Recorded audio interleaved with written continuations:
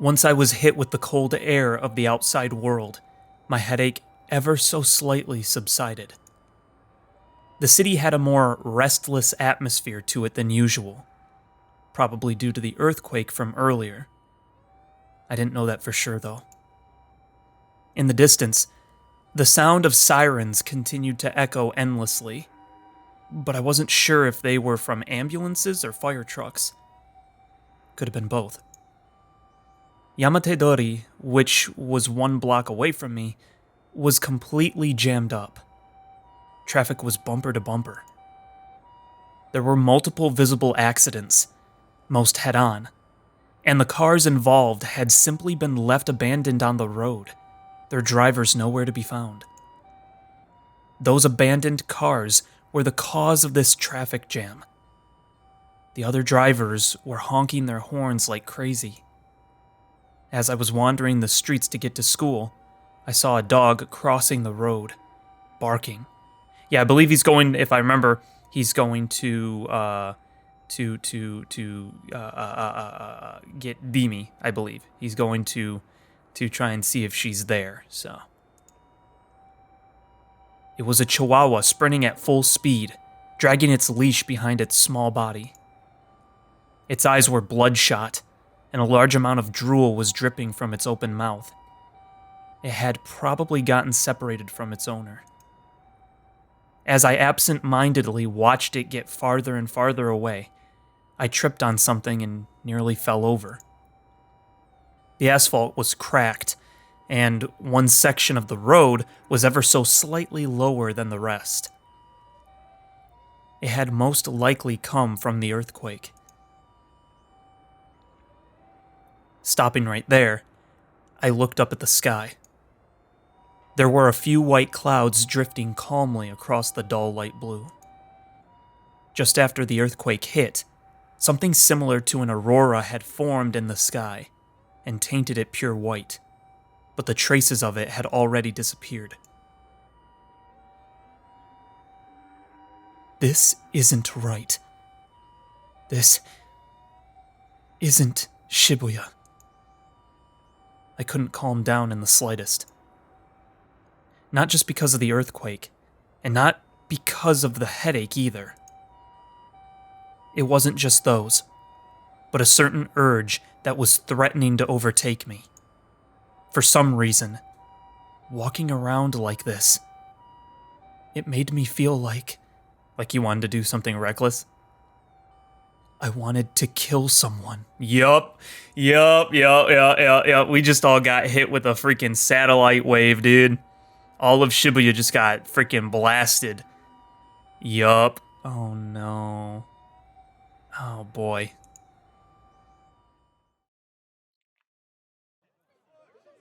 By the time I got to the school gates, the anxiety and sense of dread I'd been feeling were increasing by the second. I had the chills. My body wouldn't stop shivering, and my headache was coming back. When I looked closely, I noticed a group of students formed around the third-year building. I looked for Dimi within them. For some odd reason, everyone was looking toward the top of the building, and even those who weren't soon followed suit, almost like a bunch of lemmings. Uh-oh, is someone gonna jump again? Oh, Taku! Uh-oh. Miss Mikun rushed over to me. You're not real. I don't believe it anymore. I should ask him where Dimi was. Look who decided to come to school today. Actually, I'll save the ticking you off for later. He looked gravely serious, and his face was pale. Seeing Miss Mikun like this was very unusual. What the heck was going on? Things are bad right now, man. Real bad. Things are bad? What did that mean? What was bad? Oh boy, oh boy. She was sick, right? People probably found out she was sick in the head, and it made her crazier. Uh-oh, is it Yua? She was saying earlier that she could fly. This is gonna be gnarly. Real gnarly. I know I shouldn't, but I really want to see someone die. It's gonna be crazy gory. It'll be awesome. Hurry up and jump already. I could hear things like that coming from everywhere around me. Oh no, dude, something happened. Is it gonna stay like this? Or will it turn off at some point? If you notice, it didn't affect, well, it kind of did. Takumi said he's feeling like he wants to kill somebody. I wonder if Ban and Yua feel the same way. Oh no. Oh no. Okay. But they're still in control, right? Like they're not overtaken. Obviously Misumi-kun isn't either, but I'm saying he's part of the delusion, man. I'm just saying. Don't tell me. I had a bad feeling about this. Fearfully following the gazes of the other students, I looked up at the school building. Uh-oh. Oh, it's Fess! What the heck? Oh, okay, you were the last person I would have expected. I was thinking if it wasn't you, it'd be Orihara. Interesting. On the edge of the rooftop stood a single girl. In her hand, just like during the concert, was a D-sword. With a pose emblematic of praying to God in the heavens above, on the edge of the roof stood Kishimoto Ayase. Yo, what is happening? What is going on? What is the sky, bro? Is that what she sees? Oh no. Oh, frick, man. What's going on now? Nothing makes sense. I can't figure nothing out.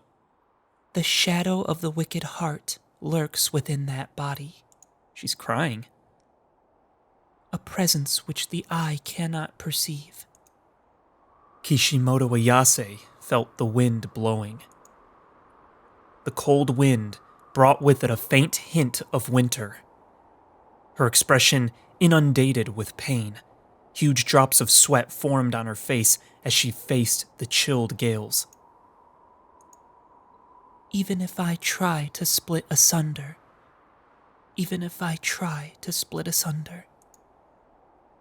perpetual nightmares, alas, take shape. Yeah, this is her poem, isn't it? The Sueime Academy rooftop was enclosed by a 2-meter-high wire fence. Ayase was standing on the other side of it, occupying a space of only around 30 centimeters. 10 minutes had passed since she had first started standing there. One more step, and she would fall from the roof of the 4-story school building. Many students were gathered below Ayase, watching her with bated breath. And eventually become a sword. One that will tear this body apart. Although the police and emergency services had already been contacted, they had yet to arrive, likely due to the earthquake that had only hit a few hours prior. The teachers were running around in a panic, scrambling to get gym mats ready in case of the worst possible outcome. Should they bear that shield of apathy, ye souls shall escape the flames of war. And yet, Ayase stood completely still, unperturbed by the ruckus below. Or rather, she had deliberately cut herself off from the rest of the world that lay beneath her. As she gazed up to the sky, Ayase closed her eyes, her pose emulative of that of a maiden praying to the heavens. Due to her good sense of balance, the wind did not manage to sway her slender body. A fact made all the more impressive by her grasping a sword as long as she was tall. On a battlefield reborn, come foes with malice in their hearts, ill will without compare. The sword, her D-sword, was blinking with a pale blue light, As if synchronized with it, Ayase's labored breathing continued. And then, she began to murmur once more. When the time comes, malice shall possess its own will, and thus reveal its true form. The verses she unfolded through her murmurs soon vanished into the wind. Ayase opened her eyes and gazed at the crimson sky spreading over the buildings of Shibuya.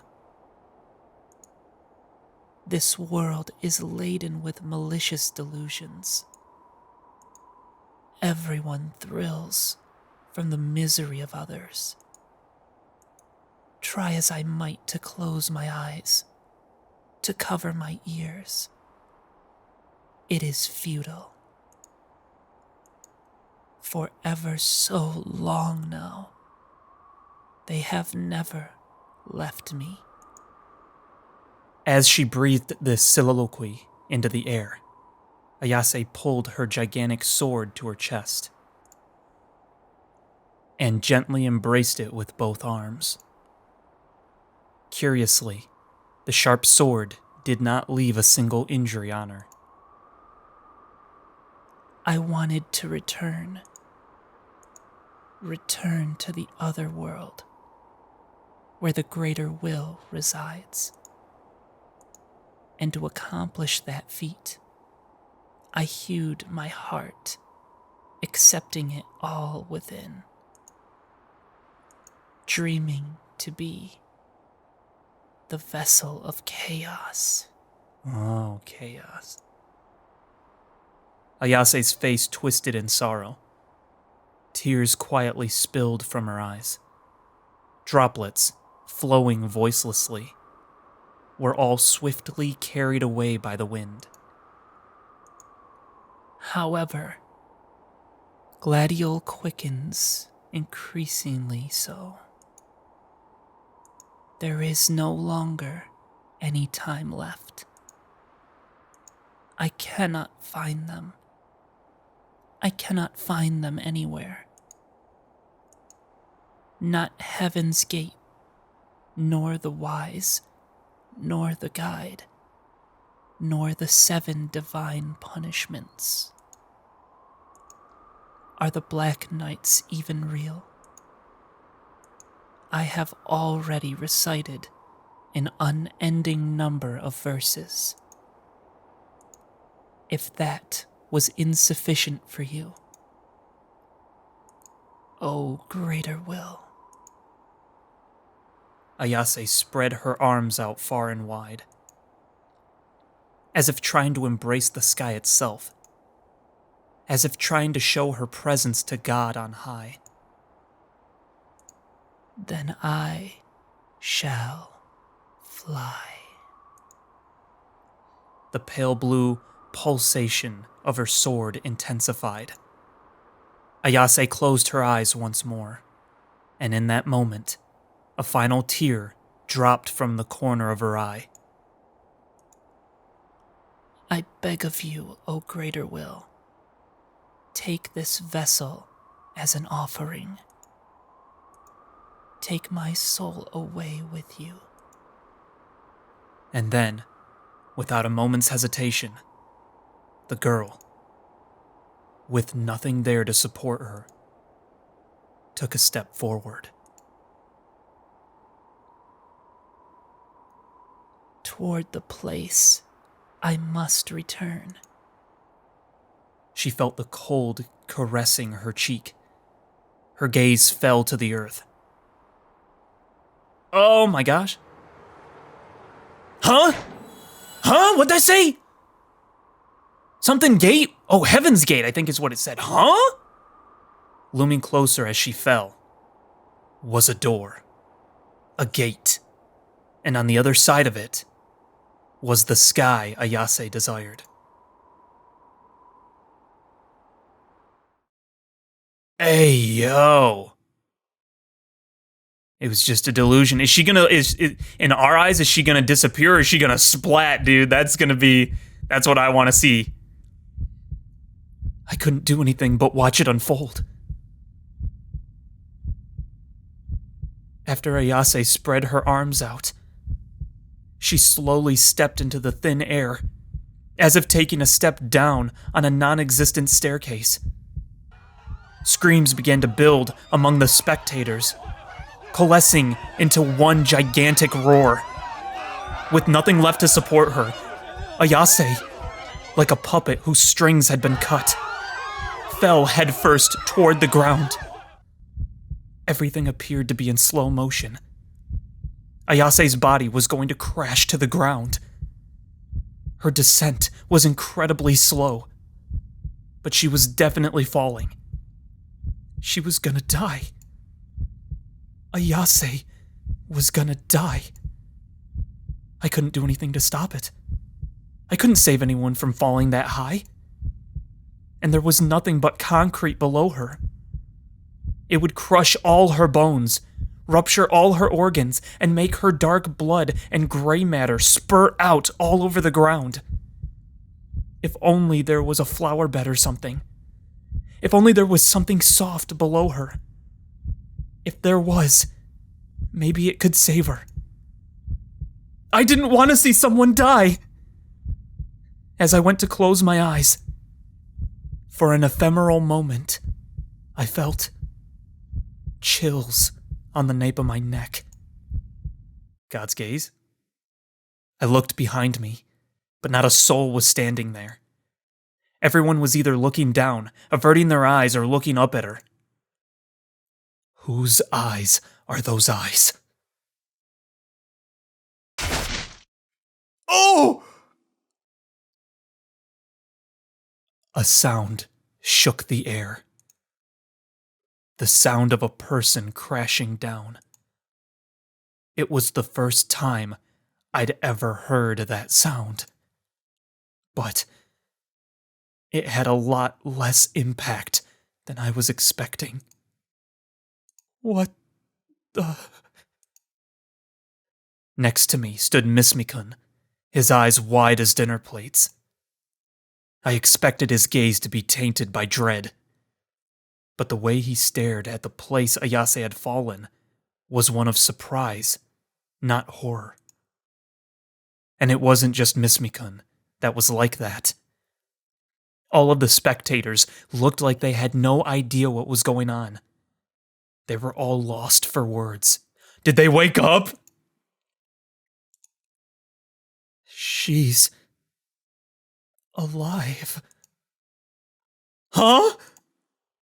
She was alive? No way. Oh my gosh, there was a flower patch. Someone got her. What the heck? Wait.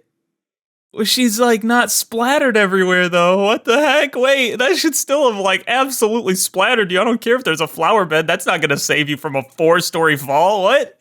Hello? Ayase wasn't getting up. I couldn't tell if her bones were crushed. I couldn't tell if her organs had ruptured. But her gray matter hadn't spurted everywhere, nor had her dark blood. A small, feeble groan escaped from Ayase's mouth. She was alive. She seemed to be unconscious, and she wasn't moving. But she was alive. She was barely even injured. There was only a small drop of blood on her forehead. She had fallen from the rooftop. But there she was, lying there almost completely unharmed, lying atop a flower bed. Did he make that come into existence to save her? Wait, what? No way. Wait. He said that there was just concrete there, right? Did he see it or couldn't he see it? Dude, wait. No, I don't know. Did he make that happen or was it always there and he couldn't see it? Oh no. What is happening? A flower bed. Was there always a flower bed there? No way! Oh, back here, what the frick was that? What did that mean? Hello? Oh my gosh. It appears there was quite the discrepancy between what we had envisioned and the actual results. I assure you, it was merely the first step toward evolution. You neglected to inform us that the number of fatalities would exceed 100! Was the plan flawed from the offset? No, sir. I would like the two of you to reflect upon the evolutionary process of mankind. I can acknowledge that evolution requires sacrifice. Gross. The deaths bear no importance to me. The critical issue is how it diverged from our plans. It has always been within expectations, on the basis of my internal predictions, that is. Then why didn't you inform us beforehand? In order to control information, preliminary arrangements are required. We're not sacrificing important resources, people and money namely, to feed your eccentricity. Remember that. Rest assured, as I previously stated, everything is within expectations. Before long, there will be no need to endure the hardship of gathering votes for elections, nor will there be risks of prosecution for extorted political canvassing. Holy crap, dude! This is too real, man. This game.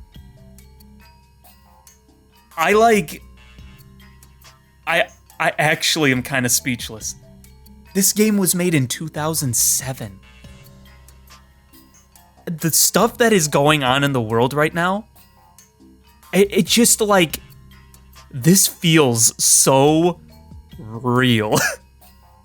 There are so many people who make no sense in what they do, to the point that it makes you feel like they have to be mind controlled. It's the only way. They have to be like, we use terms like people are brainwashed and stuff, you know?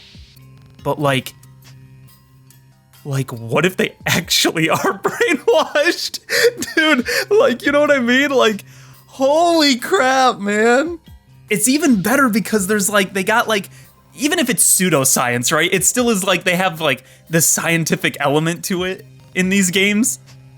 Oh my gosh, man.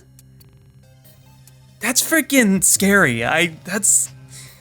Wow, that is so wild. Okay, I'm sorry, I just... Oh, man. The day we will transform Japan, no, the entire globe, is drawing nearer. Be discreet, for if the Committee of 300 discovers our mutiny against them, our lives will be forfeit. The Committee of 300! Oh my gosh! Yeah, that's what Okabe always talked about. That was his Chinibyo delusion, was the Committee of 300. Whoa, okay, the Committee of 300's real in this game, okay. What the heck? Or maybe it's a delusion, I don't know, that'd be kind of funny if it was. That'd be kind of wacky, but also like, yo!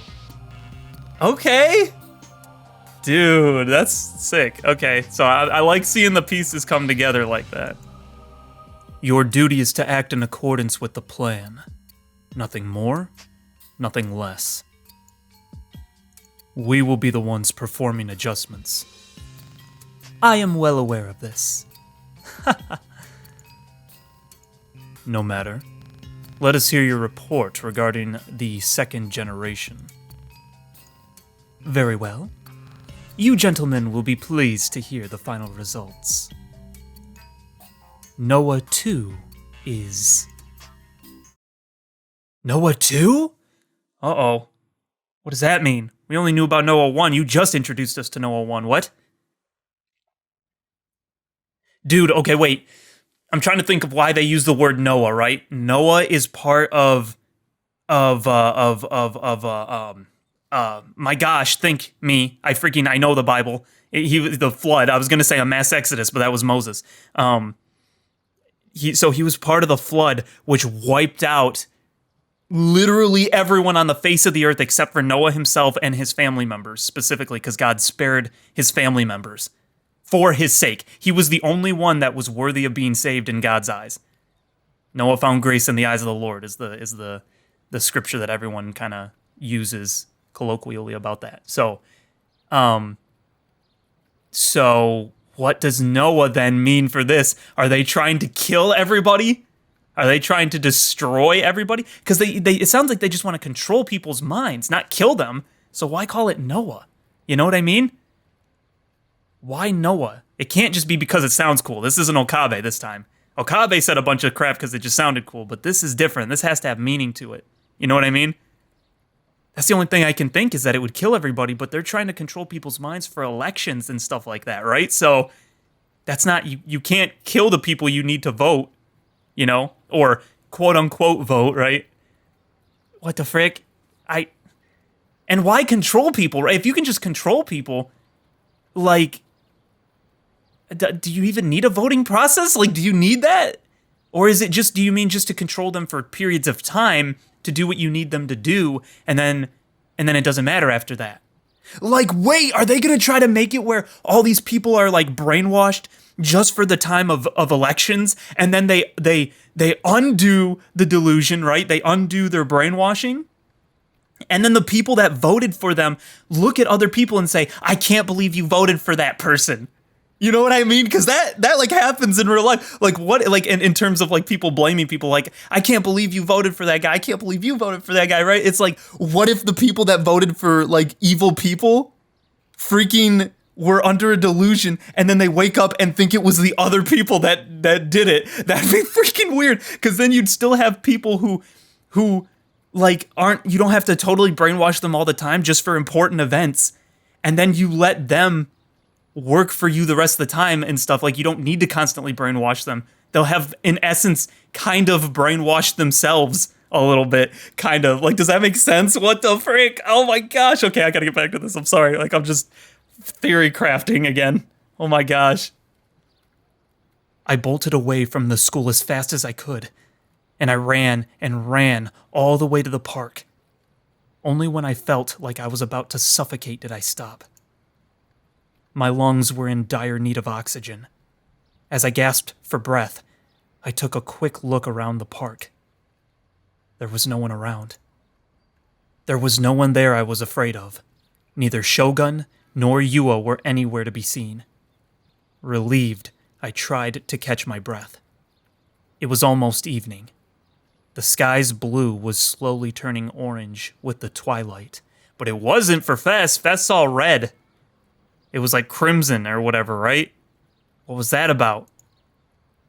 Compared to the insanity at school that had felt so unreal, this park was completely quiet, just as it always was. The incident from before had ended as a failed suicide attempt. Ayase had then been taken away on an ambulance, but I had no way of knowing what happened after that. Oh no, tell me they didn't take her to the freaking the place where Nozomi is watching or whatever so that they can experiment on her or whatever. Oh no. After going through all that, I gave up on searching for Demi and came here to the park instead.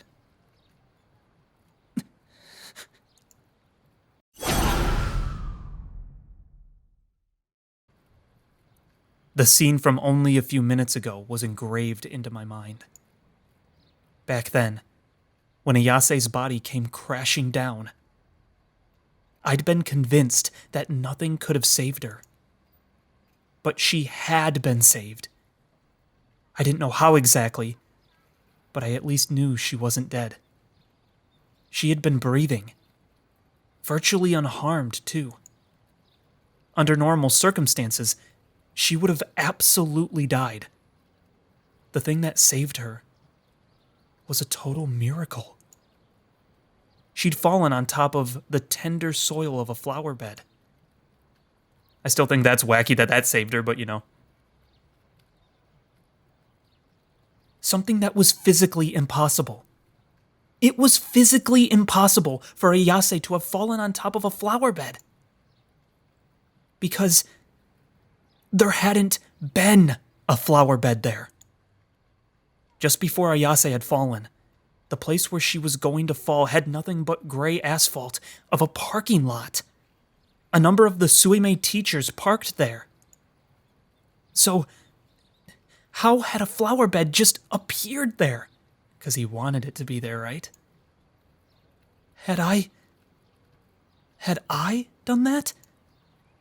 It was true that, at the time, I'd been so frightened that I had a delusion about how a flower bed appearing below her could save her. But even then, was it really possible?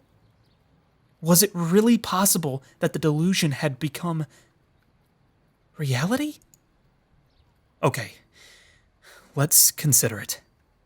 First, I had a feeling that I might or might not have special powers. Second, there was the time Ayase had split in two. And now, I'd just experienced something similar to that. So, creating a flower bed in an instant, how could I have achieved something that extraordinary? I didn't even have a D-sword. And on top of that, the flower bed had continued to exist even after Ayase had crashed onto it. When the teachers had rushed to check on her in the flower bed, their footprints had been visible. The flowers blooming there, which appeared to be the same as the ones in the courtyard, had been trampled over by the emergency services. When I looked, a number of flowers had either been flattened or had their stems completely bent. And the flower bed might have still been there in that state. A delusion had become reality. And it stayed that way. And everyone accepted it, which is even crazier to me. It hadn't disappeared afterward, which made it different from Ayase's other self. Either that, or like I was saying, it was already there and he couldn't see it and he just wished it was there, but he had his eyes closed or something and thought for sure that it wasn't there, but then really didn't know if maybe it was there. Kind of like how some of you in the comments have been saying, like, you know, the concept that like he's thinking his mind is being read, but maybe he's really just murmuring out loud and doesn't realize it, but it's framed as though it's within his head, but it's so that other people can hear him, so he thinks, did they read my mind, right? I still think they did read his mind, though. I still think that a lot of these things are, that's just where I'm at, but I'm wondering for now. And everyone had accepted the idea that the flower bed being there was only natural. Yeah, that's what I was saying. No one even questioned it. Had I seriously done all that? Hey! Huh? A sharp voice called for me from behind. Before I even got the chance to turn around, a hand grabbed me by the collar. Uh-oh. With no chance to resist, I was shoved violently against the playground equipment. I groaned in pain as my back hit the equipment hard. Oh, frick, it's Senna! No way! Oh, shoot, where did you come from? That was you, wasn't it? Okay, it's not green, but it's not red either, because that wasn't a bad thing, right? We saved her, so we're gonna say that it was okay. We're just gonna say neutral and nothing else. You made that flower bed. It was her. Senna. She was the one tossing me around. She continued gripping my collar with tremendous strength. It grew hard to breathe. I tried to fight back by squirming and flailing around with my arms, but she refused to let go. Her eyes were filled with a sharp, murderous light. It sent a shiver down my spine. Thinking I was about to die, I shook my head in desperate denial. Don't play dumb with me! Yeah, neutral, man. I could feel Senna's breath on my cheeks. She was so close, she could rip out my throat with her teeth, just like that. Why was this girl so violent and terrifying? Save me. Somebody save me. Are you involved with the Cosmic Church of the Divine Light? Huh? The Cosmic... What? Who taught you how to do that? Senna's voice was unusually tense. But I had no idea what she was talking about, so I just kept shaking my head over and over. What you did. It's impossible. Turning an error into reality without a D-sword should be impossible. So who taught you how to use that power? Who was it? Answer me! Oh, frick. No one had taught me anything. But if I had to name someone...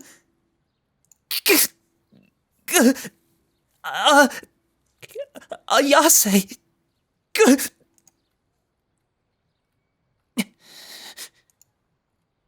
I can't breathe. You're choking me. I'm gonna pass out. I'm gonna die. I'm done for. Oh my gosh! What is happening? Just before I lost consciousness, Senna suddenly let go of me, and I collapsed to the ground. So she knows about this Cosmic Church of the Divine Light, whatever that means. Fess was talking about it too, so apparently they're on similar wavelengths. I thought Senna was going to be more Matrix-oriented with this, like, you know, technical aspect, and Fess was going to be more spiritual, but they're kind of crossing streams now.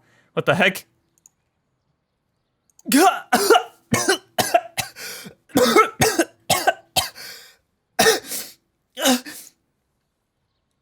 I kept on coughing, struggling desperately to get oxygen in my lungs. What the heck was she doing? Was Senna my enemy after all? Was she another one of Shogun's underlings? If she was, then I had to run away. Are you really not a member of the Cosmic Church of the Divine Light?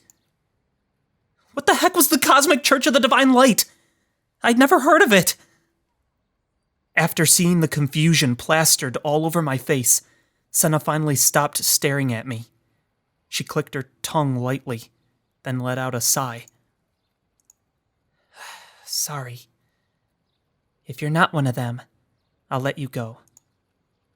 Interesting! What the frick? Wait, is that bad? So Fess gave herself up to this divine light, right? But freaking Senna didn't. So okay, so she acknowledges its existence like it's a cult, but she says it's bad. In her mind, it's bad anyway. What the frick is going on? Okay, so is Fess not part of something good then, or? Yo, what the frick, man? I don't understand. She mumbled something in an unconcerned tone, then went to leave. Not much of an apology. Guess she wasn't going to hurt me. Then... Wait! Mustering up all my courage, I called after her. I'd expected her to ignore me, but instead, she stopped and turned around. I think she's my favorite right now. I like Senna a lot. She's just really cool. I think she's cool, man. I like her. I like the tie too, where it's like not fully like tightened too. She's got like this, like, she's got that cool girl aesthetic. I like it. It's cool. I like it. Her expression remained stern, but she still looked like she was willing to listen to what I had to say. When you say power, what do you mean? Senna knew something. She'd asked me if I'd created the flower bed from before. Everyone but me recognized the flower bed as something that had always been there. But that didn't seem to apply to Senna. The flower bed from earlier. How did it... You had a delusion of it, didn't you? A delusion? I had, but...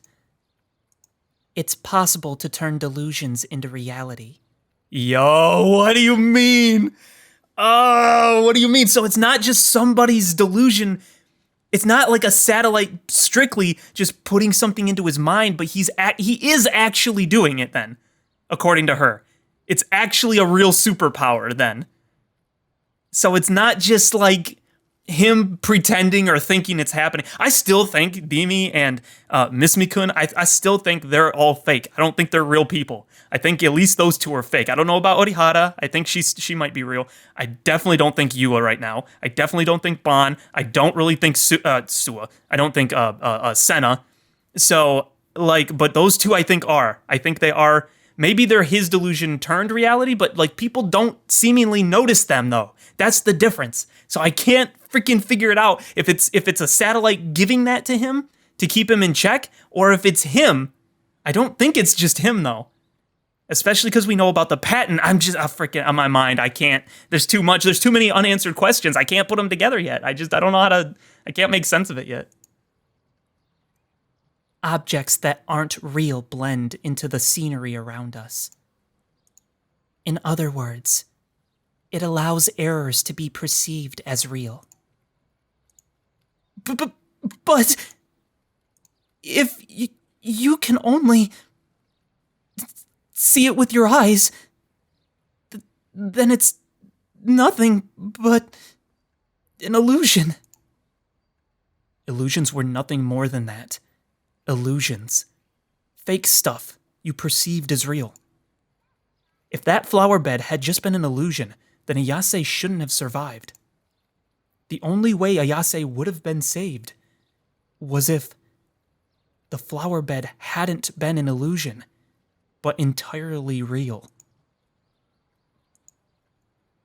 The mechanisms behind the world's functions can be explained by 3 numbers: 0, 1, and -1. Oh, a binary code then. Well, kind of. That's like a trinary, I guess, trinary code. But, like, still, it's like ones and zeros, right? That's the matrix. That's exactly what that is. A D-sword is a shortcut to produce the last of those, -1. And yet, you somehow managed to do it without a D-sword. There she goes again. More incomprehensible garbage. Wait. But I realized that what Senna was telling me wasn't just some schizo crap she'd come up with. The VR technology patent did exist after all. So that at least wasn't BS. Senna definitely knew things I didn't. From now on, don't produce any more errors. Got it? This is for your own sake, not mine. Also, tell me if you see any other errors. It must be, so she must be an error hunter or something, right? Because maybe maybe errors draw attention to her and to the ones that are awake or whatever maybe. And so she's saying, for your own sake, don't keep making these delusions become reality because they'll find you and they'll get you or something maybe, right? But then so what then? You just keep hunting errors to save yourself, but to what end? What meaning is that? You know what I mean? Wouldn't you want to try and stop the people that are hunting you down and find out what real reality is? Or is this actually how they're saying reality works? I'm still thinking she thinks they're in like a matrix of some kind. You know what I mean? She's freaking Morpheus. So, I don't know. Without letting me even get a word in, Senna blasted me with thing after thing, most of which sounded like threats. And then, when she was finally done, she turned her back to me. How nice it would be if we could believe everything we see. Yo. After spitting out one last murmur, this time, Senna finally left the park.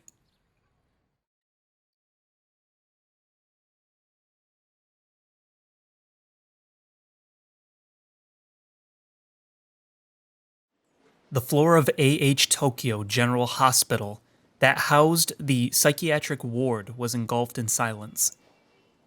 Ever since the earthquake had struck, the emergency room and surgical ward had been faced with a difficult situation.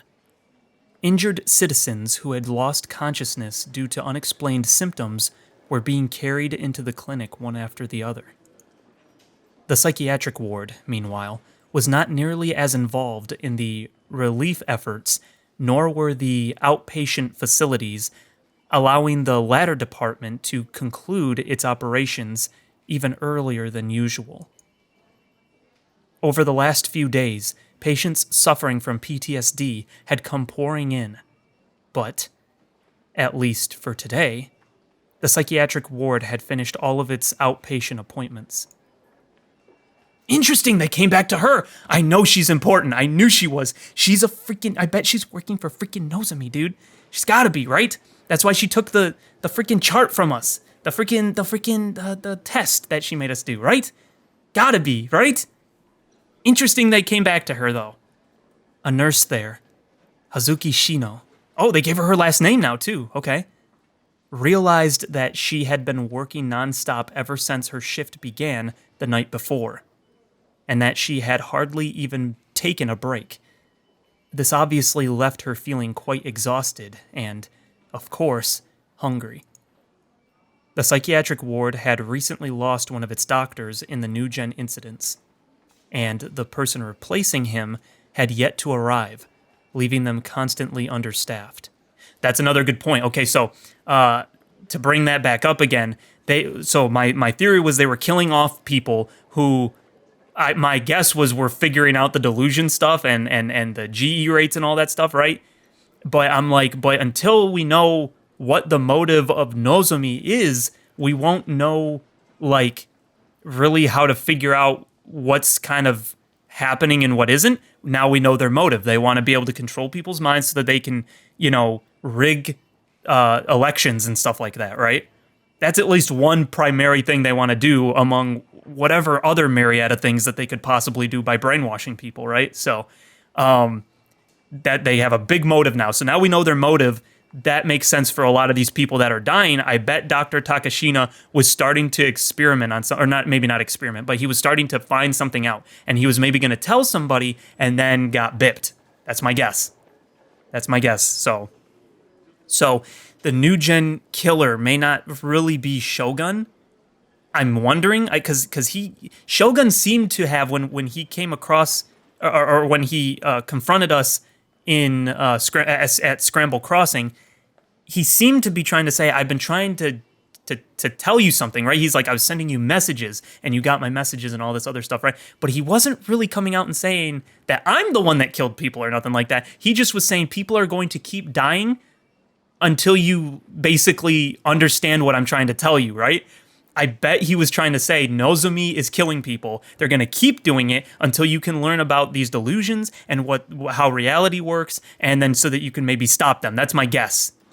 Is like he's trying to wake him up to say, like, I'm trying to help you, figure this out, but I can't do it for you. Like, he can't just say, I can't just tell you. He's probably thinking, is my guess. He's like, you have to come to the realization yourself. I can't convince you. You have to convince yourself. You have to believe it yourself. I can't tell you. You'll just think that you're crazy or that I'm crazy or something, right? Because we already know Takumi is very prone to just thinking that everyone else around him is crazy and not himself, right? So he would just probably say, no, Shogun's just doing that to get me into his corner so that he can get me, in close quarters with me, and then he'll stab me or something, you know what I mean? So, man, I don't know. But we at least know that they have a motive for doing that, so that makes more sense for who has been dying and why they then have been dying and who probably the perpetrators are. I mean, we could be pretty much sure that Nozomi, the corporation, after just some of the tidbits we were getting before that came out, that they were probably the ones doing stuff, but I digress. It still was like, now we understand the motive, we can try to figure out how to solve it and conquer it, hopefully, is what I'm hoping for. So, however, despite the shortage, all that remained for today's work were some minor chores that Hazuki could pass off to the next nurse, allowing her to take some time off. Reassuring herself that she only had to persevere for a little bit longer, Hazuki slapped her cheeks with both hands, then began to walk through the empty lobby. I almost was about ready to say because they look a little bit similar, like in terms of what their eyes look like. I was wondering if she was the sister that Yua talked about, but Yua's last name is Kusunoki, right? So hers is Shino. No, hers is Hazuki, right? I forget because they use the last name, right? So Hazuki's her last name. Kusunoki would be Yua's last name. So they can't be related unless they have like a different dad, maybe? That's possible, but I was just wondering, since they're focusing on her now, when Yua said, "Oh, my sister," or whatever, I wondered if this was her sister. Okay. Only to suddenly feel a gaze on her back. Chills ran down the nape of her neck. Goosebumps ran across her skin. Oh, she's getting it too! What the frick, man? Man, everybody waking up out here. She reflexively looked behind her, but all she saw was a silent corridor. Not a soul was there. Huh? Miss Nurse! Hazuki jumped in surprise. She had heard a voice come from an entirely different direction. The origin of the voice was a single man standing in the lobby, which Hazuki had been convinced was empty. He had called out to her the moment he first saw her. Oh, Suwa! Okay, he's investigating the hospital that freaking Takumi went to. Okay. All right. Let's see what he finds out here, man. I hope they don't get Suwa, man. I kind of like Suwa. What if he finds out something and they want to bip him, dude? That'd make me cry. Man, I like Suwa, man. He can't die. He was a fairly young man and appeared quite virile. His complexion was nearly faultless, and he looked just as, if not more, healthy. Who are you? Can I nab a few minutes of your time? I suppose. Much appreciated, miss. He smiled awkwardly, abruptly grabbed Hazuki's arm, and started walking her from the lobby toward the stairs. Oh, that's a little bit weird. Okay. Hazuki, still quite bewildered, watched as the man, Suwa Mamoru, took out a black ID badge from his pocket and humbly held it out to her. It was a police badge. Okay. Stopping at the landing of a staircase, Suwa looked around carefully. He seemed to be very concerned with his surroundings.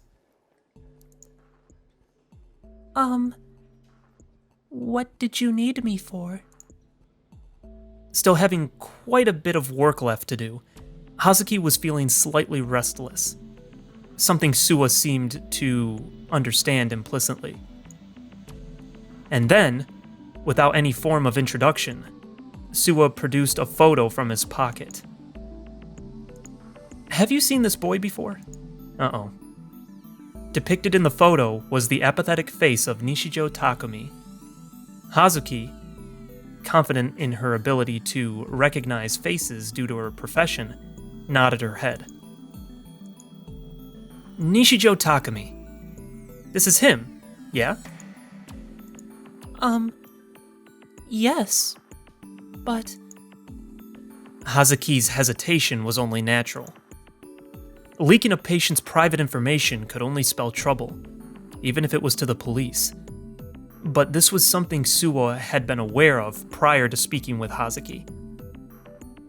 Suddenly, Suwa's light attitude that he had been displaying up until that moment shifted to a far more serious one, and he began to speak in a low voice. I have a favor to ask. Can you let me take a teensy little peek at Nishijo Takumi's medical record? We'll keep it under the table. Huh? That's... unthinkable. I can't do that.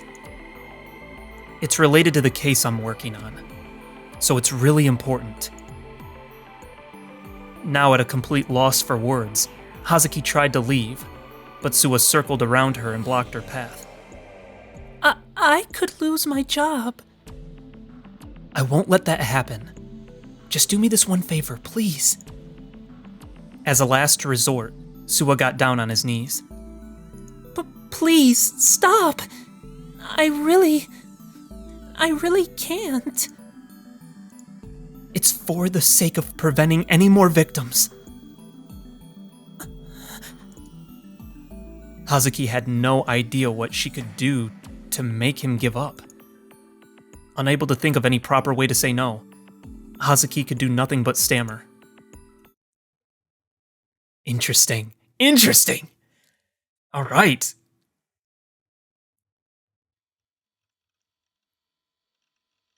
I was in a bit of a daze after Senna left, but I quickly shook myself out of it and dashed all the way back to my base. Luckily, I hadn't been confronted by Shogun or Yua on the way.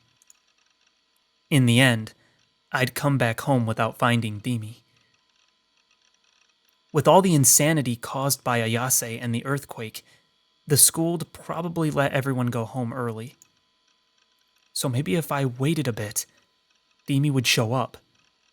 In the meantime, though, I'd just have to suck it up and deal with my own fear. Alone.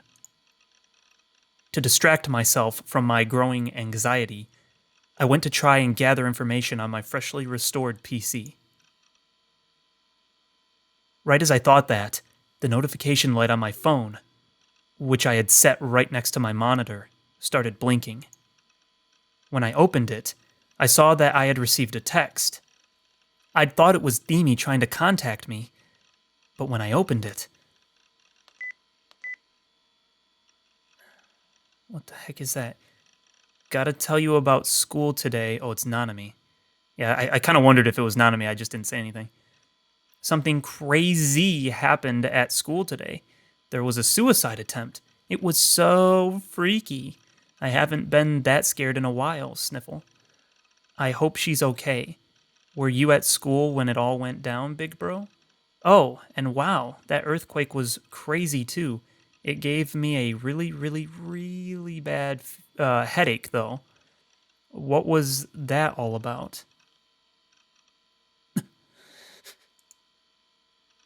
So she kind of enjoyed being part of the spectators, huh?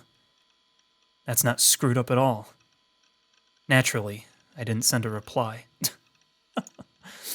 I like that that's the way he perceived that. I searched online for information on Ayase. Phantasm's official homepage was still down. And none of the newspapers had reported on her either. Well, I guess they had their hands full with the earthquake, so they couldn't really spend the time reporting on some random indie singer's suicide attempt. Where things were now, I had no way of figuring out how exactly Ayase was doing, so I switched topics. There was way more information on the earthquake than when I had checked earlier. Apparently, the death count had risen to 118, and the injured went above 300. Wow. I never thought the fatalities would go beyond 100. The epicenter was Shibuya, and it seemed the damage hadn't spread outside of it. It'd been a seismic intensity 5 quake. According to one article, most of the magnetic media within Shibuya had been destroyed. When I thought about how I wasn't the only one to experience such tragedy, it made my frustration erupt all over again. It was a true, undeniable tragedy. My treasured Moe pics and Edoge save data. They would never come back. Dude, it's for your own good, man. That was God cleansing your search history right there. That was an act of divine will on your life right there, man. He was sparing you. He's cleaning up your life for you, man. That aside, I couldn't help but feel that this was no normal earthquake. 118 people dying wasn't normal. And of course, The abnormality had grown into a hot topic of discussion online. Oh boy, here we go. Let's see. The figure eroge board guide? Why did he go there of all places? Okay. Holy crap. How were they all such uncaring jerks? I tried to think back to what happened during the earthquake. First, I'd been hit by a tremendous impact. My head had felt like it was boiling, exploding even, a sensation I had never experienced before. Okay, I thought he was just going to talk for a second, but I'll read what I can here real quick. You guys think this earthquake... Oh, wait, this is a strange editor, Tokyo. You guys think this earthquake was caused by the whose eyes are those eyes guy, too? Plumber Alaska said a bunch of omega signs, or ohms, I guess. And then, what the heck? And then, that's either Cleone or it's Cleon, breeder, Kanto, said, whose eyes are those eyes for the win? And then, what's that say? Min of Education, I don't know what, Minister of Education, maybe? Irimote said, yeah, 100%. How else would 118 people die in an SI5 earthquake? Like, WTF, Lamau? Okay. Getting hit by something that bad, dying from shock, wouldn't be all that surprising. Telling myself that I shouldn't stick to just the internet, I decided to watch some news on TV as well. My PC had a TV tuner attached to it, so that was why I didn't have or need an actual TV. Okay. We have received word about the unusual large number of casualties. As of this moment, there are over 118 confirmed fatalities and over 300 injured. We have managed to successfully reach the crew in front of Shibuya Station. Shimatani-san, what is the situation there? There was a similar seismic intensity 5 earthquake back in 2005. However, that earthquake had no victims to speak of. So, why is it that there are over 100 on this occasion? The number of victims isn't proportional to what you would expect at this seismic intensity. There are multiple factors that may contribute to the... Regrettably, we do not yet have any details on the causes of death, nor on the conditions of the injured who were transported to the nearest hospital. Today we welcome experts to enlighten us on the complete destruction of magnetic media, an event which only occurred specifically within Shibuya. We are joined here by Mr. Hayashibara Taizou of the Geological Industries Laboratory and Mr. Ozawa Mikihito of the Geological Survey Foundation's Environmental Center. Hayashibara-san, how would you explain the severe damage caused to magnetic devices that occurred during this earthquake? Interesting, magnetic devices, huh? Did the patent mention that? I don't remember. I feel like it may have. Before I answer your question, we must establish one very important factor. Roughly 200 meters below Shibuya lies a chunk of magnetite. That is to say, a geological stratum with large deposits of natural magnets. In terms of how to refer to said stratum, it is classified as igneous rock, but we casually address this area as the Magnetite Valley. It is a valley of magnets embedded deep within the earth. As its name implies, it is a rather large vein of rock, more precisely, a dike. And see, here, When a major stimulus arises, such as the earthquake that just occurred, it is not surprising that the consequence of said stimulus would be fatally damaging to all magnetic media on the surface, especially the components used for data recording. How absurd. Do you have a different opinion, Mr. Ozawa? Very much so. While it is true that there is a large dike of magnetite below Shibuya, it is widely accepted that this magnetite formation, too weak to even be referred to as actual magnets, does not harbor sufficient power to disturb magnetic moments and stable magnetic fields above ground. In actuality, seismic intensity 5 earthquakes have already occurred in the past, multiple times even. Yet, in those cases, no such events as the ones observed during this earthquake transpired. Thus, I think it is reasonable to assume that the origin of the problem is different from the one you suggest. An interesting theory, but it is undeniable that the extraordinary number of casualties simply cannot be explained by the nature of the earthquake alone. I believe we can both agree on that.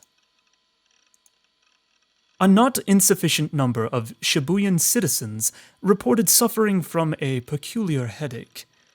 From these testimonies, it is reasonable to surmise that magnetite is very likely to be Do you mean to claim that a magnetic field could kill over 100 people? We'll be right back after these messages. Huh. In other words, they don't know anything concrete. Right after the earthquake, there had been a huge white mist floating above Shibuya. It turned the sky completely white, and yet it hadn't even been mentioned on the news. When the information had been fresh, everyone made sure to report on it. But now, they were acting like it never happened. Something about that just felt wrong. Either Nozomi got to them and said, if you say anything, we're gonna come after you, or they brainwashed them to not remember every detail, just the certain ones, like the earthquake and stuff that couldn't really be deniable, right? I wonder. It's one of the two. It's gotta be.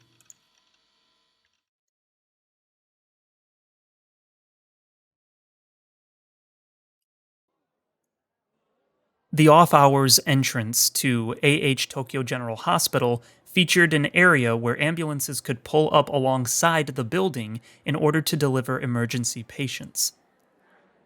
2 ambulances were currently parked there, and paramedics were carrying those injured during the earthquake into the hospital. A doctor wearing light green surgical scrubs and the middle-aged head nurse accompanying him were loudly directing the paramedics through the process. The area around the off-hours entrance was already lined with patients waiting to receive treatment, the sheer number of which indicating how busy the doctors truly were. There were 2 types of patients getting carried into the hospital. First, the ones suffering from physical trauma. Patients would come with blood flowing from their arms, legs, and foreheads, their faces contorted in pain. While their state made them difficult to look upon, their treatment had been relegated to a lower priority. The other type was those who were unconscious despite showing no signs of physical trauma. These patients were prioritized. The number of unconscious people was awfully high among the emergency patients brought in by this particular earthquake. Such a high number had not been observed following the previous major earthquakes. It was an entirely new phenomenon. Moreover, the doctors were unable to explain the reason why so many of them had fallen unconscious.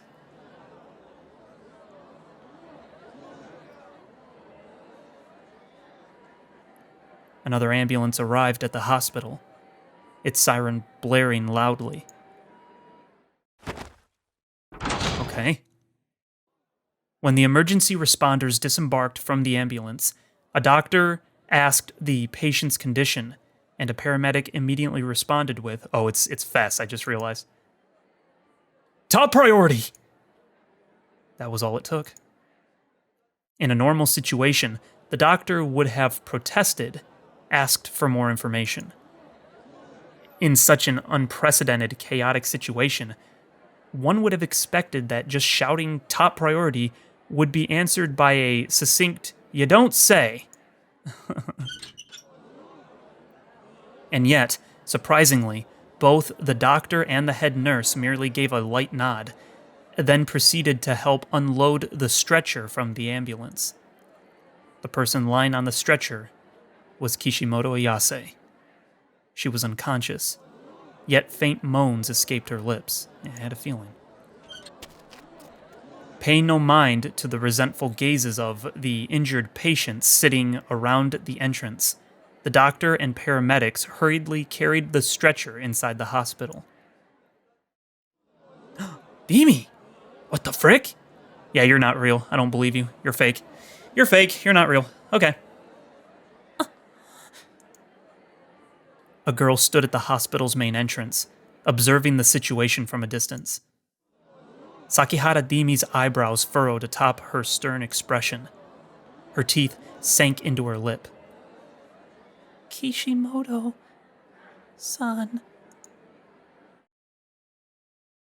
Bro, I don't believe it. I don't believe she's real. I just don't. I don't believe she's real. I don't. Obviously, I was concerned about the earthquake, but Shogun was way more of an issue to me. I couldn't get him out of my head. And speaking of, my headache was more or less gone, but anxiety had already swooped right on in to replace it, as did the depression that came with being alone. I still hadn't heard from Dimi. I tried to call her myself, but it'd gone straight to voicemail. Up until now, Dimi had always come dashing in to rescue me, to tell me everything would be fine. So of all days for her to not do that, why today? Hadn't she told me that she would always stay by my side? I gritted my teeth, and then, as a way to escape my anxiety, I decided to focus entirely on reconfiguring my PC. First things first, I needed to fix the settings on my email software. It'd been forever since I'd first set it up, so I couldn't remember how exactly to do it. So, the first thing I had to do was find the instruction manual that'd been included with the email software provided by my ISP. Despite not putting in much actual physical work, I found myself drenched in sweat. I'd nearly given up out of frustration multiple times throughout the process. It ended up eating a full hour of my time, half of which was spent trying to find the darn manual just to recover my email address. Well, now that I had it back, I should check it right away.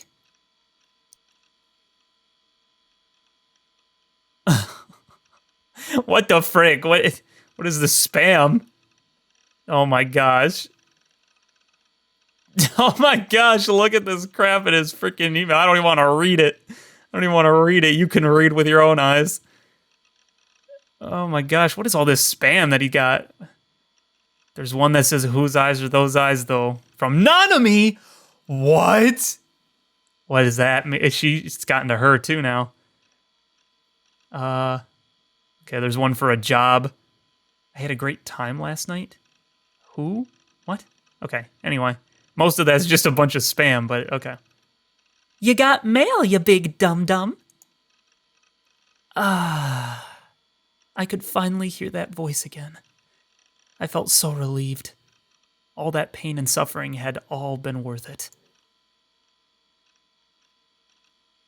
I had 8 new emails, all of which were spam. Huh? All of which? Nuh-uh. Actually, hidden among the spam was an email with a strange subject line. and an even stranger sender. Yo, bro.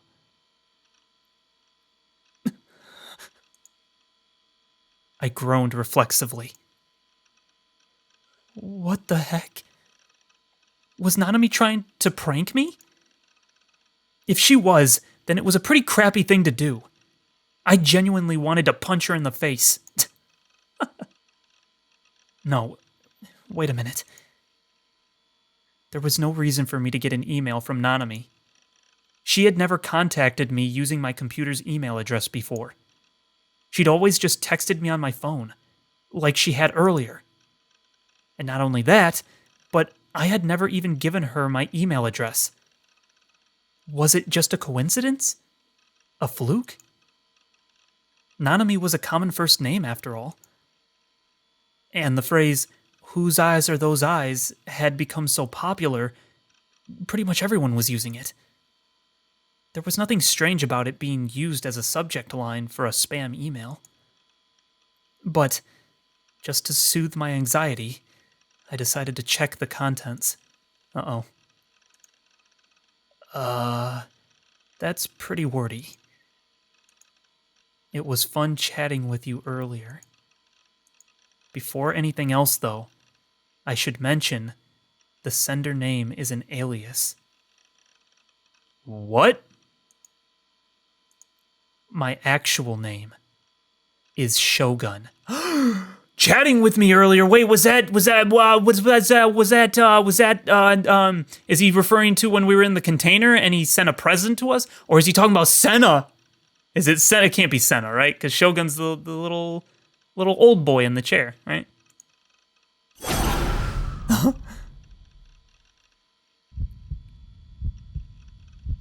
Huh?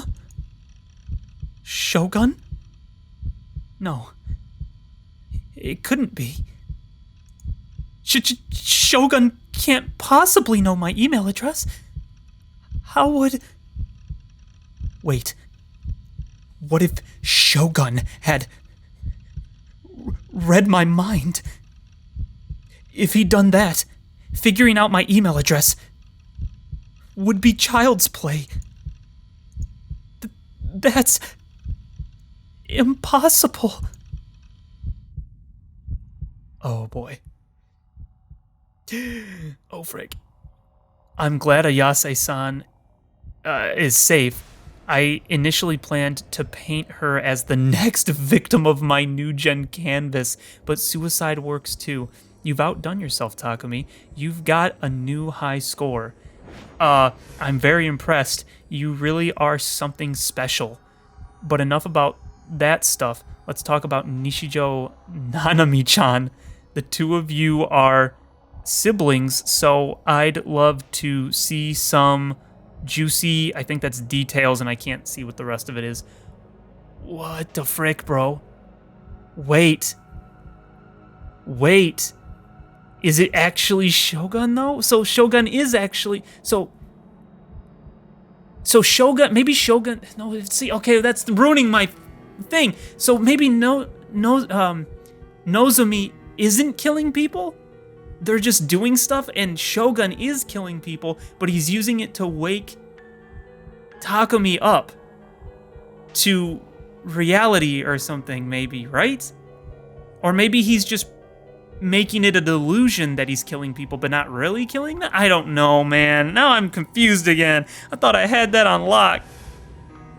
I forgot it. Shogun specifically said he was killing people. I thought it... Okay. Frick. Okay. Alright. Just gotta move forward. What? The heck? Okay, yeah. Okay, so some juicy drama unfold between you two.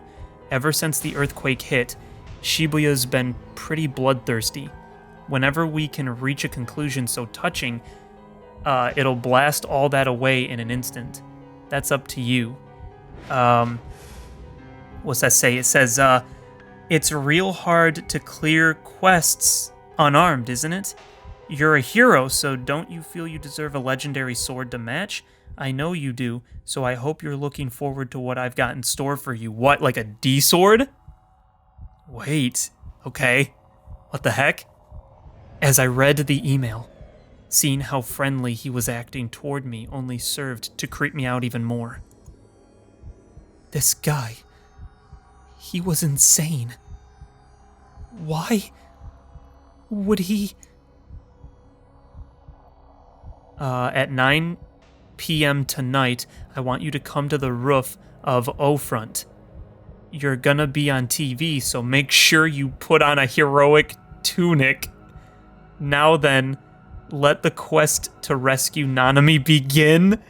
P.S. Before I forget, did you get my present? What the frick? Oh no, he's got Nanami. Oh no, what does that mean? No, not Nanami. No. He was talking about quests like high scores. Like this was some sort of game.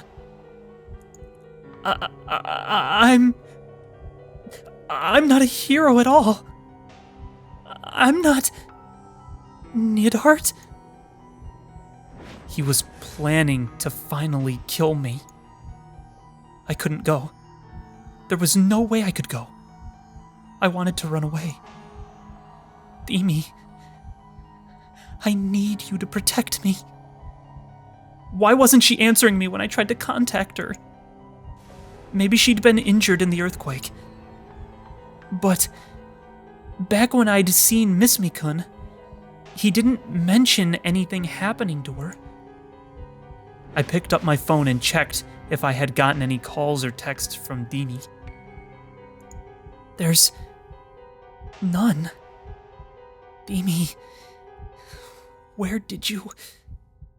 Right as I thought that, something stopped me. It was my texts. At the top of the list, I could see the text Nanami had sent me earlier. Oh my gosh, it's Nanami. Right, I saw that, but that doesn't tell me. That doesn't say anything. What do you mean? Was Nanami okay? I read Shogun's email again from top to bottom. But enough about that stuff. Let's talk about Nishijo Nanami-chan. Now then, let the quest to rescue Nanami begin. What? What was that supposed to mean? Forget that. I should just call Nanami. I opened the address book on my phone. Only 3 numbers were registered there.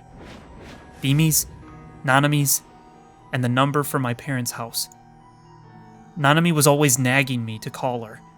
Every time we saw each other, she'd bug me about it. Well, since she'd asked so many times, I guess I could throw her a bone. So please, answer. If you don't, I'm never calling you again. I swear, if you got injured during the earthquake and aren't answering because of it, I'll never let you hear the end of it. Aw. I selected Nanami's number and pressed the call button. I put the phone to my ear. I heard nothing. The ringing tone didn't start immediately. It was normal for my phone to take a second whenever I called with it, but right now, that 1 second of silence felt like an eternity. I was getting increasingly antsy. Hurry up already! Finally, it started.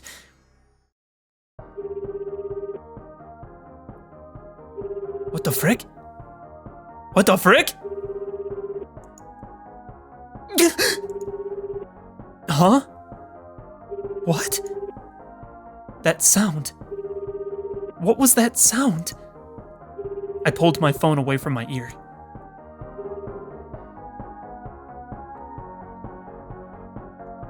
An unfamiliar melody echoed throughout the room. Could it be a ringtone? Oh, she left her phone. That's the present he left her, was her phone. Oh no! No, he's got none of me, dude. How though? What the frick? How did she send the text message then? Did he send it acting as Nanami? No way! Wait, I didn't see when that was sent. When did she send the text? No way! Oh no! No!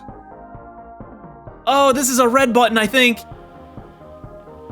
Whose phone was ringing? This is red button, I think. This is red button. This is a bad thing, right? He's got her hostage, right? He's holding her hostage, so this is a red button, I think. This is a red button. Oh, we're clicking red button again. I think, right? There's no way it could be green. Even though I want to press it because it's one of the few times there isn't a girl here, but oh frick. But with the timing, what else could it be? I shook my head. I had never heard Nanami's ringtone, so there was no proof that the melody I was hearing was it. No proof at all. I was getting scared now. I pressed my phone back to my ear.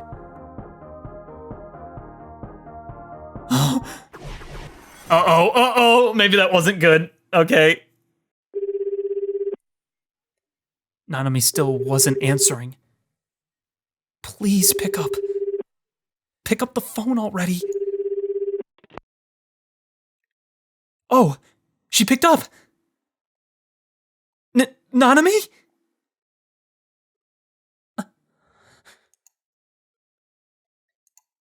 Nanami, are you there? Answer me! Where are you right now? Are you okay? Come on, say something! Nanami!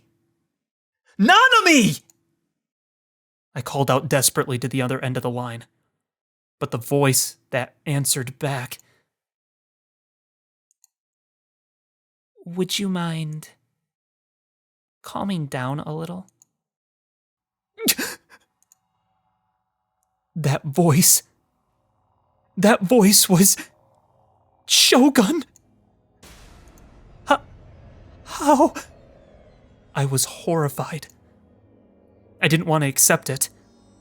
I'd called Nanami's phone, but Shogun had answered. Completely dumbfounded, it took all I had just to say the same thing I had before. How? Did you not understand what I meant by that email?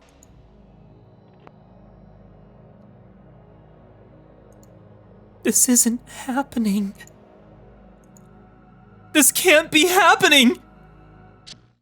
Okay, that was just I picked the wrong choice, I think, so.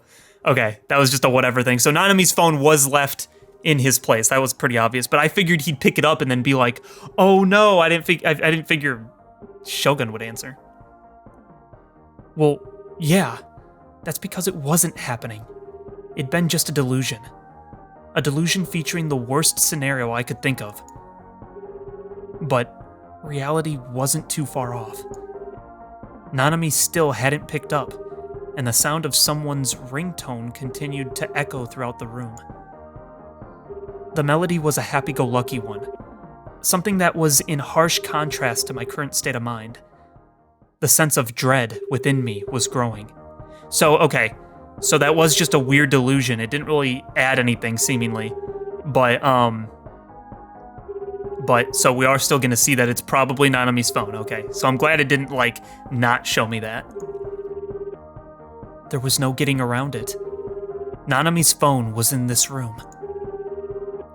I couldn't think of any other explanation. I couldn't avert my eyes from reality anymore.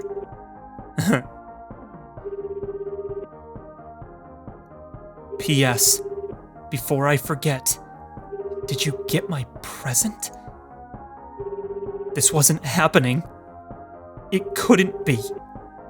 It didn't matter how much sense it made. It just couldn't be true. I slowly lowered the hand holding my phone. I couldn't even blink. My throat was dry as a desert. Even still, I searched for the source of the sound. This time, I slowly, ever so slowly, examined each and every object scattered throughout the room. I hated myself more than ever for not cleaning my room. If only I was more organized, I could have spotted where it was coming from immediately. Where the heck was it coming from? The package! That box. The song was coming from inside of it. It was the size of about 2 eroge cases. At first, I'd thought it was something I'd bought online, but there was nothing printed on it. There wasn't a shipping label either. It was sealed with duct tape. Had this large box always been here? Had it fallen from the bed during the earthquake? No. It couldn't have. I'd never seen it before. If it was something I'd bought online, I would have opened it straight away. If it was something I had sold and was shipping to someone else, I'd have sent it off the moment I sealed it up. For a second, I considered that maybe Nanami had dropped it off, but I couldn't remember her bringing in a cardboard box of this size. Which could only mean, during the hour I'd been at school, someone had entered my base. No, because he said he had a present for him and he had sent it whilst talking to him. It was when he passed out and woke up again that it had to have been given to him, right? Because remember, he passed out, woke up, saw that Shogun had left the chat room, and then he went out. So he came in during that time. That's got to be important, I have a feeling. Right? That has to be it. Because he had already said that, I think he had already said that I sent a present to you. Right? He didn't say I'm sending one, he said I sent it. Right? I have a present for you. I hope it pleases you.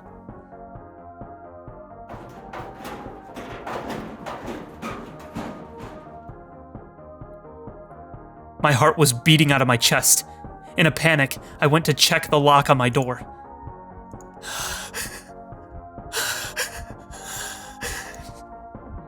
A chill ran down my spine. Earlier in the day, when I'd wandered outside my base, I didn't remember locking the door. And I couldn't blame myself. At the time, I'd been suffering from a stabbing headache and I was really dizzy. True, he didn't lock his door probably then, and he probably had it locked even when he passed out. I just have a feeling that there's probably a crucial detail there, that it wasn't when he left, it was when he was passed out. When I'd come back from school an hour later, I hadn't locked the door then either.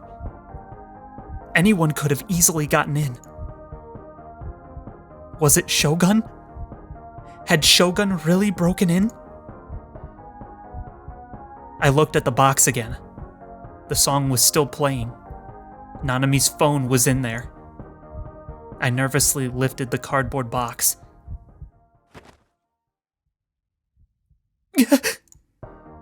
It was heavy.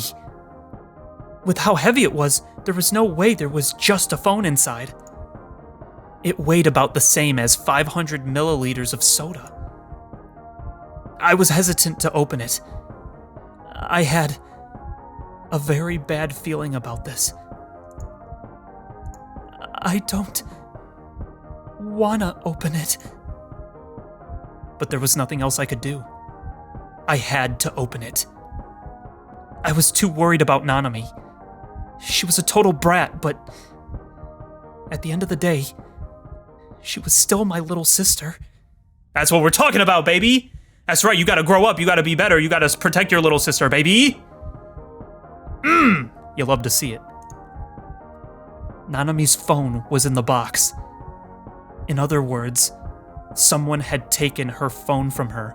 What if they put her head in there with it? No, they wouldn't do that. They wouldn't do that. Nanami wouldn't die, dude. They wouldn't kill her. They wouldn't kill Nanami, dude. I was just thinking what was in the box, and I started thinking about what's in the box, and I thought 7. And anyway, that's a spoiler for that movie, but it's freaking old. If you haven't watched it already, that's your problem.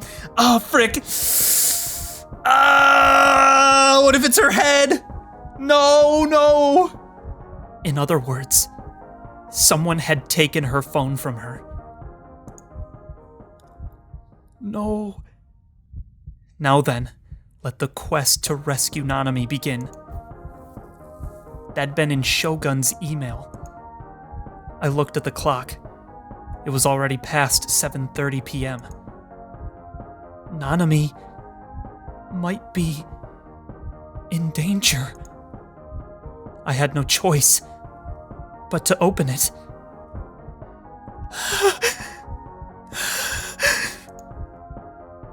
My heart refused to stop pounding.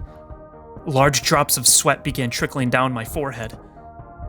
With a moan, I wiped away the sweat with the back of my hand, and then I slowly tore off the shoddily applied duct tape. Please no. Please no. Please no. Please no. Please no. Please no. Please no. Please no. Please no. Please no. Please no. Please no. Please no. Mumbling that like a prayer, I opened the box.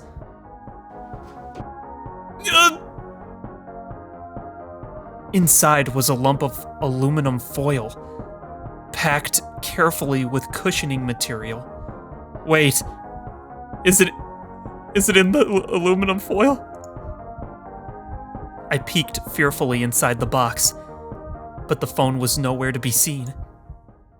The song was coming from inside the foil. No! Sweat got in my eyes, and it stung. Before I knew it, my entire body had gotten soaked in sweat. No. I can't do this anymore. Why me? Why does it have to be me? I nearly said those tearful complaints aloud. I pleaded with Seiratan for comfort, but she didn't say anything. A myriad of delusions swirled within my head, so much so that it felt like it was on the verge of exploding. I couldn't even focus hard enough to have a delusional conversation with Seiratan. My mind was racing so fast, I couldn't even think straight. And yet, despite the near shutdown of my brain, the happy-go-lucky melody from the phone kept assaulting me relentlessly.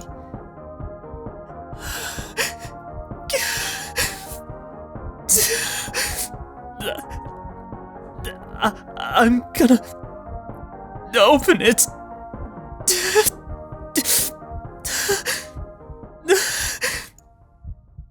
Having made up my mind, I pinched the edges of the aluminum foil with my fingers. Closed my eyes, held my breath, and tore off the aluminum foil in one go.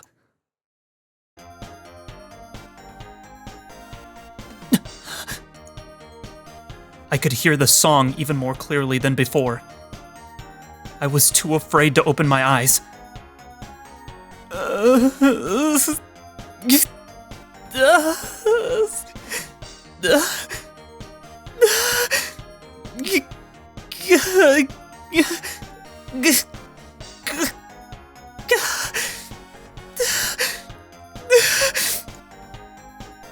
I tried as hard as I could to catch my breath, but to no avail. It was fine. Everything was fine. There was nothing to be afraid of. It was just a harmless prank from Nanami. Just wait. Any second now, Nanami was gonna burst into the room with a big smile on her face, yelling, "Surprise! Haha, I got you." It is her head, isn't it, dude? It's gonna be her head! Yeah, I was sure of it. There was no reason to even consider anything else. Once she did that, I'd lay into her like never before. Then I'd never talk to her ever again. Go on, Nanami. Prove me right.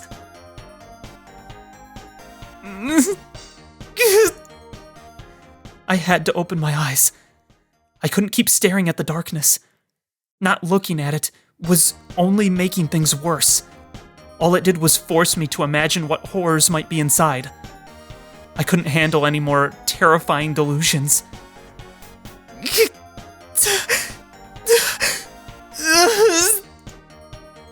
And so, I slowly opened my eyes and saw it. Oh, frick! I knew it! It wasn't a head, but it was a body part. I was right!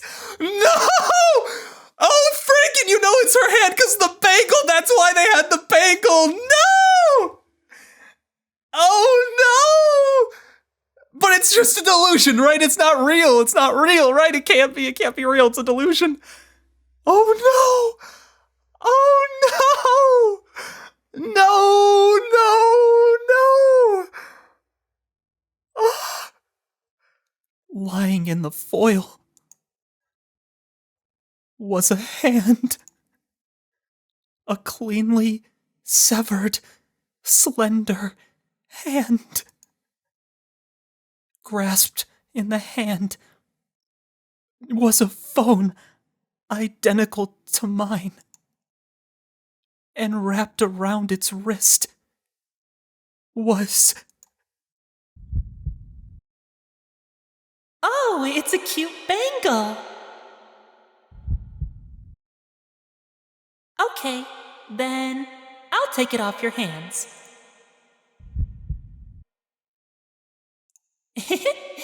So, what do you think? Does it look good on me?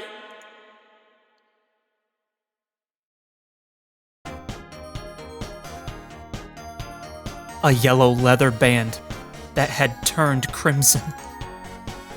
A bangle.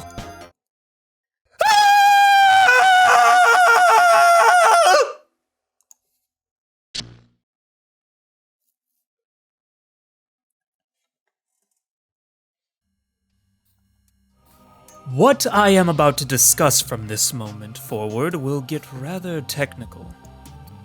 You are a former doctor, are you not? It would be most appreciated if your explanation remained clear and concise, much like you would be with a patient. I will strive to do so. Now then, within the human brain are hundreds of millions of cells. Each of these cells are linked together by microscopic, slender threads. You may think of these as if a circle of people were clasping hands. Interesting, you mean like the group dive? In actuality, however, positioned at the edge of each nerve lies an extremely narrow space between the sets of aforementioned hands. When information is sent via electrical signals to a brain cell, microscopic molecules of dopamine are transmitted to the palm of a cell's hand, perhaps akin to a thrown ball. The brain cell on the receiving end then catches these particles, converts the information contained within them back into electrical signals, then repeats the process with its neighboring cells. Simply put, the brain is structured around the repetition of this process. The second generation Noah 2, developed by my company, interferes with this mechanism. Okay. And allows us to show people artificial images. Right, is that the patent that we saw? That's gotta be what Noah 2 is. It's gotta be the patent that we saw for, putting crap in people's brains and all that garbage. So, okay, yeah, they're definitely messing with us. I can almost guarantee that, right? Unless Nozomi itself is a delusion? I don't freaking know anymore, man. Is that gonna be like the big? Is that gonna be the big reveal? Is Nozomi's been it's not been a real thing. It's just been something Takumi's been thinking about in his head, and that's why freaking in Steins Gate, all throughout Steins Gate, freaking the joke is that Okabe is constantly talking about this fake organization that doesn't exist because it's a callback to this game where the organization doesn't actually exist. Is that what we're going with, or? I don't know anymore, man. I have all my conspiracy theories. I have so many laid out before me, and I don't know which one to pick. I don't know which one to go with. It's too hard at this point. Something akin to a hologram? Or perhaps a hallucination. It would be closer to a hallucination than a hologram. However, the distinct difference between those concepts is that the artificial image possesses weight, a definite presence. The human eye, our sense of sight, is truly most fascinating. The field of vision of a single eye extends to approximately 60 degrees nasally and 100 degrees temporally. In addition, the overlapping fields of vision for both eyes is 120 degrees, and when including the peripheral vision, it reaches from 180 to 200 degrees. And yet, within these impressive measurements, there are, as I previously detailed, dead spots. Sight is, without a doubt, the sense which is most deeply connected to the brain. Around 80% of the brain's usage is dedicated to the processing of information obtained through the optic nerves. The Committee of 300 is paying close attention to these subjects as well. The human sense of sight remains immersed in mystery.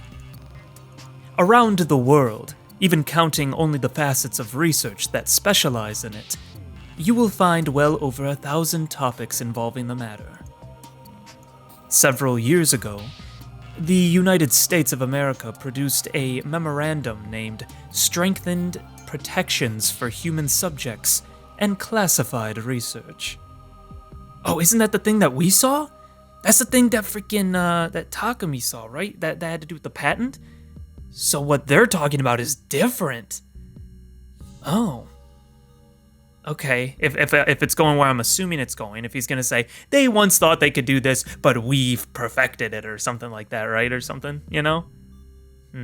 But this is about protection, so strengthened protections, that's gotta be the whole waiver garbage, and like the fact that it was, what was it called? The waiver of informed consent, I believe, that they didn't have to give one of those, so I wonder if he's gonna touch on that. Was that a consequence of the committee's pressuring? No, it did not arise from pressure. It was a selection. Oh, they helped make it happen. I got you. Okay. The Committee of 300 does not welcome the prospect of some researcher of unknown origin setting foot into this field of study. Naturally, those instructions weren't given solely to the United States, but to other countries across the globe as well. Our country has quite the freedom in comparison. It does not even hinder the actions of a person such as I. Don't be misled. What purpose do you think we're here to serve? You have already been selected. Thus, your actions are expected to bear more fruits than the commoners. Results that would surpass even the Committee of 300's, you mean? I advise you to avoid such careless speech. For the time being, we mustn't allow anyone to learn of our real objective. Not even the committee. Pardon my speaking out of turn. You may resume your explanation. The artificial images produced by Noah 2 are converted into optic nerve impulses and radiated as electromagnetic waves.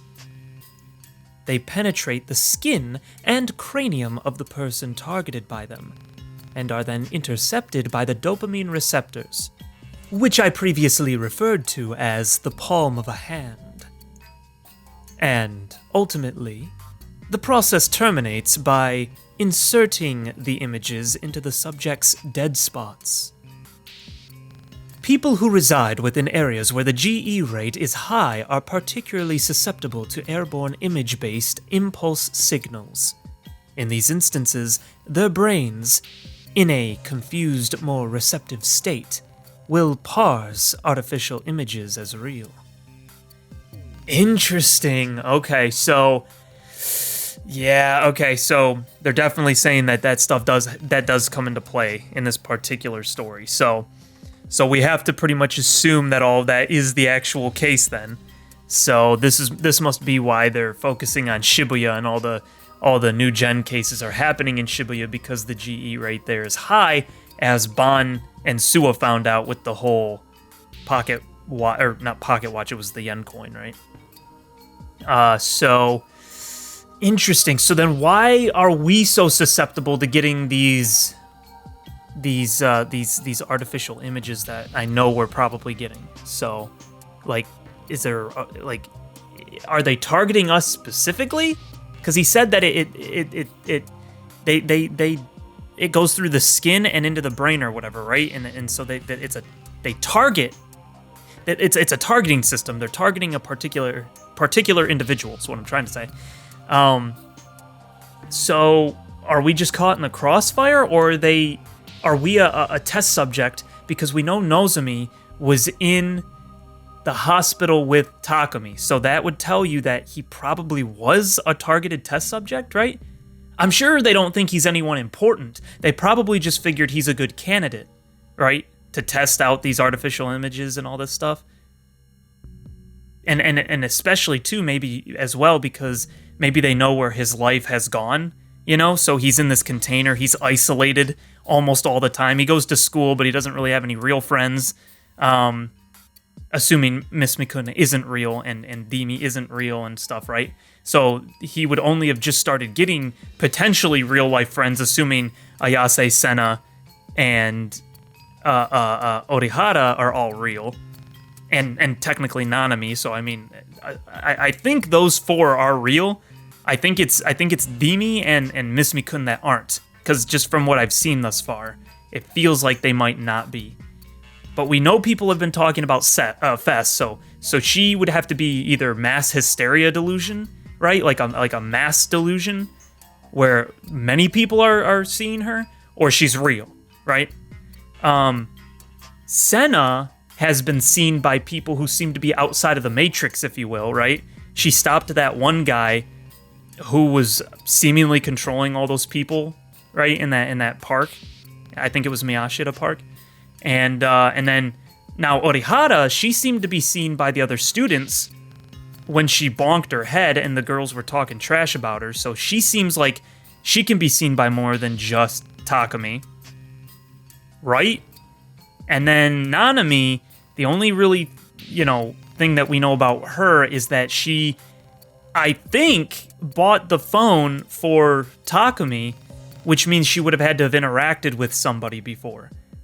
So unless that phone that Takumi has is fake and not really real, that probably means Nanami is real too. But I don't trust the hand that we got from Shogun. I have a feeling that's not real. I have a feeling that was just sent to scare us or to wake us up, whatever you want to say. So, I don't know. So at this point, then, the question becomes, why did they choose Takumi? What do they know about him, and why did they choose him? Was it random chance, or do they know something that we currently don't know? That's what I need to figure out. We already know their motive. It's trying to figure out why they chose Takumi. This is the mechanism through which we are able to produce something from nothing in the eyes of the population. If I may provide an example, through the use of Noah 2, it would be a simple matter to make people see your campaign posters everywhere they traveled. Dude, Yo, that's not even all that sinister. That's what makes it sinister, is that it's not that sinister. You know what I mean? It's like almost subliminal messaging, right? Allowing them to put artificial images in that are so real to the person that they're like, oh, hey, there's that there's that guy running for office again, but it's not really actually there, which would save them costs. It would save them time and energy. Dude, that makes it sinister because it's not so sinister. You know, it's not like, we're going to take over the world and we're going to kill all these people. Like, I'm sure that's eventually going to become part of the plan, obviously, right? But just that implication, just to say, oh yeah, we'll just put subliminal messages all over the place, right? We'll just, oh, hey, here's posters of this person all over the place so that it makes people want to vote for you themselves. Like, we don't have to completely change their will. We just have to tweak it a little bit so that way no one catches on. That makes it sinister. That's really this is getting deeper now. However, one prerequisite must be fulfilled. The people's biorhythms must be in a high state. So they got to be like agitated, right? Because that's what the biorhythm, when it's high, doesn't that put people in like an agitated state? And by agitated, I mean more like excited, right? They're excited, which means they could do something reckless, or they could just be really giddy, or they could be like, it's just a heightened sense of mood, right? Okay. Inducing will through illusions. It is a mechanism quite comparable to a silent weapon. As long as the requirements are met, one may transform the world perceived by the subject as they see fit. Does that mean its power equals that of a gigolomaniac? That is correct. Noah 2 could very well be described as a mechanical gigolomaniac.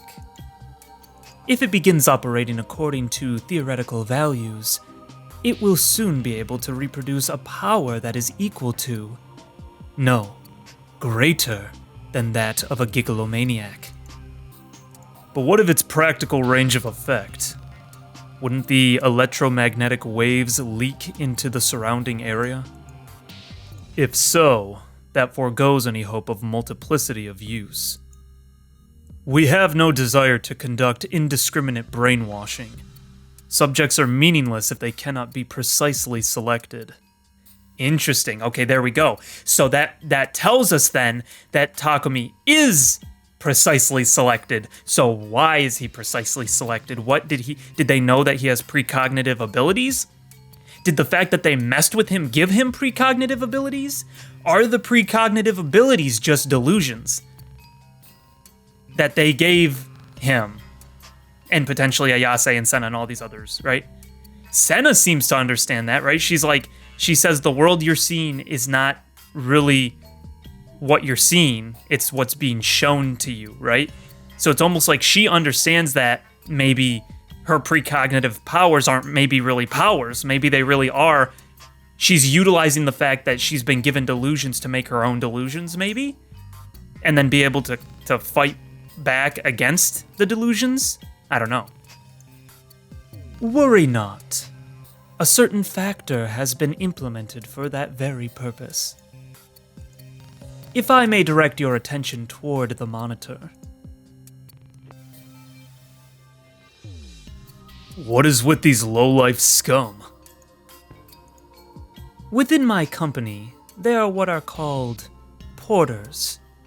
Oh, that's why... Okay, that's why the person that Senna was dealing with was like a scraggly-looking guy or whatever, because they must be taking, like, homeless people or what they're considering to be lowlifes, people that won't be missed, to be able to walk around with these devices and give people delusions. Is that what's going on? And so Senna stopped one of them? That's what it seems like. Okay. More precisely, one could perhaps refer to them as mind control units. Yeah, Within the rucksacks they carry are ports, devices designed to serve as transceivers for the impulses originating from Noah 2.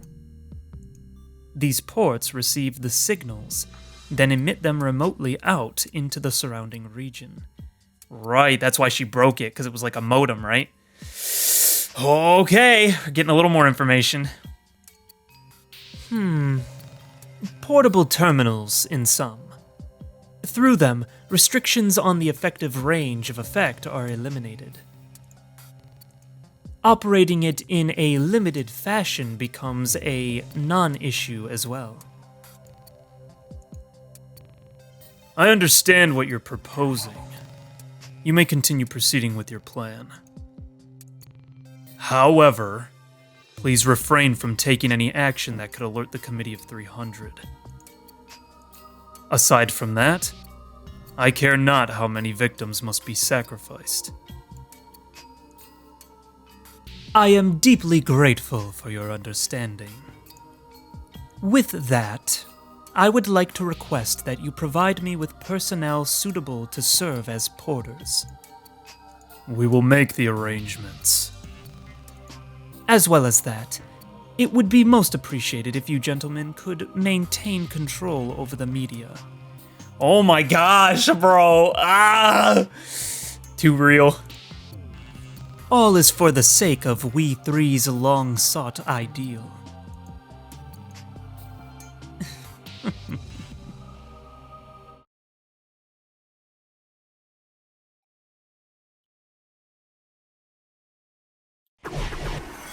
Hey, yo? What was that? What the frick? We're just in this? Okay. Sure. That's weird. Usually it gives me a choice.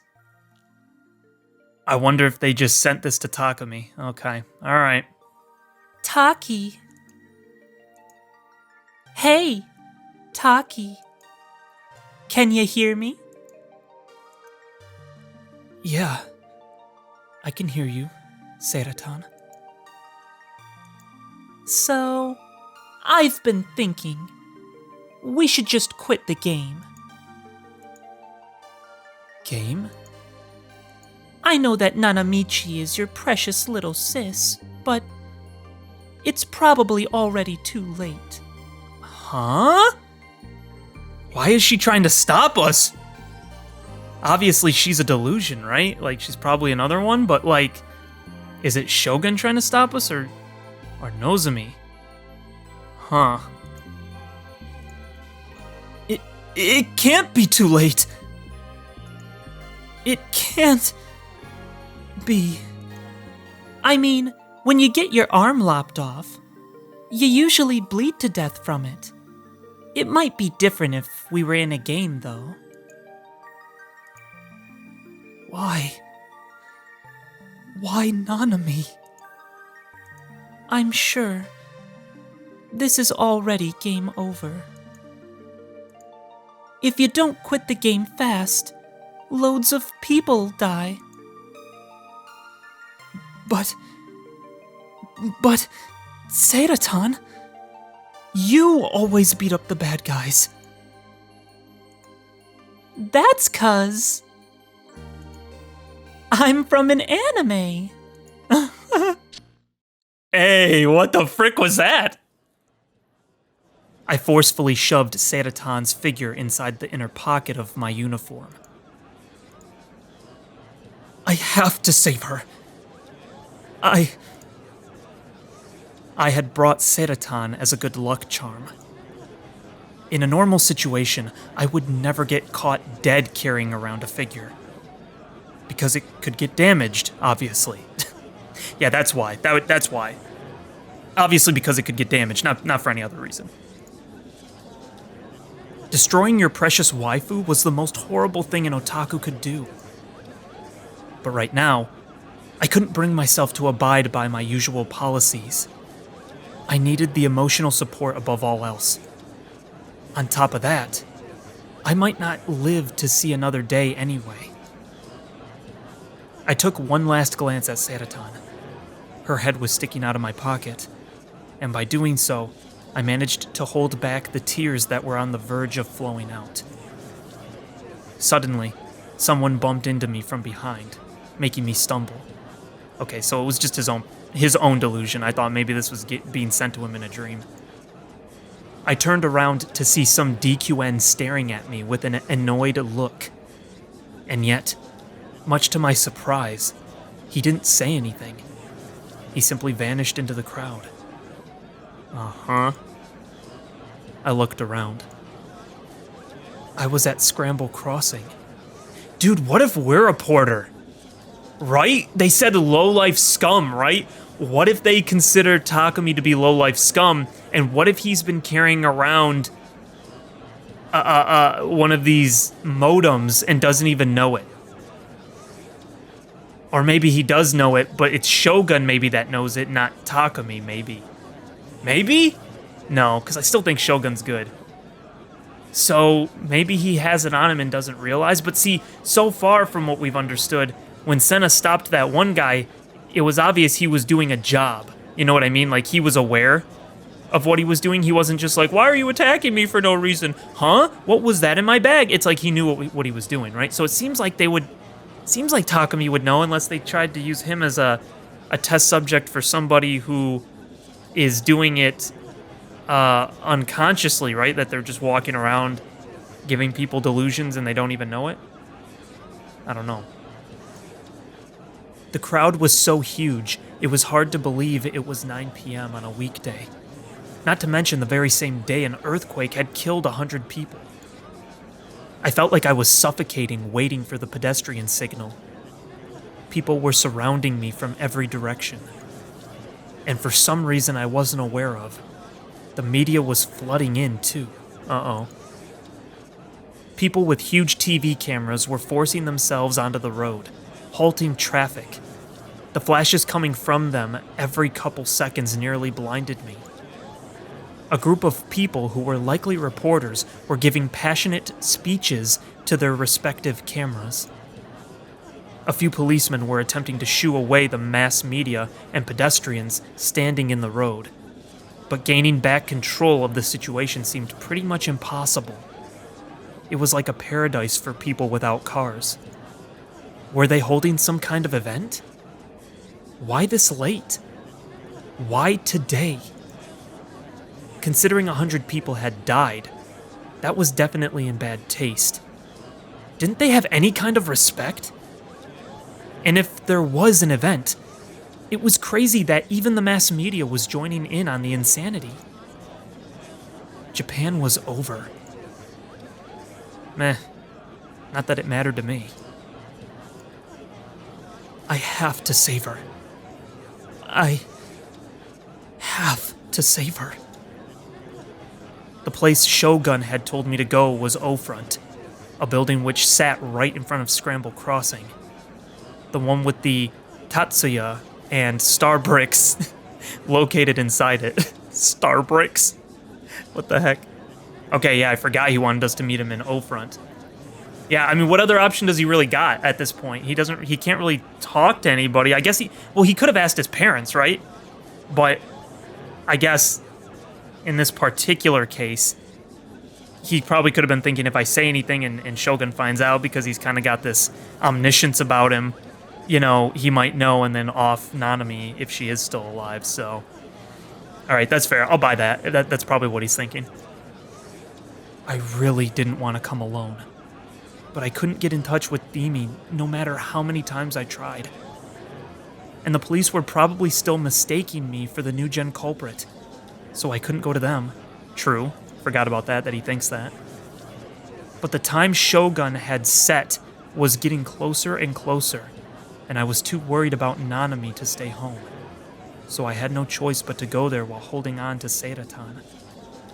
Yeah, and again, I still think not asking the parents is probably because, like, even though they're not saying it, I still feel like that would be a thing. It's like, it's one of those things where it's like, come alone or the girl dies, you know. Seen that in many different types of movies before, so. I carved a path through the sea of people and somehow managed to get inside O-Front. Unfortunately for me, it was pretty crowded inside, too. But I didn't even have the strength to be upset about it. The only thing on my mind were my prayers for Nanami's safety. Aw. I took the escalator that led to the upper floors. Using one of the windows inside the star bricks, I was able to look down toward Scramble Crossing. Now that I was looking at it from above, it was even more crowded than I had thought. And they weren't just standing there either. Some were waving, some were jumping, and some were doing both. Countless dark heads bobbed up and down. Huh? It was even more blinding now than when I was down there. It felt like all the lights were pointed at me. With each new floor the escalator brought me to, my heartbeat got faster and faster. I took out my phone to check the time. There was 1 minute left before 9 p.m., the time he'd set. The thought of Shogun killing Nanami out of anger. It terrified me so much that I started sprinting up the steps of the escalator, pushing aside anyone in my way. I changed to an elevator to access the top floor. I didn't know how to get on the rooftop after that, but as I wandered around, I spotted an emergency staircase. No one stopped me as I shot through it, and I successfully made my way to the rooftop. Oh boy. Uh-oh. A strong wind was blowing. Considering it was the end of October, it was weirdly lukewarm outside. It took a minute, but I soon realized it wasn't a natural breeze, but one blown by the outdoor AC unit. Wait, outdoor AC unit? Why would you have an outdoor AC unit? What am I not understanding?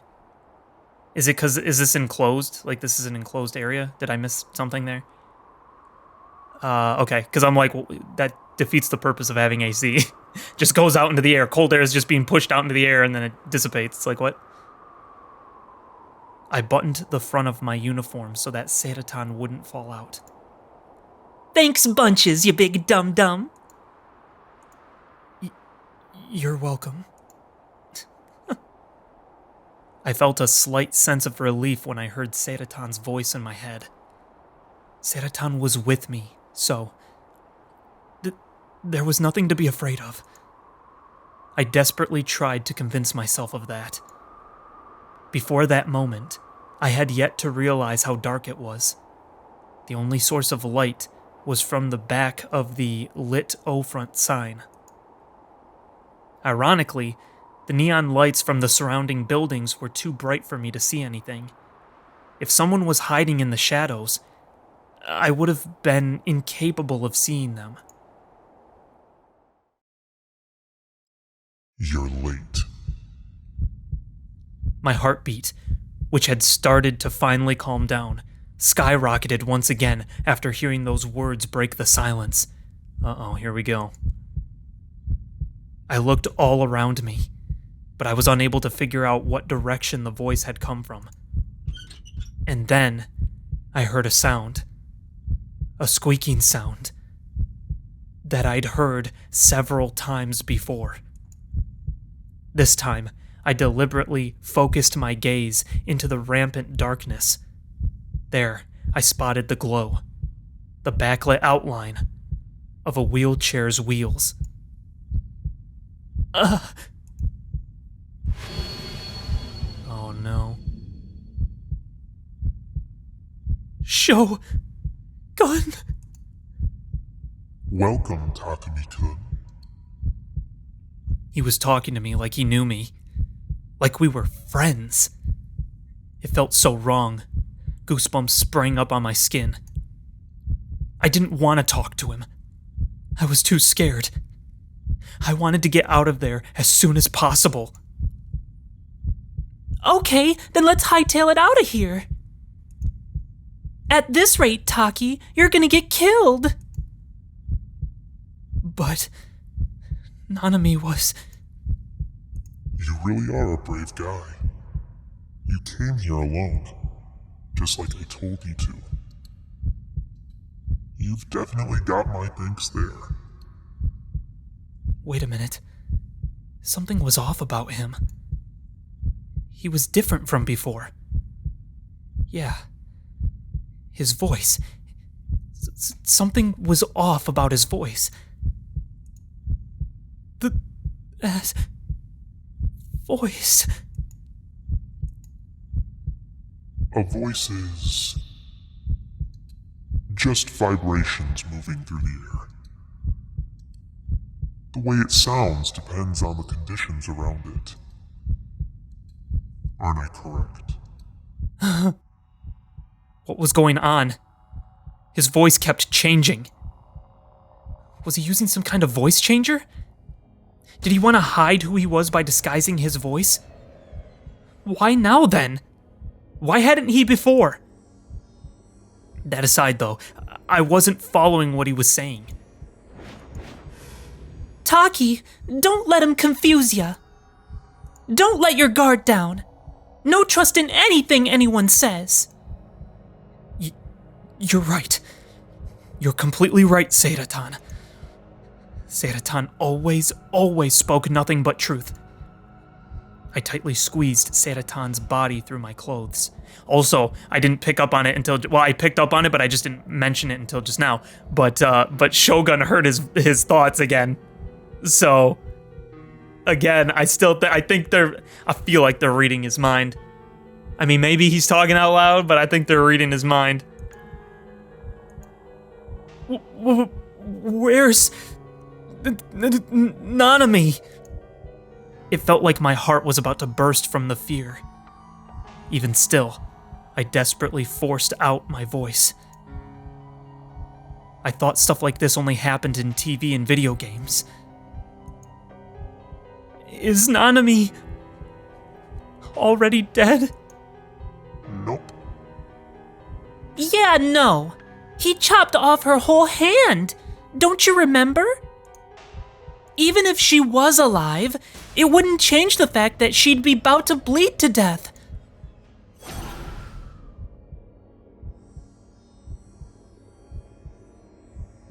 Tears began to flow. Nanami's sulking face appeared in my mind. Honestly, she was a brat. A really annoying one. And yet, despite that, I was so sad. Sad enough for tears to flow. Aw. Nanami is my little sister. My precious little... Why did you kill her? That's horrible. Do you think she's dead? I knew it! She's not dead. I knew it. I bet nothing even happened to her. I bet he just sent him that as a delusion. Did you even consider that the hand I sent to your place was someone else's? Well, I did. If nothing else, I thought that it was a delusion. I mean, I definitely thought that it would be like a delusion, but also, yeah, the hand, yeah, that's a thing. Huh?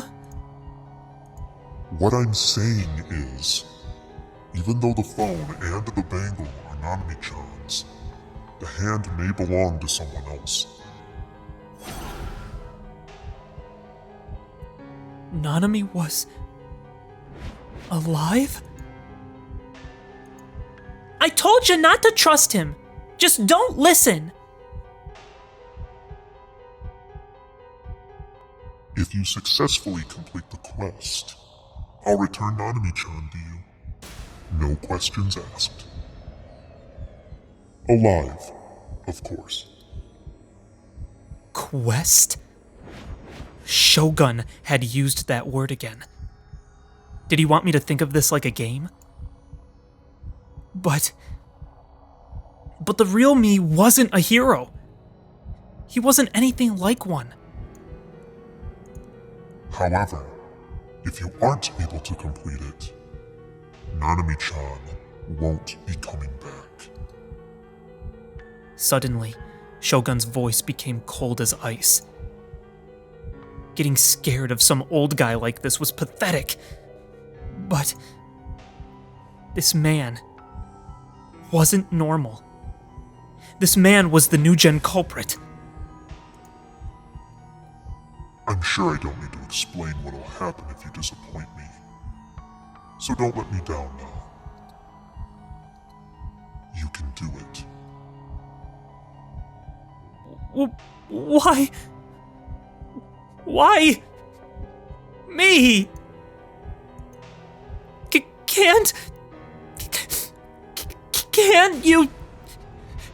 Can't you pick someone else? It has to be you. But why? You are the chosen one. Oh, he's freaking Neo, dude! I was the chosen one? Don't get the wrong idea, Taki. When he says chosen, he's talking about how you're the next victim he chose. The tragic end of all the new gen victims flashed through my mind, sending shivers down my spine. Don't you remember what happened at noon today? I'm sure you do. At noon? At school, you saved Kishimoto Ayase. Shogun had also mentioned Ayase's suicide attempt in the email. He must have been observing the whole debacle from somewhere. Or maybe he'd been mind-controlling Ayase. Maybe he was the reason she'd tried to kill herself.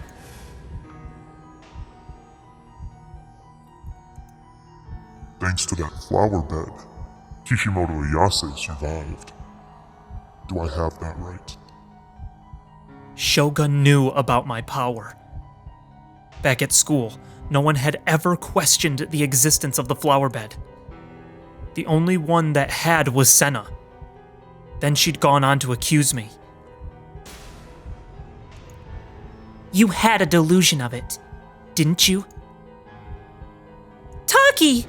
Deny everything Shogun's saying to you. Go on! Give it everything you've got.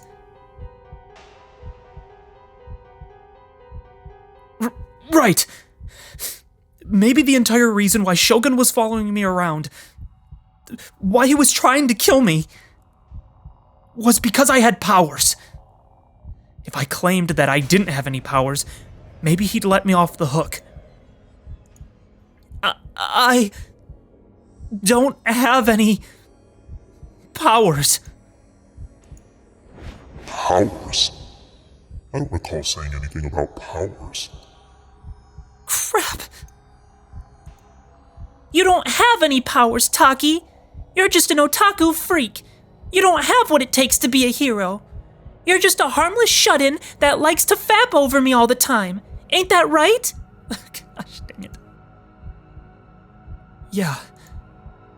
The idea that I had actual, real-life powers was nothing more than chuny bullcrap I'd dreamt up. I'd almost been convinced by what Senna and Ayase had told me. But those two were raging mental cases. They weren't right in the head. And I wouldn't be much better if I actually just believed them without a second thought. Even Themi had said it was delusional. Would you mind explaining what you meant by that? And I'd like to hear about that flower bed, too. Do you have any proof that I did it? That's ridiculous! I could never make a flower bed appear out of thin air like the... So the flower bed appeared out of thin air. But everyone I spoke to said that there's always been a flower bed there. You're the only one that says the flower bed wasn't there from the get-go. No one else perceives that in the same way you do. No. I dug my grave even deeper. What kind of monster was this guy? When he'd mentioned that he'd talked to everyone, did he mean he'd physically gone to my school and talked to the people there? I don't have any powers. I don't even know how the heck I did it. And yet, you did. Your delusion became reality. Don't let him fool ya! Taki, do you really think you have some silly old powers? This ain't some anime world. You live in reality, you dolt. Can you prove that the flower bed and the 2 Ayasechi were real? You can't, can ya? Did you touch one of the Ayasechi when she split herself in 2? No. So it was probably an illusion, righto? You were probably just scared of being chased by Yuichi and the police, so you started seeing weird stuff. Then, what about the flower bed? It's the same thingy. The flower bed was there from the start. You were all dizzy when you went there to try and find Dimichi. And you only checked if the flower bed was there after Ayasechi fell, right? If no one's questioning the flower bed appearing out of thin air, it means that's because it was there from the beginning. Ain't that right? You just made a little boo-boo, Taki. So don't you dare let Shogun fool you with his lies. Dude, she's the delusion. She's one of the delusions that's trying to make us think everything's okay. Shogun is trying to wake us up. I've been saying it. If I'm right, dude, freaking I'm adding that to the tally of things I'm right about, dude. I was freaking calling it for a long time. She's trying really hard to make us think that everything is normal. And Shogun's trying to, he's talking in such a way like, funny, I didn't say it that way. It's funny you did, right? It's like he's helping him wake up. I'm telling you. The flower bed was there from the beginning. I repeated what Seratan had said.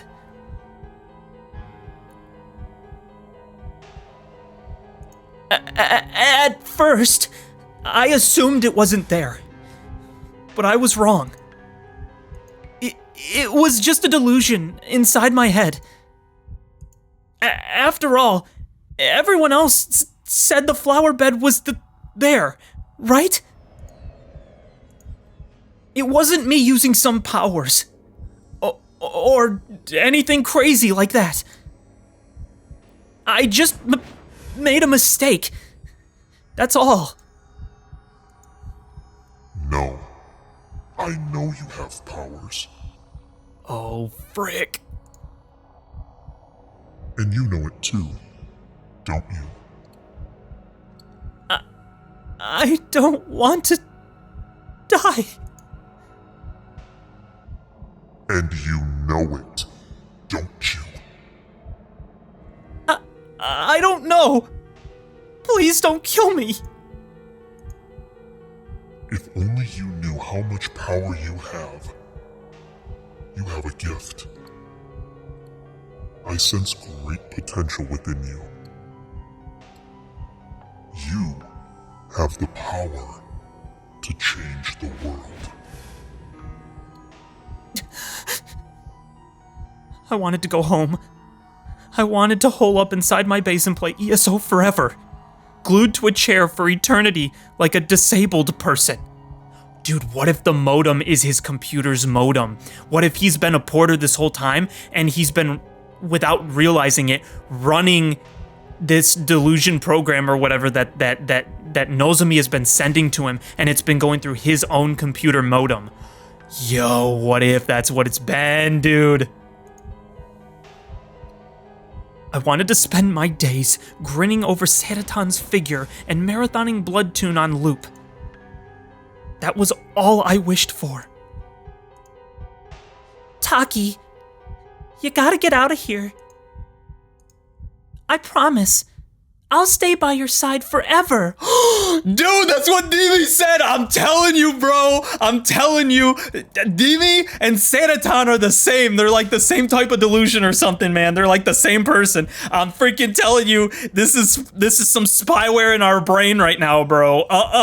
Nah. The freaking Shogun's a good guy. I feel it. I'm the only one who stands up for you. So come on. Let's just go home already. We'll sever your link to 3D forever and live only for the fun stuff. Now, that's enough introductions. It's time for your quest to begin. First, I want you to move to a spot where you can observe the scramble crossing below. Run away! At this rate, he's gonna kill ya! Did you not hear me? Move to a spot where you can gaze down at the scramble crossing. His tone was soft, yet his voice was unbelievably cold. His voice was so sharp, any will I had left to defy him was sapped away. What are you? My legs were shaking, and they refused to move. I wrapped my arms around myself. I had even lost the ability to discern whether I should listen to his order or not. Are you defying me?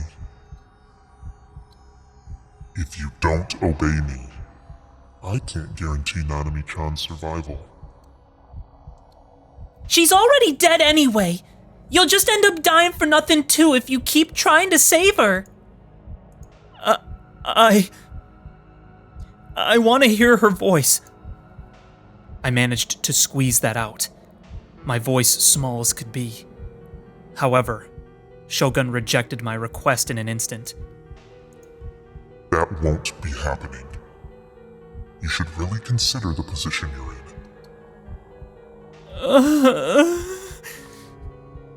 I didn't want to think about Nanami's death. I didn't want to imagine her dying.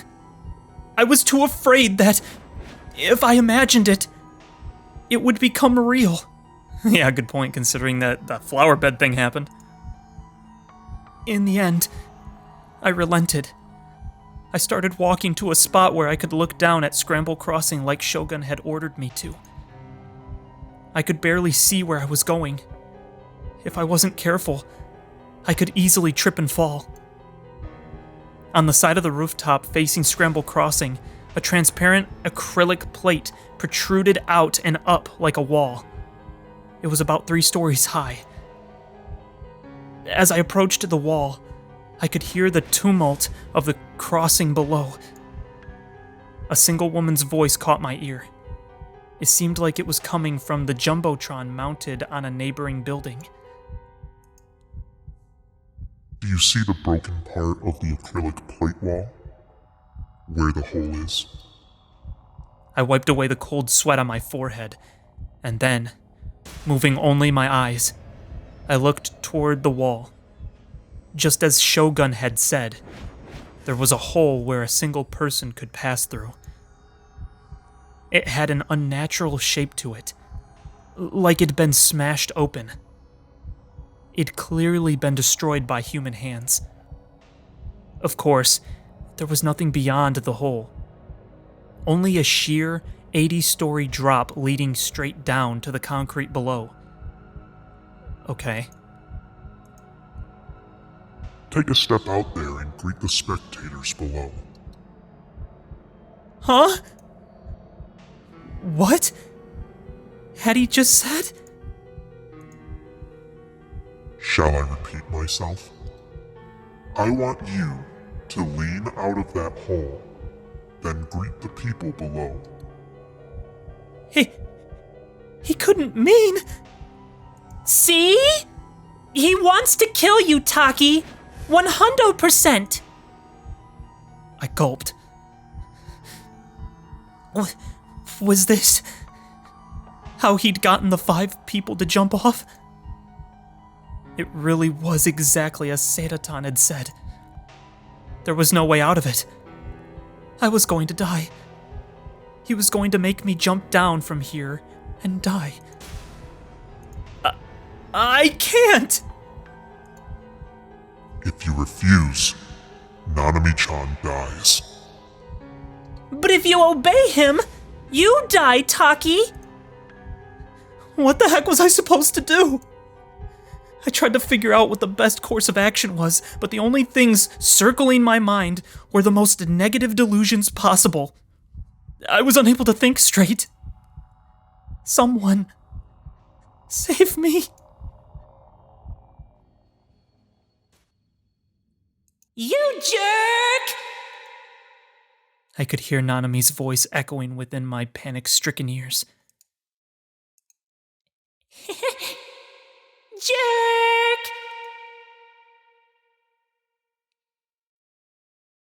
Memories of Nanami smiling happily resurfaced in my mind. She looked so carefree. It was all my fault. Nanami had nothing to do with any of this. But because of me, she'd gotten kidnapped by Shogun. And then, he'd cut off her hand. I'm sorry, Nanami. I'm so sorry. I wiped away my tears, but that didn't stop them. I wiped once again. Then, with my vision still blurry, I slowly approached the smashed hole. And then, more afraid than I'd ever been before, I looked down.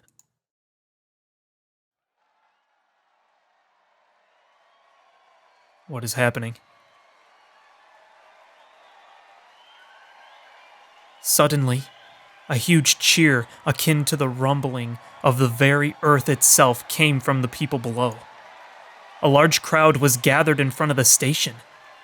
The media was there too. They were all there for an event that was about to unfold. Suddenly, a blinding light hit me. I squinted reflexively and looked away. Then, when my eyes landed upon the jumbotron of the closest building, what I saw was unmistakably... Is it gonna be Nanami? Or Demi? Me. Oh no, they are looking at him! Oh no! I thought, oh wow. Okay, yeah, I mean, he did tell him to say hi to everyone. What the frick is happening? Huh? Me? On the jumbotron was my own face. My own face, covered in tears, and with my mouth hanging half open like an idiot. My back was hunched, too. For a split second, I thought I was hallucinating. A chill ran through me, as I thought that someone was secretly recording me somewhere. I then considered if what was being projected there was actually images taken from my thoughts by Shogun. But after exhausting every last possible option, I realized that it had to be a live feed of me, right at this very moment, at this very place. And the video playing on the jumbotron even had a news ticker featuring sensational taglines. Live from the Shibuya Station Plaza, the amazing Esper Boy finally makes his debut! The ticker commentating the situation was situated along the bottom of the screen. The amazing Esper Boy, endorsed by the Psychic of the Century, Yuri Brightman, appears. Don't miss this one. Will he divine the new gen perpetrator's true identity? After reading it, I finally understood. I finally understood what the media and the spectators on the scramble crossing below were looking at. It was me. Don't look at me. Oh, frick. Oh no! Why do I have to make a decision? None of this is good. None of this. The green button, there's people down there. He could start seeing like a bunch of supermodels waiting to catch him or something. Or Seratan in his pocket. If I hit the red one, he might jump. I don't trust it. So do I just stay neutral? Frick, I don't know. This one's hard. Maybe I'll stay neutral because I don't want him to jump. I don't want him to jump, and I think if I hit the green button, it might mess with his head. Like, he might be like, maybe this isn't so bad, maybe this is great, and then he'll start taking it in instead of, like, looking at it for as weird as it is. Boy, I don't know. I don't know, man! I'm gonna stay neutral. Why were they fixated on me? Esper boy? What the heck was that all about? Did any of them have any idea what happened today? We'd gotten hit by a darn earthquake. A seismic intensity 5-1. Over 100 freaking people had died. So why were each and every one of them... Why were they waiting there just to see an otaku freak like me make a fool of himself? I don't know. That didn't seem like a decision. What? No way. Hold up. Whose eyes are those eyes?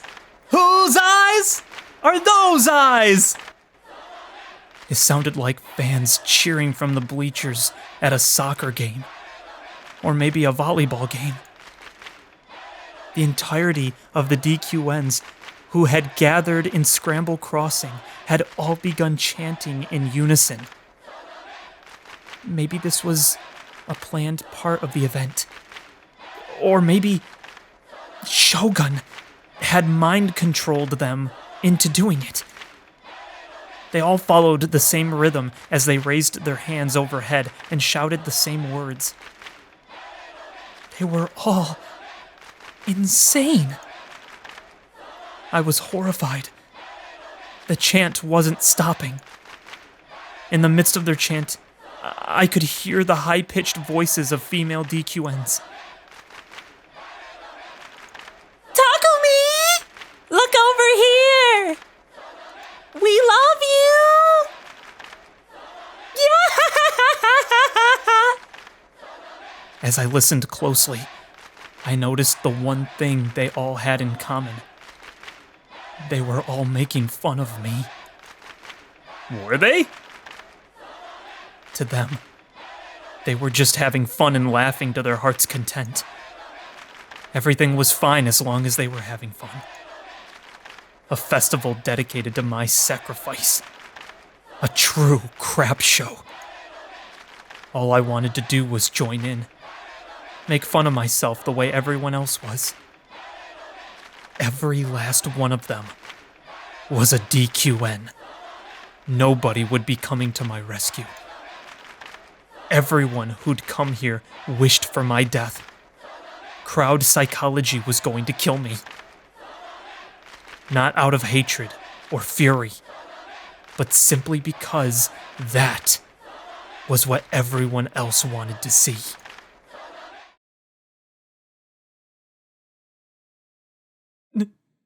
No.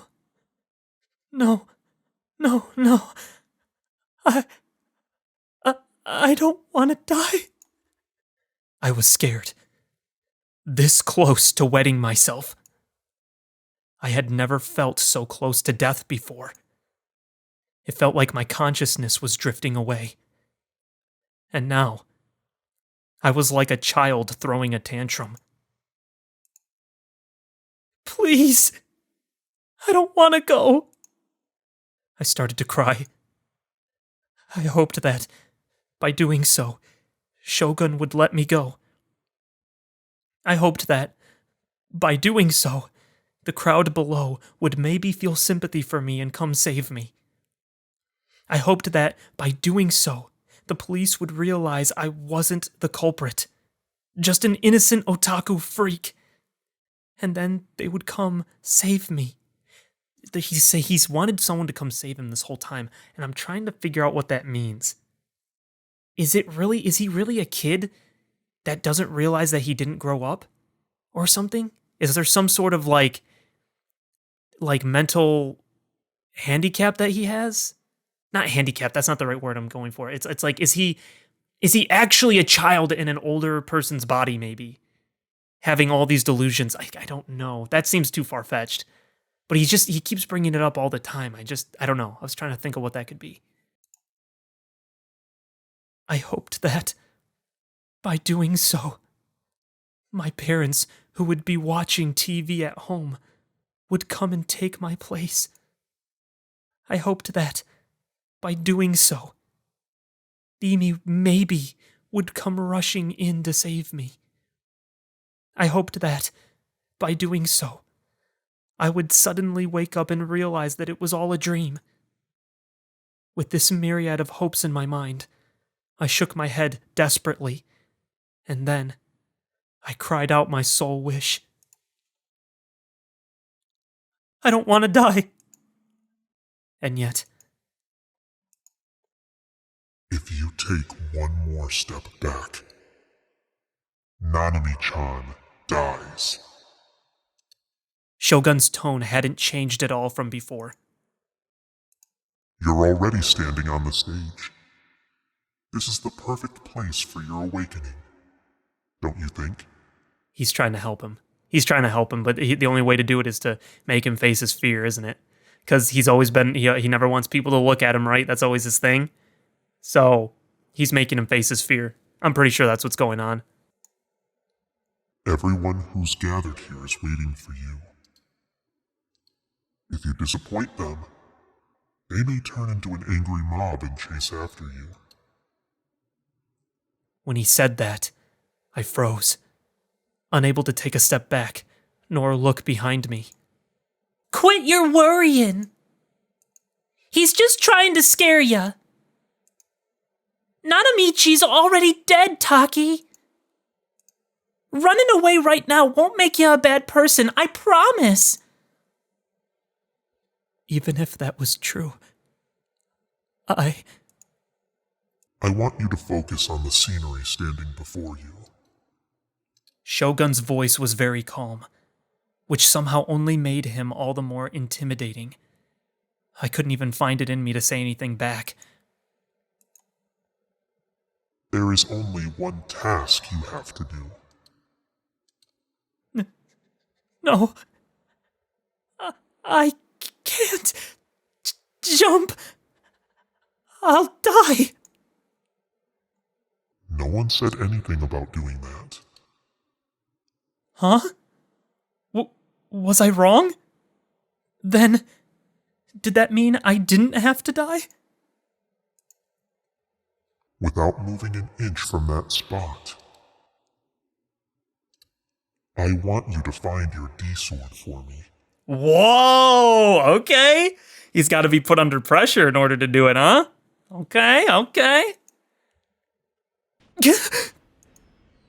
Find my D-sword? How? I'd been searching for it as hard as I could for a long time, but I'd never even gotten close. It was completely absurd to think that I could suddenly find it here just because he'd ordered me to. A D-sword can be referred to as a delusionary sword. Do you understand that much? No. Don't let him fool you, Taki. D-swords aren't real. A delusion becoming reality is just plain stupid.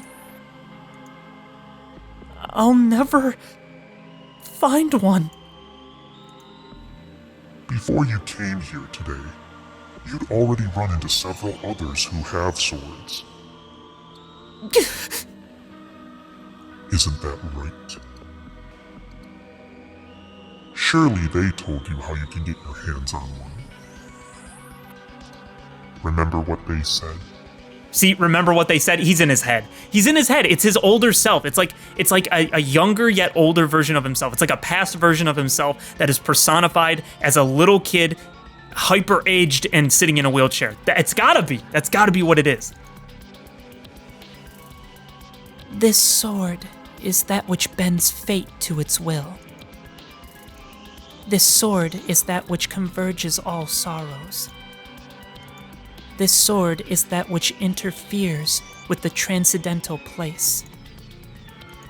It is akin to another space, another possibility within the same dimension,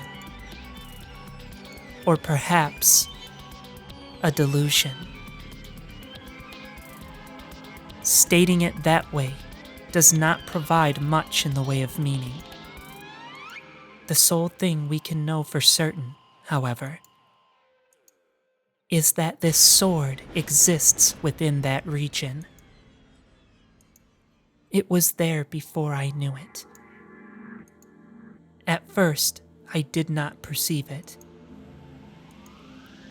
But when I ever so slightly altered my perspective, it all became clear. Perhaps it is already visible to you, Takumi. You just aren't seeing it. Doubt the world. Study its mechanisms. Is the scenery your eyes perceive truly real? It's possible to turn delusions into reality. Objects that aren't real blend into the scenery around us. In other words, it allows errors to be perceived as real. That's right. You already have a number of hints. It should already be visible to you. Within the scenery that stretches right before your very eyes. So, what he was saying was,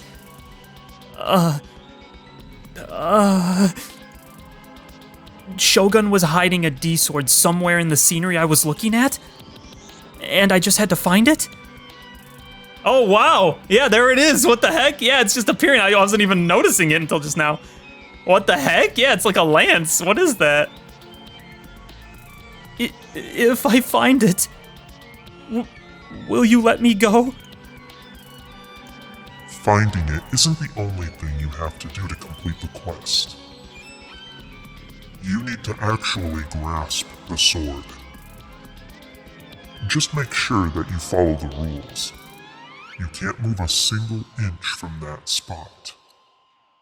Can I click it? Can I click the sword? Let me just try once I do this. There was no way I could do that! Nope, it didn't let me click it. Okay, I just thought I'd try. If I couldn't even move from here, how was I supposed to grasp the freaking sword? What the heck did he even want me to do? I'm telling ya! He's asking for the impossible because he wants you dead as a doornail, Taki. If you're unable to do that, Nanami-chan's life will be forfeit. Let's run on home, okay, Taki? But he just said that if I move one step from here, Nanami'll die. I've told you 1,000 times! Nanamichi's long gone. But he said that I could save her. Are you really believing what he's saying? What if he's lying? I strained my eyes. The bright lights from below made it hard to see much of the scenery at all. The farther away it was, the harder it was to see.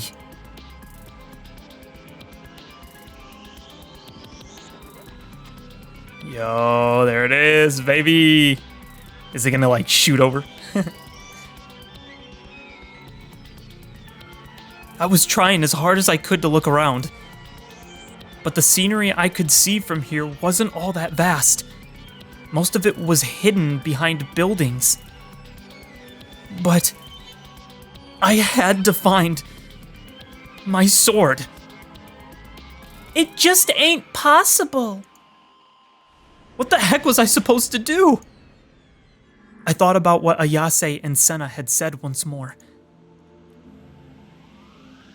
But when I ever so slightly altered my perspective, it all became clear. Objects that aren't real blend into the scenery around us. And when I thought about that, for some reason, I recalled the pattern of the ceiling in my parents' house. Huh. Back when I was a kid, I remembered having random thoughts about it before I'd gone to sleep.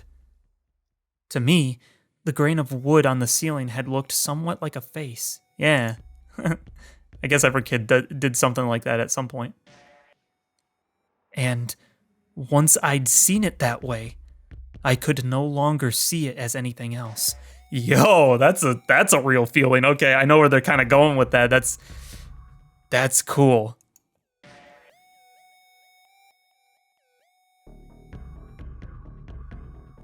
Oh, get real! It's just your eyes playing tricks on ya. Optical illusions and all that stuff. There's all sorts of stuff like that with wood. She was right. This didn't really compare to wood patterns, did it? Cut it free. Shogun murmured, his tone as detached as ever. If you can see the sword, all you have to do is cut it free. I know you can do it. Okay, that's total nonsense. He's just saying random stuff. It's possible to turn delusions into reality. Just like that flower bed? Just like when Ayase had divided herself in two? But the last time I'd tried to materialize a real D-sword, I'd tried using a delusion on the fake one, but it didn't work. I shook my head once more, then scanned the scenery visible to me from here.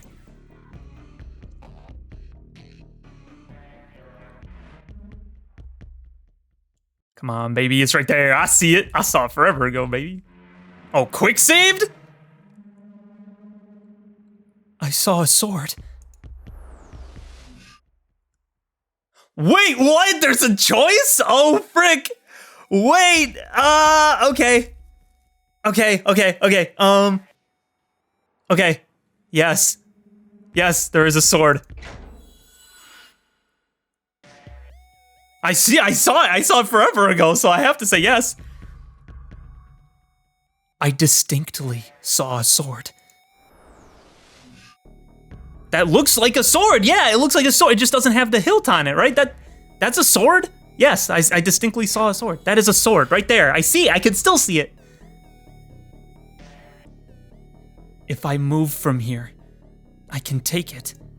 Wait, whoa, okay, wait, that's different. That's different. Now I might jump to my death. Wait a minute, what do you mean? Why am I making all these decisions out of nowhere? What is this freaking Russian roulette of answers suddenly? Huh?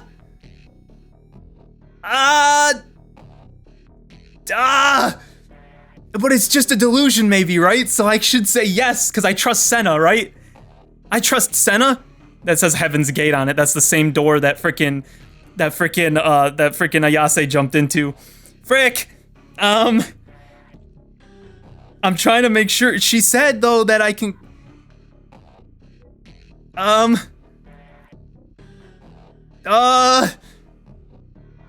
don't know what the right answer is. I don't know. Because I'm thinking of Senna, and Senna's like, that's just what they're showing you. So is what Shogun is just showing us? Like, okay, what I'm trying to figure out is, have they been dropping hints as to what I should be answering all the way through the story up to this point? It's just, who do I listen to, right? Obviously, when the Satatan, whatever, I don't want to listen to her. She's dumb. But Shogun put us in this precarious situation on purpose to help us find our sword. He's probably not a bad person, right? But he said, don't back up. So when it says, if I move from here, I can take it, does that mean that he'll move and he'll be like, well, Nanami's dead? But if I don't move, will I not get the sword, is the thing. I don't know. I don't know what the right answer is, because then Senna said that freaking, what she just said, which is the whole, you can make the object real or whatever. I can't remember the exact way she worded it.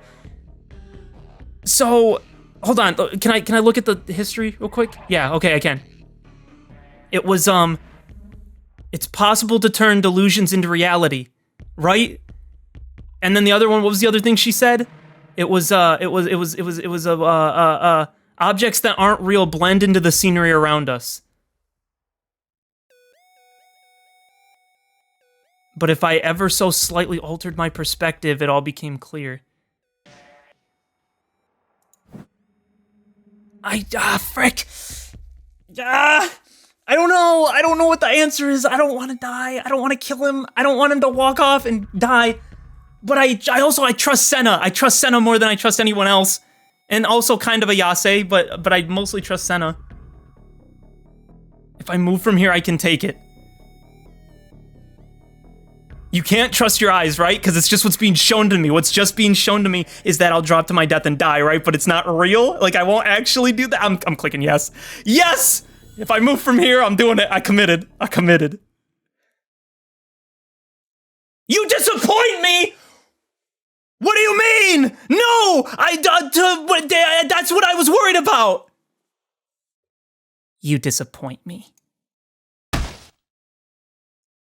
I felt a strong push on my back. Wait, no! But if I would have said no, then I don't know what would have happened, dude. No, I don't know. I thought...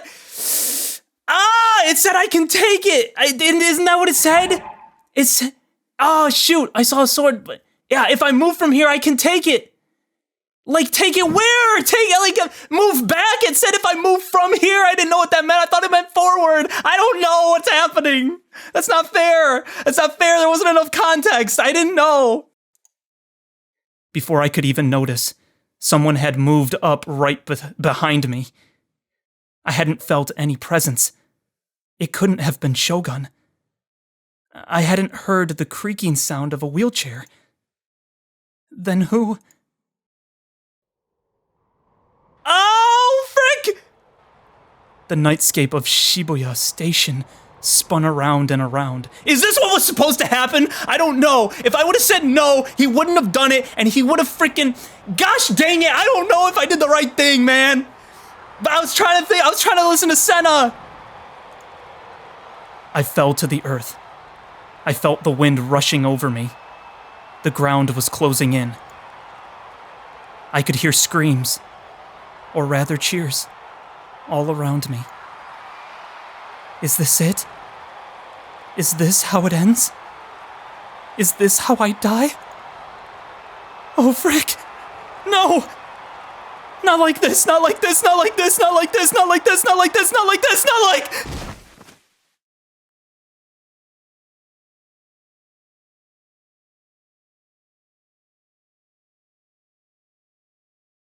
What?! No way! That was it?!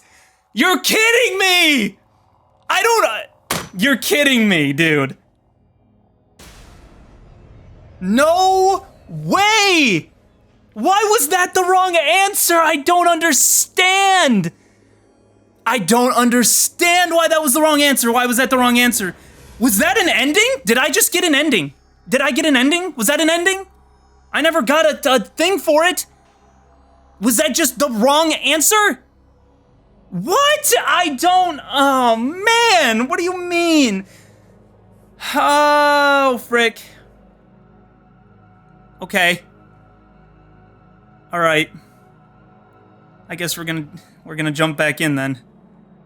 We're just gonna jump back in. Frick, man! Okay, all right, we're back. All right. I didn't realize I could do that. I forgot. I was like, I saw it said quick saved before, so, okay. So I saw a sword. Yes, I did see a sword. It's right there. I knew that much. That makes sense. I distinctly saw a sword. Yes, that's distinctly a sword. And then this is the question that killed me. So if I move from here, I can take it. Like, as in, move where? Like, back? Because if it would have said if I move back, I would have said no, because I knew that he would have gotten mad at me. But I thought it was saying if I move forward, then I would grab the sword. I thought, you know, don't worry about it. I thought this was like an Indiana Jones The Last Crusade moment where you take a leap of faith. You walk out there and you'll grab it. That's what I thought. And because, you know, taking everything that everyone said, you know, you can't trust what you're seeing and all this stuff. I just figured. So apparently yes was the wrong answer. So I guess we'll say no. Okay. Gosh, there's more questions now? I'm gonna die again, dude. Oh, frick. Okay, hold on. I gotta take all this in. So apparently there's a right and a wrong here. It's not like it gives me a different ending. I just die. I'll just perish. That's all that was. Okay. I can see the sword from other places than here. What the frick does that mean? What does that mean? What does it mean? I can see it from other places than here. Not yet, I haven't been able to, but in general, I don't know. I should be able to, according to Senna and friggin' Ayase. When I want to, I should be able to just make it happen, right? But no, I haven't seen it other than where I'm standing at this very moment, right? Is that not correct? I can see the sword from other places than here. That would be no, right? That would be a no answer. Because I have not been able to see the sword from other places other than here. Why am I just getting random questions? Who's asking the questions, by the way?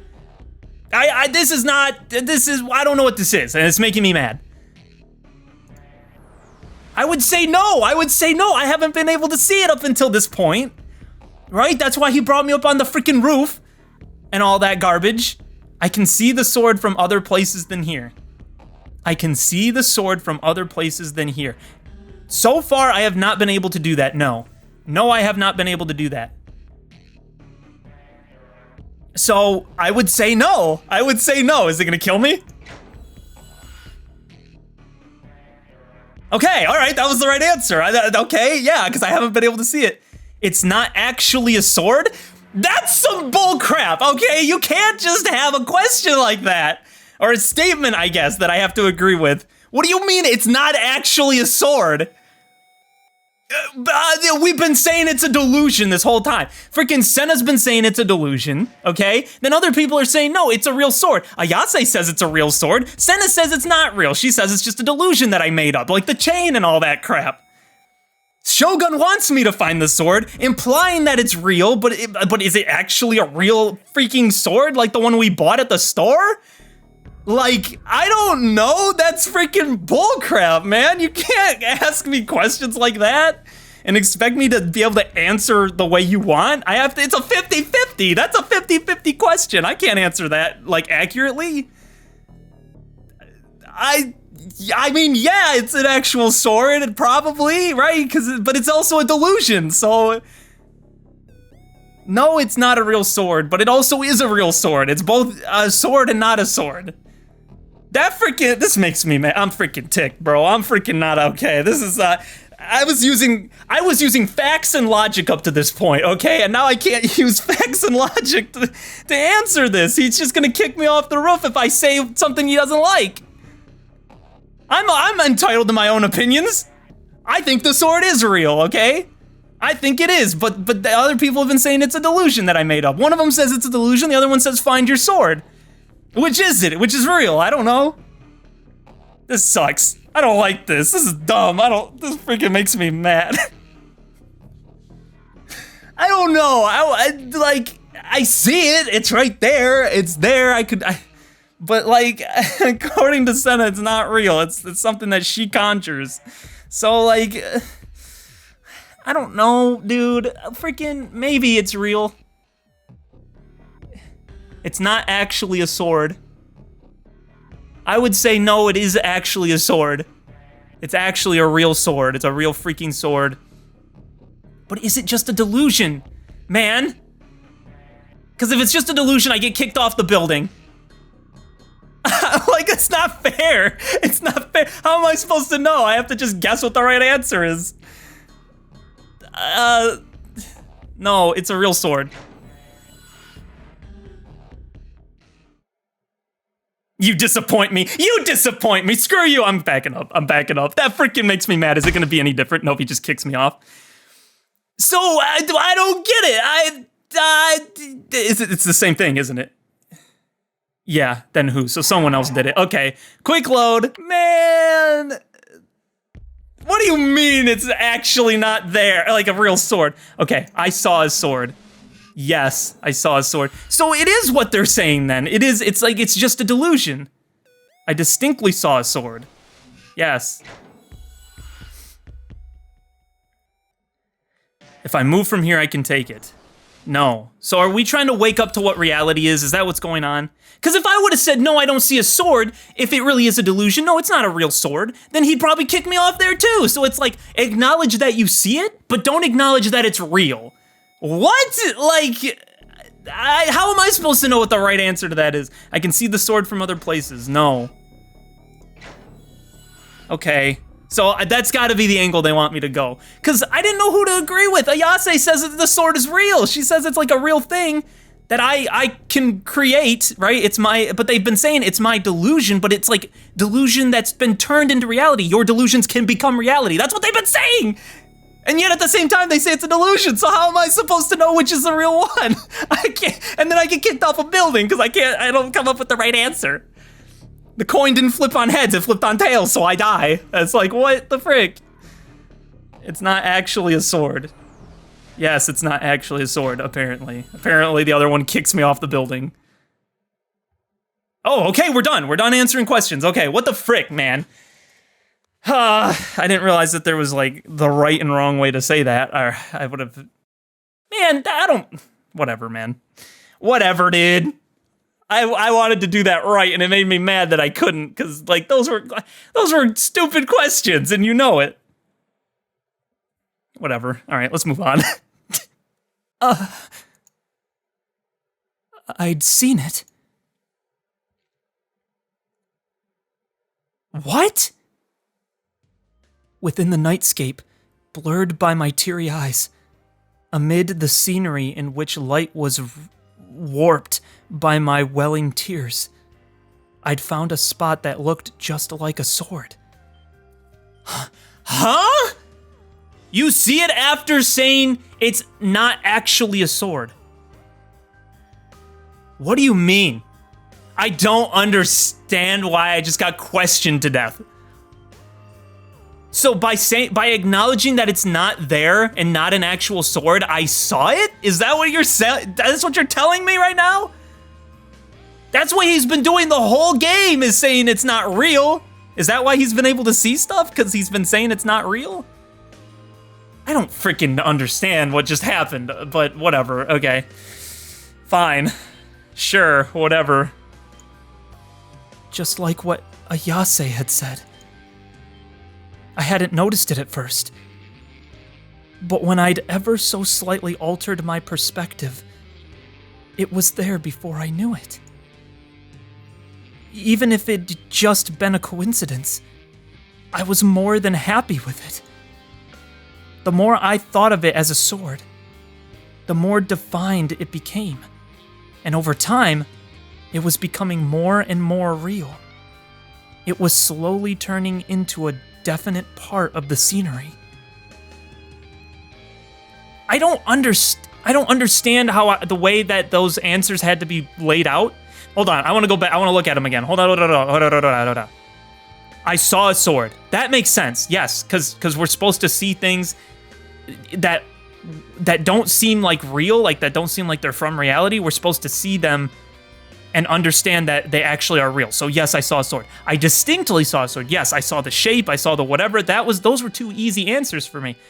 If I move from here, I can take it. That's such a vague question. It's not even a question. It's a vague statement. If I move from here? So I said no. So he's saying, okay, no, you can't take it if you just stand where you have to stay where you're at. You can't move from here. So that must have meant forward or back. And then I can see the sword from other places than here. Just like logically, no, I'd never seen the sword other than standing up on this building, which is why I figured Shogun had taken me there, right? But then this is the kicker. It's not actually a sword. I had two different thoughts of logic going back and forth. One telling me it is a sword and to find it, and the other one telling me it's just a delusion that you can, but yet it's a delusion that you can turn into reality. So it's not actually a sword, but if you create the delusion that it is a sword, then it becomes a real sword. Is that not what that means? Like, I'm not crazy. I'm not crazy. Did I miss something? Did I miss something in the logic there? From all the stuff, they were playing it back for me, so I assumed the stuff they were saying was pertinent to the answers. But like, it's not an actual sword, it's just a delusion, but it's a delusion I made real. So therefore it is actually a sword. I figured if I would have said, no, it's just a delusion, then it'd be like, oh, see, you're still not awake, you're not worth it, and then he would push him off the building. Yes, is that not? I don't, okay, whatever, moving on. I'm still mad, I'm still salty about that. I could have gotten that right if I'd have had better statements being thrown into my face to have to answer yes or no to. Whatever, man. And eventually, even its contours became clearly distinguishable. You found it, didn't you? I guess. I guess I did. Likely having noticed my change in demeanor, Shogun immediately spoke to me. Now, I want you to reach out your hand and cut the sword free. But I can't move from here and take it, right?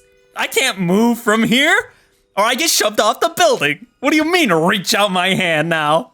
That's such bull, man. What the frick? That's what I figured he had to do. I figured he had to reach out and grab it.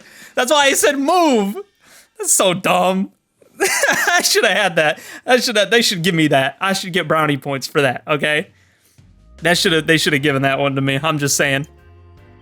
You don't even have to think very hard about it.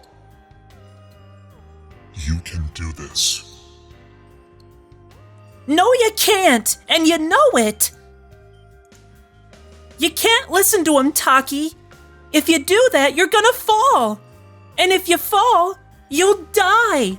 That's what I was trying to combat, is the fact that she would have said you're gonna die. So I was saying, yes, if I move out, I can take it. Why did that kill me? I still want to know why that did. They're telling me to do the very thing that I answered that I should do and then got pushed off a building for. That's not fair. I was trying to put it all together logically. I should have gotten this. I should have gotten it.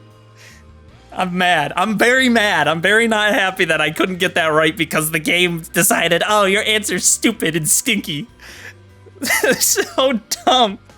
Especially that last one. I'm not over the last one. Is it an actual sword? That was an absolute 50-50 toss-up. I don't care what anyone says. That's whatever, man. Anyway. I looked down. I saw the crowd filled with countless people. The ambulance still had yet to arrive, just like back at noon. The response time was far, far too slow. Not that it was surprising. That was just how damaging the earthquake this morning had truly been. I can't cut it free. How could I? Don't let your preconceptions restrict you. I tried not to, and you pushed me off the building. He said it technically wasn't Shogun, right? They said it was somebody else, okay? But I'm just saying, whatever, frick, whatever, man. If you think you can't do it before you even try, you won't be able to. Throw common sense to the wind and simply see things as they are. I freaking tried to! That's what I freaking said with the question! I'm not getting over the question. It's gonna be the whole rest of this freaking video because I'm not okay with those answers. See things as they are. Then it was actually a sword in front of me, and I would have had it, yes! But no, you said it wasn't actually a sword, so then I got pushed off a building. I answered it right. I answered all 5 of them right, and you know it. You know I did. You know I answered them all right. You just didn't want to give me the answer. You didn't want to give me the satisfaction of being right. Because I was right.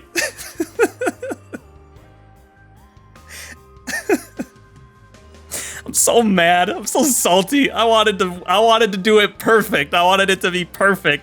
That shouldn't have happened that way. Anyway.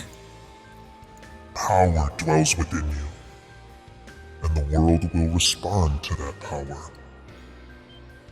Just as it did with that flower bed. Could I really do that? If I just reached out, would that sword become mine? If so, then I should at least give it a try. Ayase had said that my D-sword would bring me salvation. Maybe those words were referring to exactly what was happening now. I would grasp the sword, complete the quest, bring Nanami home safe and sound, and have Shogun leave me alone forever.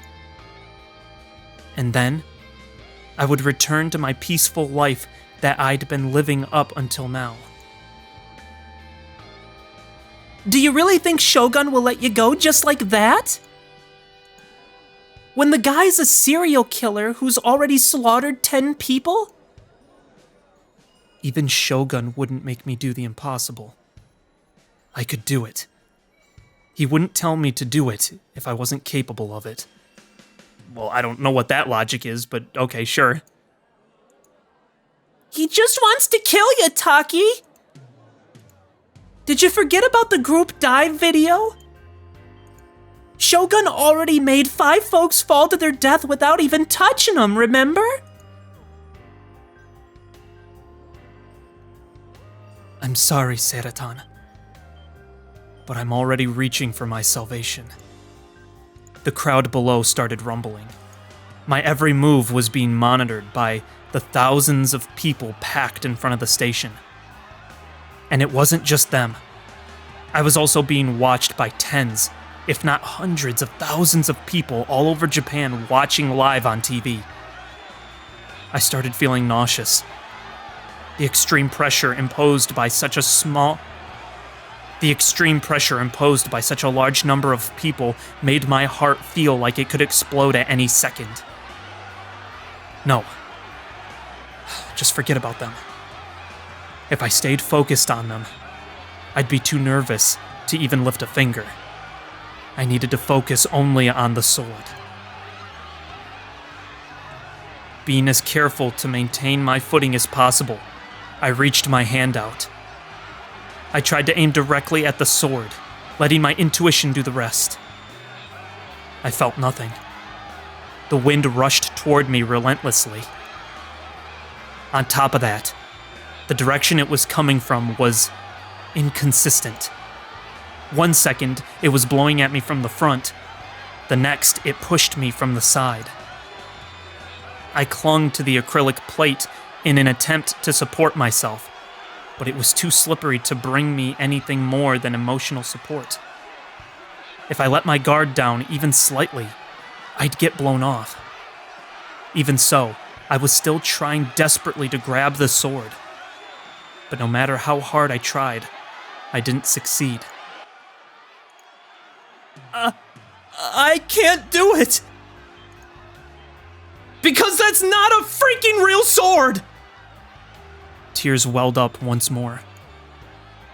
My vision blurred, and what had once appeared to be an object similar to a sword began to lose its shape. I quickly wiped my tears away.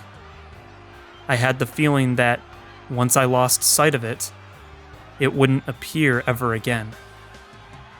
Oh, were they okay, so was that a bait? He wasn't really trying to... Was it one of those things that it's like, yeah, go ahead, go out and reach for the sword that you apparently see, and then if he did it, he would fall to his death, and he'd be like, yeah, you're not the chosen one, but because he's waking up to it, I don't that's like going back on everything that we've learned up to this point. What do you mean? Okay, alright, let's see what happens. In that case, all you need to do is reach out farther. Screw you! You don't know how this feels!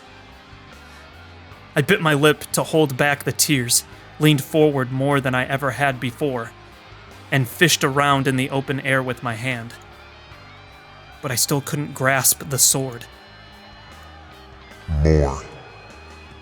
If I fell from here... I looked down once again. I was higher than I'd thought it was. I felt dizzy, so I pulled back and clung to the acrylic plate once more. What are you doing? Grab your sword. Quickly now. If you don't, you won't see Nanami-chan again for a very long time. For a very long time? Interesting. I shouldn't have looked down. I couldn't stop shaking. I thought I was going to slip because of it. I was so unbelievably afraid. I can't do it. Please, just let me go. Please. You underestimate my power. I don't plan to cave to some childish tantrum. Grasp your D-sword. If you can't, your sister will die, and you will soon follow. That is all there is to it. Oh, frick. I don't want to die. I don't want to die! I had no choice but to try again. I leaned out through the hole, then extended my arm. I could still see the sword over there. I tried again and again, but of course nothing happened. It felt like I could reach it, but for some reason, I just couldn't do it. I leaned out even farther. I stretched my hand out as far as I could, reaching out with my entire body to try and grasp the sword. I even straightened out my fingertips. And then, I slowly closed my hand. But just like every time before it, I felt nothing. I can't! I can't reach it! It was impossible. Just like Seratan had told me it was. There had never been a way for me to grab that translucent sword. Perspective had made it look normal-sized, but when I actually thought about it, I realized how enormous it actually was. It wasn't a size a human could realistically carry. If you grab that sword, your quest will be complete. But I'll fall! I can't reach it! Are you willing to let Nanami-chan die? Help! Just let me go already! I don't want to die! Think about what happened at noon today. With the powers you have within you, even if you fall, the only thing you'll need to do is create yet another flower bed. You may fall, but you won't die. Are you sure you can do it?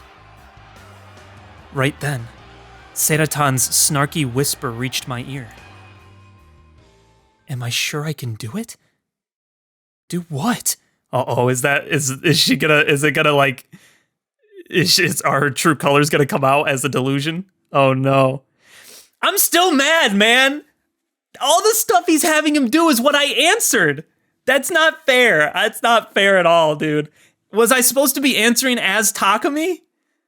Because that wasn't made clear. I thought I was supposed to give the right answers. So I was giving the right answers. I think I gave all the right answers. You saw it. I gave all the right answers.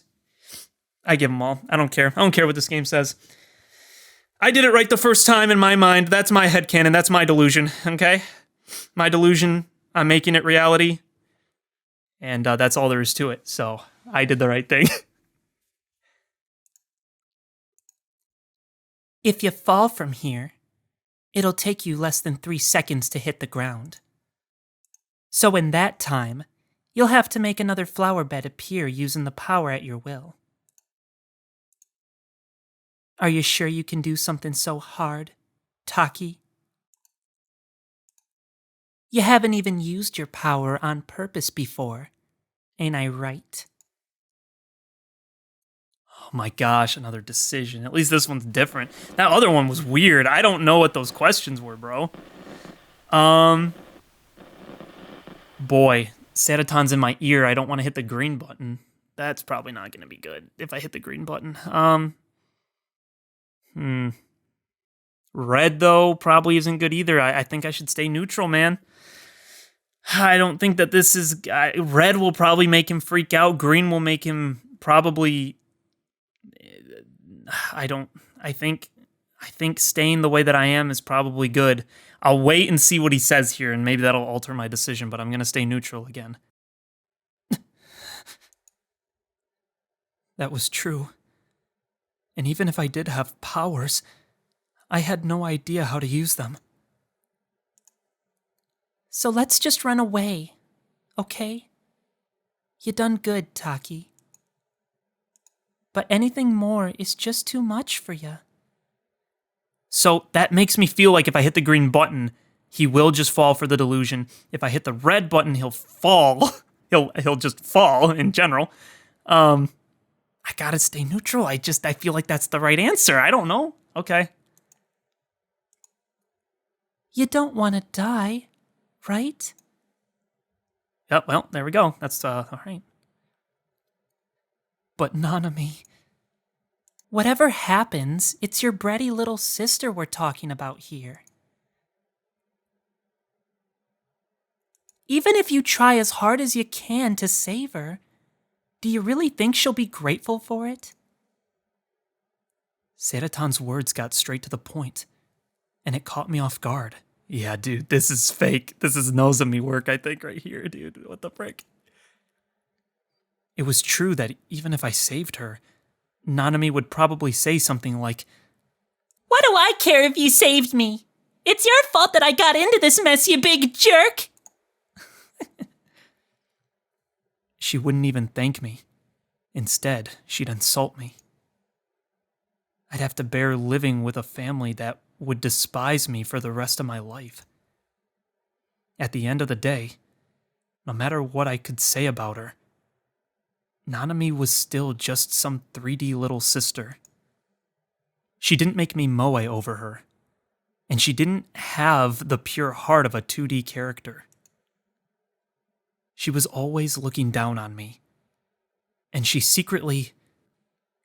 No, very not secretly, made fun of me whenever she could.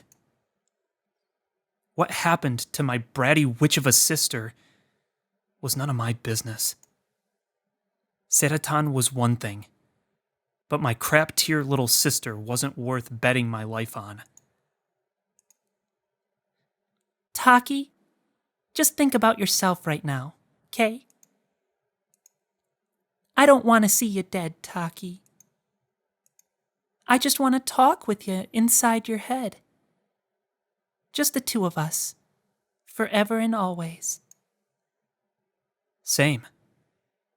I also felt the most comfortable when talking to Sataton. I didn't give a crap about Nanami. Uh-oh.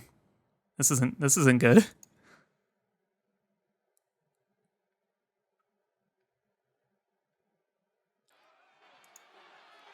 I don't wanna die.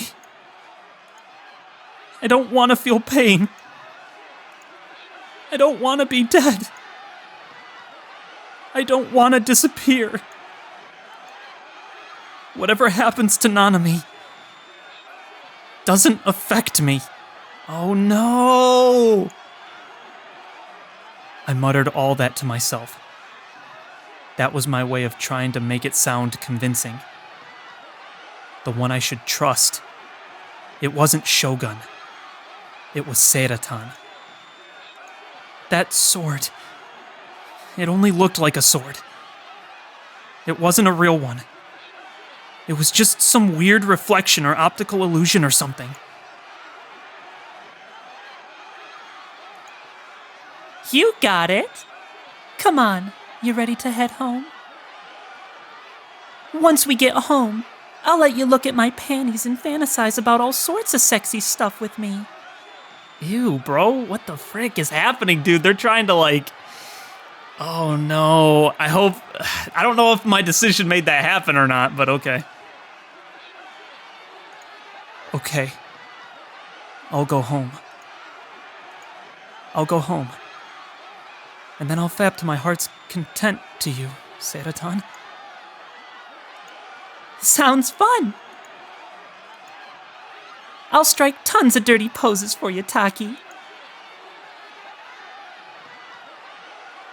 Oh, no way. Oh, no way. I slowly withdrew my outstretched hand. That alone made me feel much more at ease. What the frick? I took Seratan out of my chest pocket and gazed at her smile.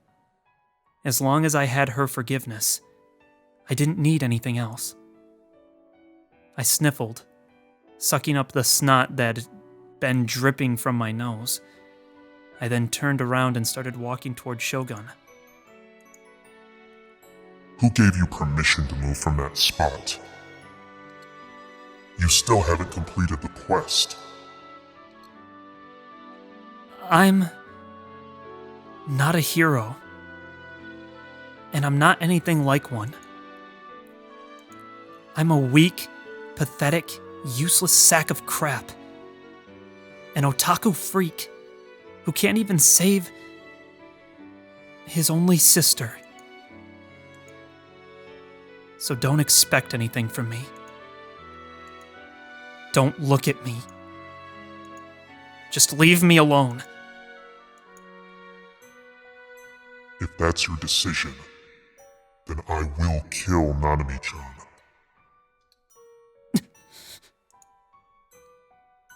Whatever. She's already dead anyway. Holy frick, bro! She was already dead. Nanami had been brutally murdered by Shogun. Everyone would report on it starting tomorrow, treating it as the 6th new-gen incident. It's not the fact that he's saving himself, it's his mindset. Like, what the frick? It saddened me, but there was nothing I could do about it. Oh!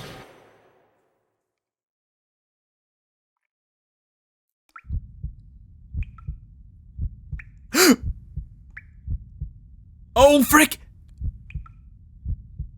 Duh!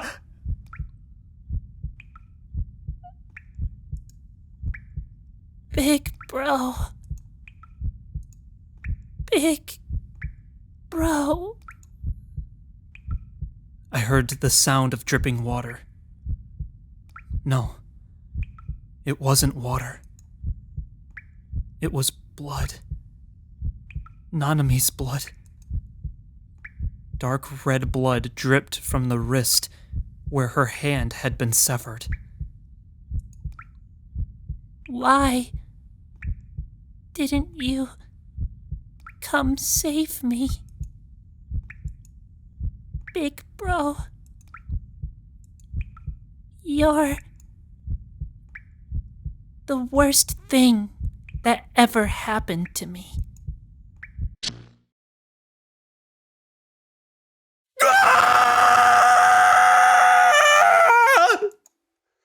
I screamed my guts out.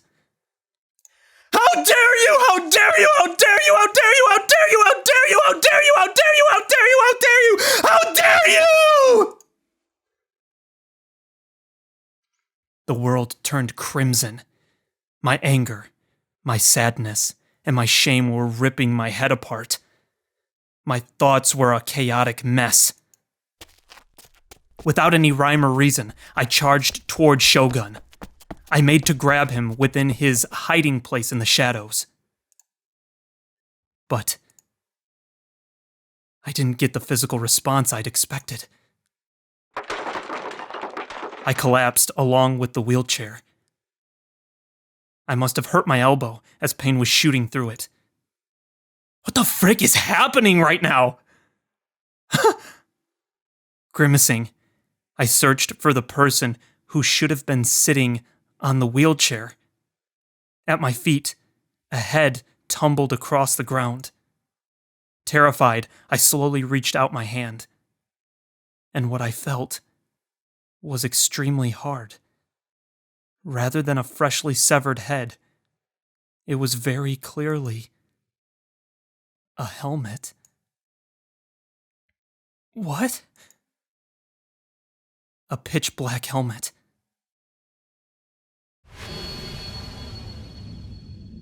What the frick? Darth Spider? Darth Spider? What the frick? Why are you throwing that out here in this super, tense moment? What? Darth Spider? What? Chapter 6? That was Chapter 6? What are you talking about? Oh my gosh, hold on. What the frick, man? Okay, he said the wheelchair didn't move when I got shoved those 2 times off the building, which means someone else shoved me, right? Because that means he wasn't really seeing Shogun or something. I don't know what's going on. My answers were right, but I apparently was supposed to answer as Takumi? But I don't know. I'm so confused.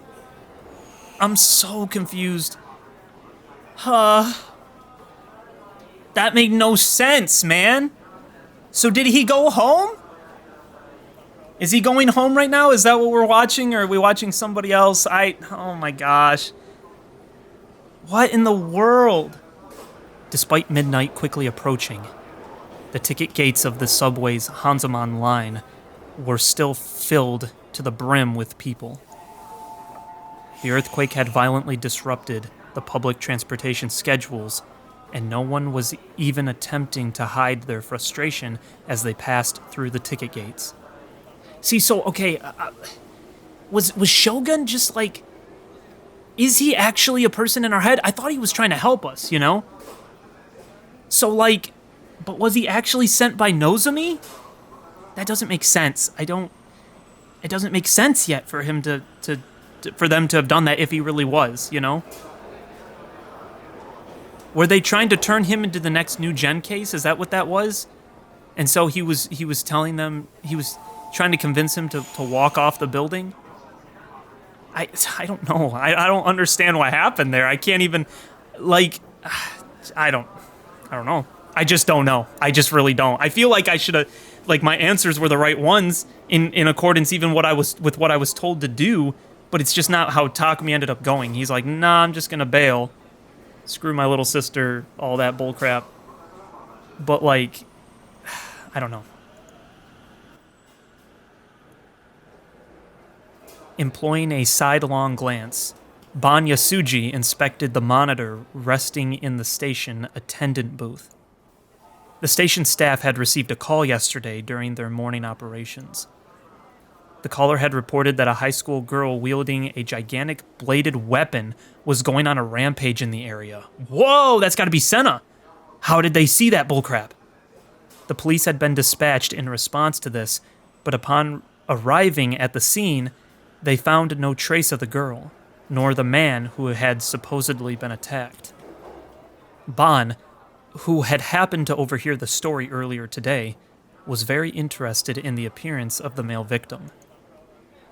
The fact that there had been several similar incidents had also caught his attention. This was why Ban was making an appearance here at such an hour. According to his sources, the incident had been captured in full on one of the surveillance cameras. When Ban asked the station attendant to show him the video, they willingly agreed, but warned the detective that the video was a little creepy.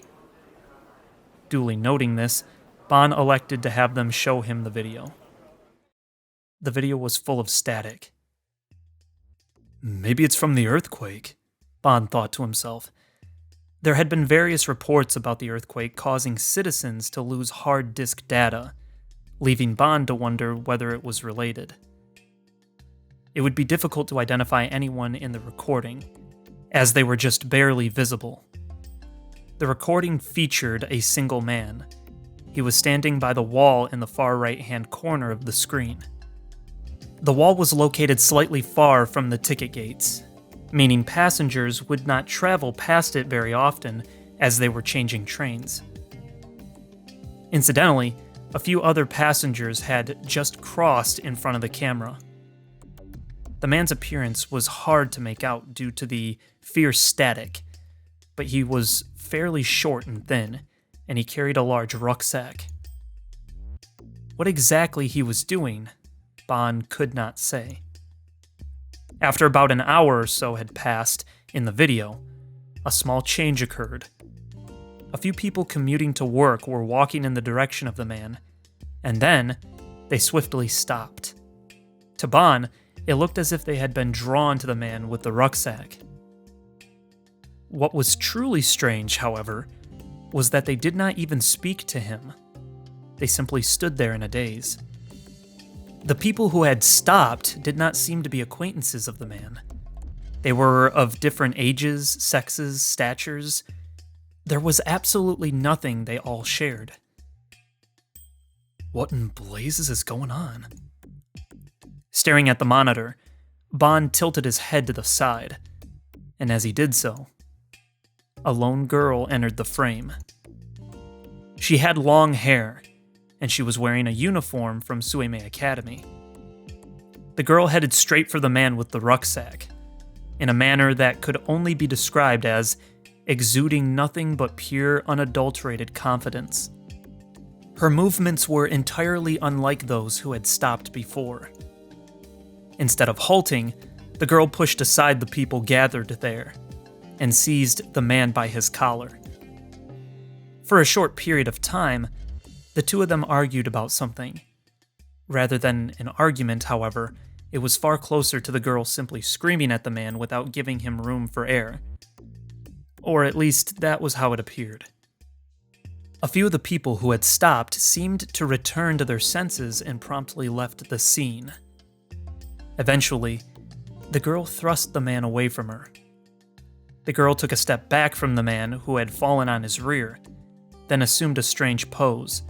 She lowered her hips and brought both fists next to her ears. The girl looked as if she was holding something, but there was nothing in her hands. According to the report, the girl had been wielding a large blade. But where on earth could she be hiding such a thing? The answer to that soon became apparent.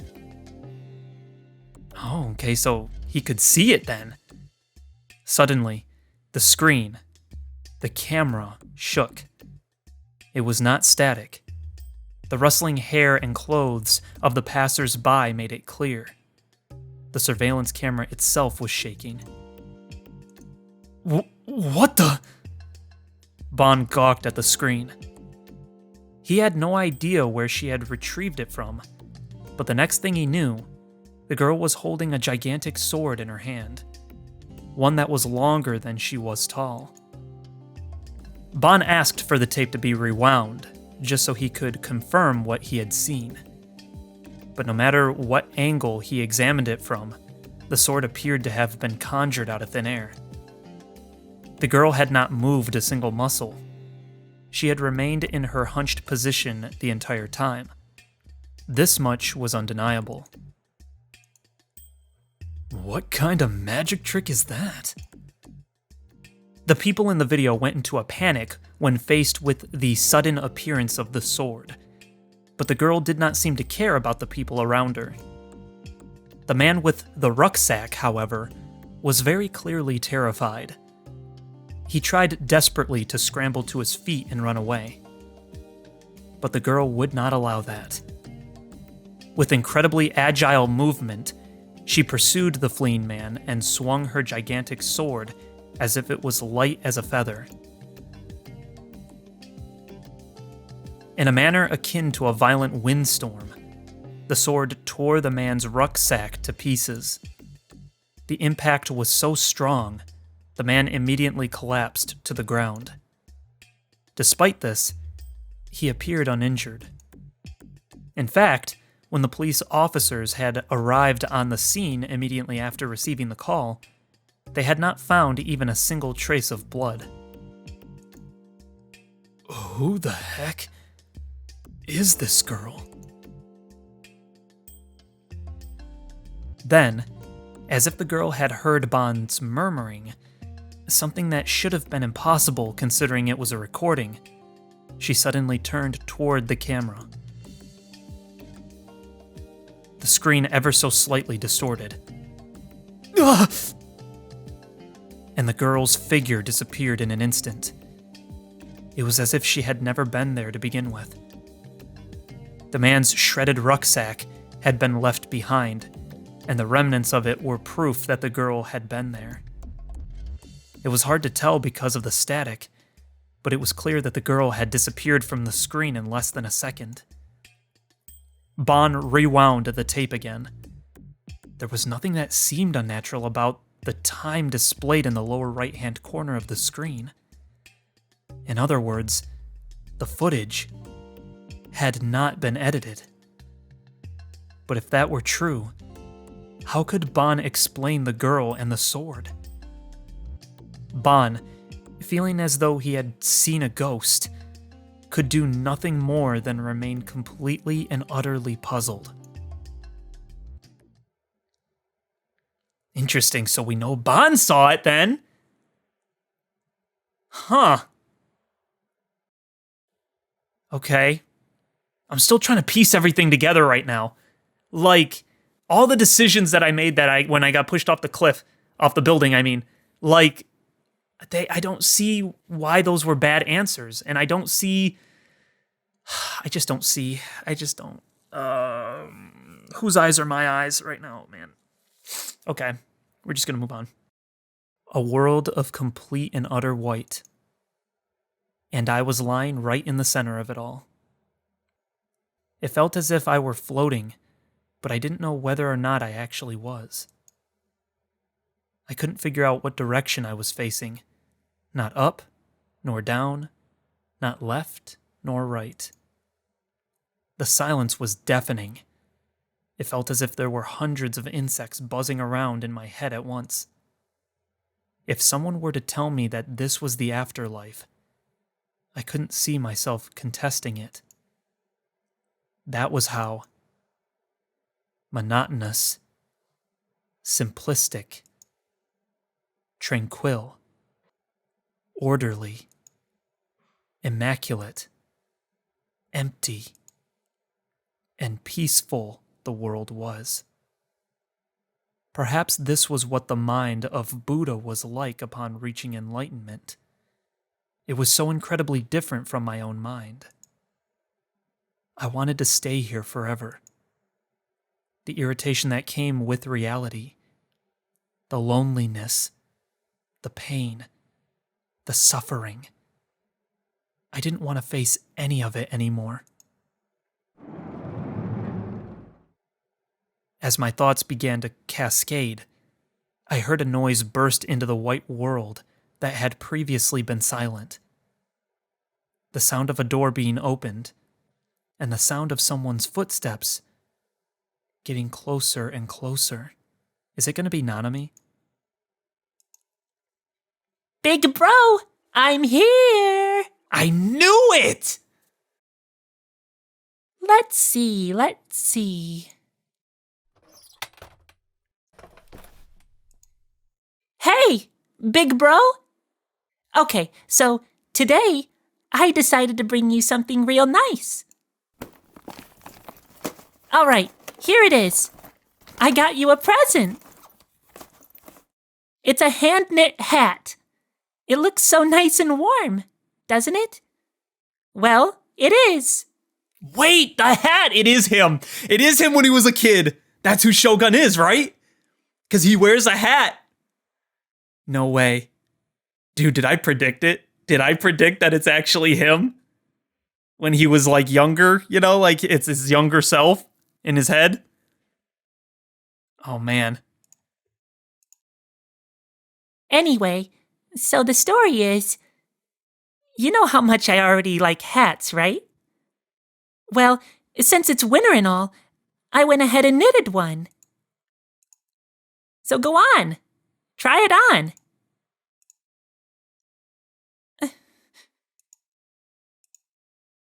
Come on, don't ignore me. Oh, you've still got some food left over. And it's curry, too. You've got to make sure you eat it up. All right? Hey, so, is it true that hospital food's not very good? Well, that's sad, but you still need to eat it. Oh, come on, wake up, big bro!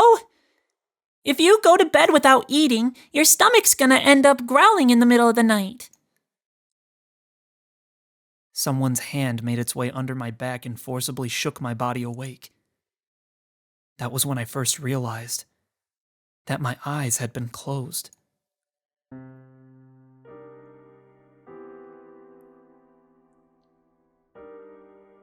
Wait, is this when she was younger? When I opened my eyes, a little girl was standing there. It was Nanami, my little sister. But she was awfully little. It was Nanami from a long time ago. Okay, is this a flashback? But how long ago, I wondered. She must have been at least in elementary school. Okay, say ah! The younger Nanami scooped up some curry with a plastic spoon, then offered it to me. And I slapped the hand holding the spoon.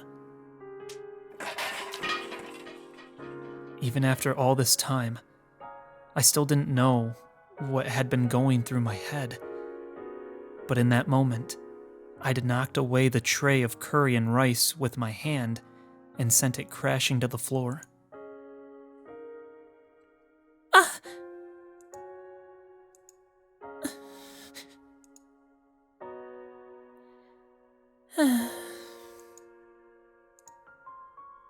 Big bro, those are some real bad manners, you know?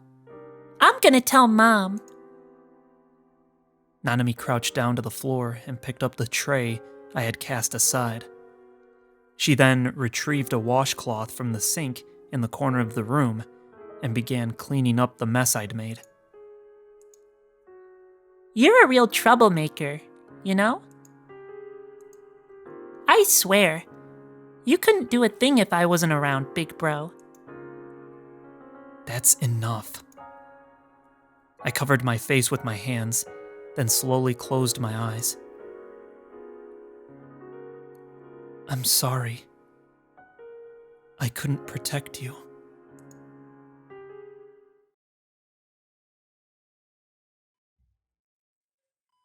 I slowly opened my eyes and saw a white ceiling. It was so bright, it nearly blinded me. I blinked my eyes a few times. I tried to move my fingertips. I raised my hand in front of my face. The palm of my hand created a shadow. At last, I was free from the blinding glare. I had been dreaming about Nanami. Ever since I could remember, she'd had an especially strong will. After the bus accident, back in elementary school, I'd stopped talking to anyone and everyone. But even so, that part of Nanami only became stronger and stronger. Unlike my parents, who were simply overprotective and nothing else, she'd taken care of me all while remaining strict and firm. But that dream. Had I ever been hospitalized before? I had gone in for checkups, sure, but, well, it was just a dream, so there was no real reason to take it nor the contradiction seriously. I was lying on a bed. It was a white bed with a pipe frame. The sheets were white. The pillows were white. The linoleum floor was white. The wallpaper was white. The fluorescent lights on the ceiling were white. The curtains covering the windows were white. The small shelf next to the bed was white. The ceramic water pitcher was white. The paper cups were white. I was starting to get fed up with all the white. Mustering up my resolve, I attempted to sit up. For a split second, I felt a numbing pain jolt through the area around my waist, but it went away just as suddenly as it appeared. The room was fairly large, at least twice the size of my base, but what really bothered me was how incredibly dreary it was. Maybe it was a hospital room. There was a pair of green slippers lined up right beneath the bed. I was relieved to find a color other than white. My body was moving just fine, and it didn't seem like I was dead either. I was thirsty. I wanted a cola, an ice-cold, carbonated cola. But there was no way I'd be able to find something like that in this pure white room. So, I was forced to pour water directly from the pitcher into my mouth. It was a bit lukewarm, but it was enough to satisfy my thirst. Oh, frick. Upon finishing the water, I took a breath. The door then opened, and a nurse wearing white scrubs came into the room. That was enough for me to confirm that I was in a hospital after all. Upon seeing me, her eyes grew slightly wide. She must have thought I would still be asleep. I see you've woken up, Nishijo-san. Facing me, she gave me a gentle smile, the mark of a true nurse. But something told me I'd seen this person before. What is happening right now? Oh, I remember her now. She was the grill who'd been at the hospital when I'd gone to see Dr. Takashina a while back. What did she said her name was? I couldn't remember, so I stole a glance at the name tag on her chest. Hazuki was written on it. Right. Hazuki-san. How are you feeling? Hazuki-san held out a thermometer to me so naturally, I couldn't help but take it. Could you please stick this under your arm for me? With how nicely she'd asked me, I had no choice but to comply. My head was overrun with question marks, but I put the thermometer inside my armpit nonetheless. Immediately after I did so, a memory burst to life inside my head. I remembered what had happened. Back then, I had given up on saving Nanami. I had grabbed onto Shogun's wheelchair. But there had been no response. It collapsed in a heap, and when I'd looked again, all I'd been holding was Darth Spider's helmet. Count Darth Spider, the very embodiment of evil in Spark Wars. His black-clad appearance was famous even in Japan. But I would have never thought that Shogun would cosplay as him, so my anger had been overridden by raw confusion. After that, I had stood up and looked at the wheelchair, but there had been no one in it. Only a black hood draped over the back of it. That was another part of Darth Spider's costume. I'd then examined my surroundings one more time, but there had been no one there. I'd been the only one on that pitch-black rooftop. Ew! Gross! Suddenly, the press then came flooding in all at once. They had surrounded me with lights, cameras, and microphones. I'd had no room to breathe. There had been more than 10 of them in total. I had been so overwhelmed by it all, my terror simply grew and grew. I'd wanted to run away, but I couldn't move a muscle. I'd been a total mess. Nishijo-kun, what happened to your clairvoyance? Does this mean that you don't know who the new gen culprit is after all? Could that Darth Spider helmet have something to do with your psychic powers? Nishijo-san, would you please answer our questions? If you claim to have nothing more to say, you realize you'll have wasted a whole lot of time and money, right? What was all this for? Was it a publicity stunt to take advantage of new gen? Don't you find that to be completely inappropriate? Have you spoken with Yuri Brightman recently? What did you two talk about? Do you think there's a connection between the earthquake and new gen? Would I be right in assuming that the anime girl figure you're holding in your hand is some kind of totem you're using in a ritual? Did anime or video games have any kind of influence on this behavior of yours? Nishijo-san! Nishijo-san! Nishijo-kun? The lighting pointed at me had been incredibly hot. It felt like my skin was being singed by the sun during the hottest part of the summer. The flood of people from the media made me feel lightheaded. My field of vision had been spinning around in circles. I'd been concerned. I'd been panicking. I'd been unable to breathe.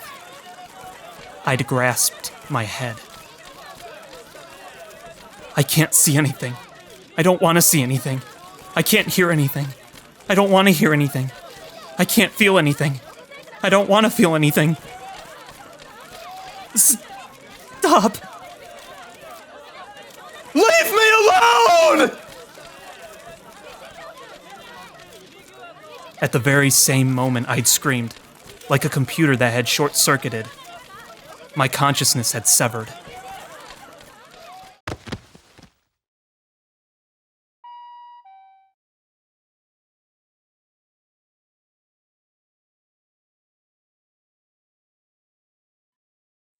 That was exactly what happened.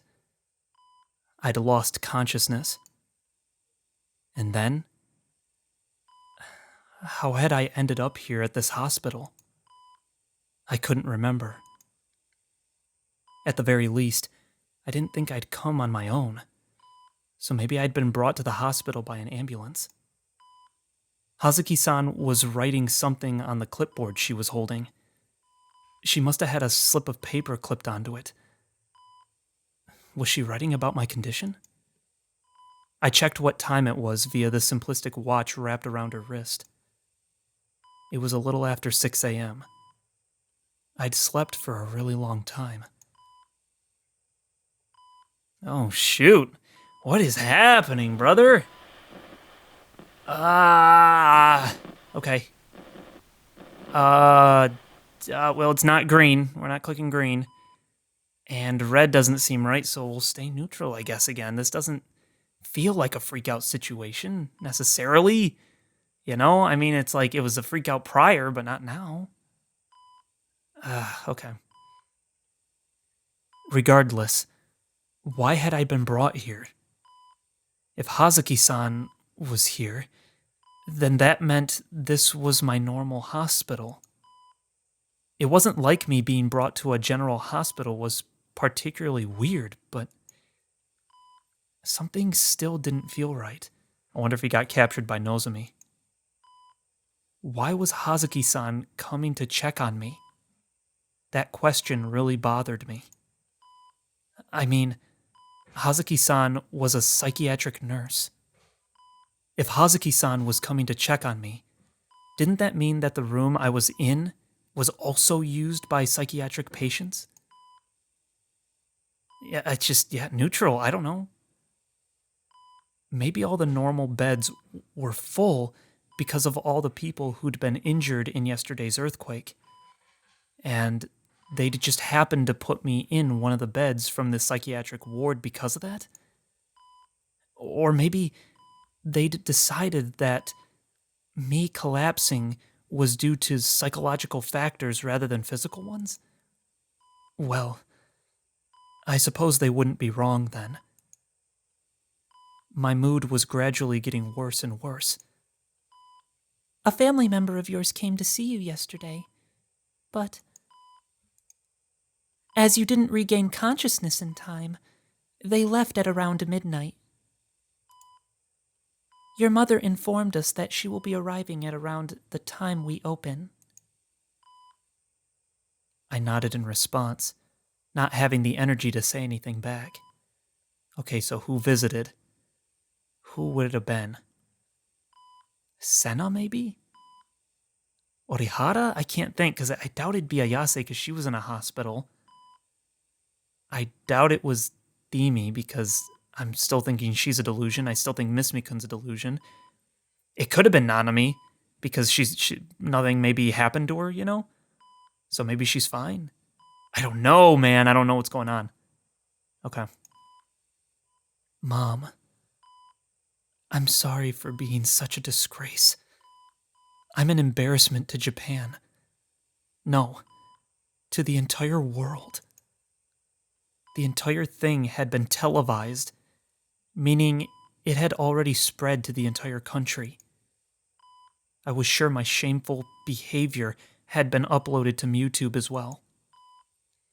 I had no idea why I'd been made into the amazing Esper boy.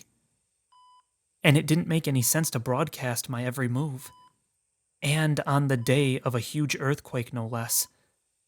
When I was nothing but a boring otaku freak. It wasn't normal. Because of that, I couldn't help but think that everyone from back then was being mind-controlled by Shogun. But regardless of whether or not that was true, I'd still publicly humiliated myself. It wasn't something I'd escape after enduring a quick crapstorm online that'd be forgotten about in a week. Was this it for me? Would I no longer be able to live in peace? Suddenly, Nanami's face appeared in the back of my mind. I bit down on my lip and hugged my knees. Even if that was no longer attainable, as long as I could save Nanami, none of it would matter. Even if people from all over the world snickered at me and called me a pathetic loser for the rest of my life, it would make no difference to me. But I couldn't save her. I couldn't even do that much.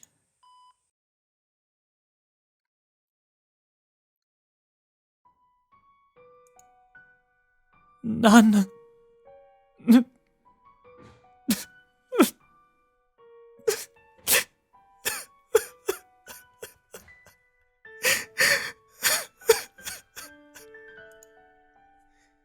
Tears began to fall from my eyes. What's wrong? Are you in pain? Shaking my head over and over, I kept on crying. Nanami was dead. Nanami was dead, and she was never coming back. It was all my fault. All my fault. All my fault. All my fault. Because of how worthless I was. Because of how much of a freaking loser I was. Nanami was dead. Back on the rooftop, I'd given up so easily on obtaining the D-sword. I had Seratan's seductive voice in my ear. But that was just my pathetic self pretending to be someone else. I was the one who'd made the decision. I'd made myself look like a pitiful victim. I'd chosen to sacrifice Nanami so that I would survive. I hated myself. How freaking pathetic I was. If only I'd tried just a little bit harder. I told myself that I'd given up on my own volition, but Now that it was over, I regretted every single thing I'd done on that rooftop. I was absolutely disgusted with myself. She was gone. Nothing could save her now. And yet, even still, I couldn't help but think that if I could just go back to that rooftop, and I just tried a little bit harder. But I knew that, even if I actually could go back, I'd just give up all over again, finding some other excuse to get me out of it. That was just who I was. Oh man, he's having an awakening. Is this his awakening? Is this what Shogun was trying to get him to do? He was having he's trying to get him to realize who he is so that he can change. Is that what's going on? A completely useless, irredeemable piece of crap.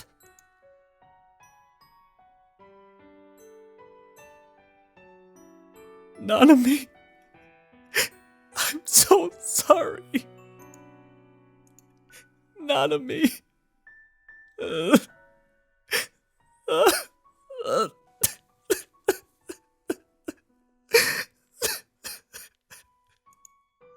Hazuki-san rubbed my back in an attempt to comfort me. I was a useless sack of crap to the very end. I was even causing problems for nurses that had nothing to do with me. The tears refused to stop.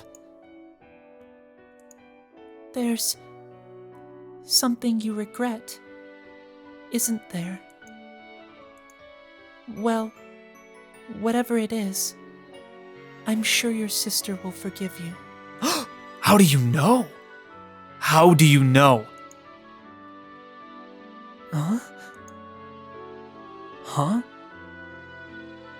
How did she know that Nanami was my sister? Even that aside, the formulaic consolation she was giving me was the last thing I needed right now. I'm sorry, Hazuki-san, but no one else can understand how I feel. I hated myself. I was pathetic. Did nothing but take advantage of everyone else, and only ever thought about myself. The world would be better off without me. Maybe I should just end it all. She was very worried about you when you came in yesterday, Nishijo-san. I knew she wasn't dead. You have the cutest little sister. Don't you agree? What was she talking about? Nanami, my little sister, is dead. She had been kidnapped by Shogun. Her hand had been cut off. Then she'd been imprisoned somewhere. And in the end, she'd died all alone. And afraid. When I imagined it, it felt like my heart was being torn into dozens of tiny pieces. Oh my goodness. Is she really? Forgive me. I'm afraid I've made a terrible mistake. All my life, I'd thought that Nanami was annoying. Although, we had been siblings for 16 years. Even though she'd called me a jerk more times than I could count, she was always worried about me. The reason why she'd always nagged me so much was because she was trying to help me break free from my toxic lifestyle. Whenever she'd brought me food from our parents' house, she didn't just give it to me and leave. She'd always tried to share it with me. Normally, if a girl her age had an otaku freak for a brother, they'd never associate with them. And while the things she'd said didn't make her the easiest person to be around, she'd still talk to me. And she would listen, too. Whenever I'd been at school, she'd never avoided me. No, she would actually approach me. No matter what, Nanami had always treated me. A vile, otaku freak virgin. Like her brother. Like a human being. Her mere existence had helped me more than I ever knew. But realizing that did me no good now. It was too late. But if that truly is the case, then what did she mean by big bro?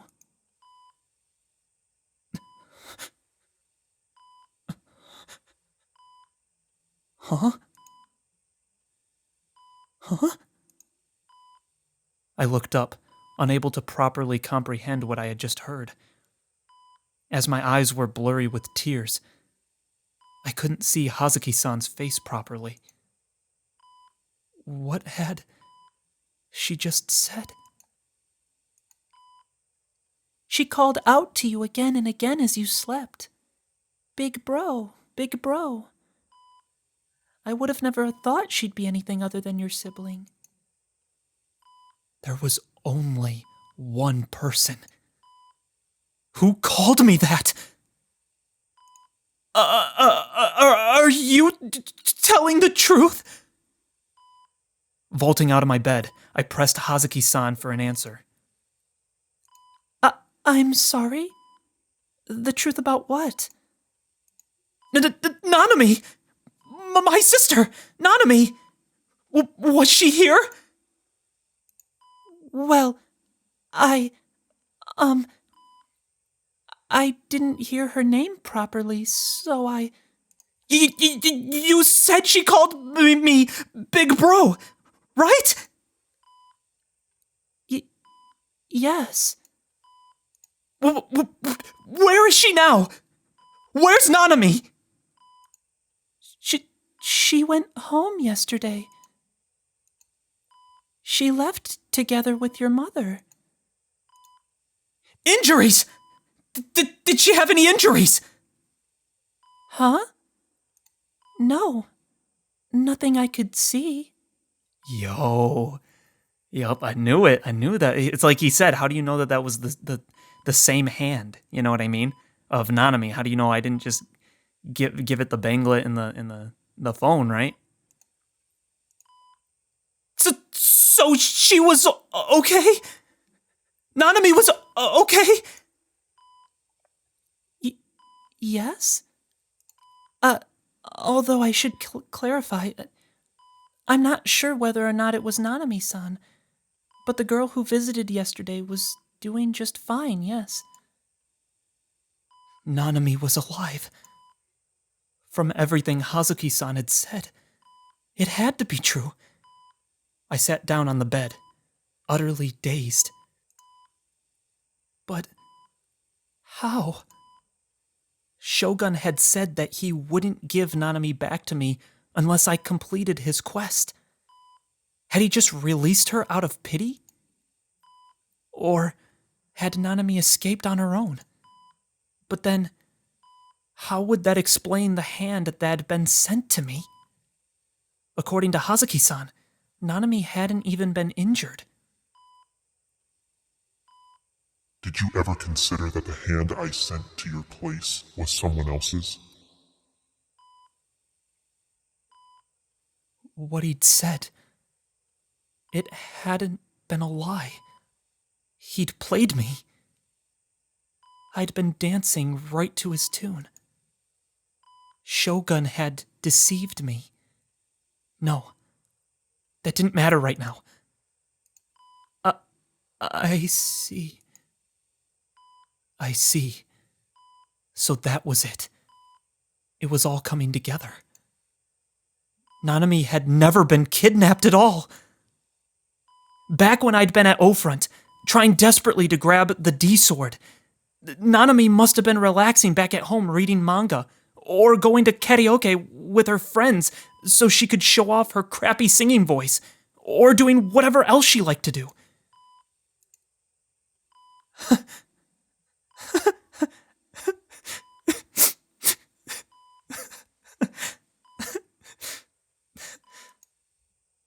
I was crying, but I couldn't help but laugh. Nishijo-san?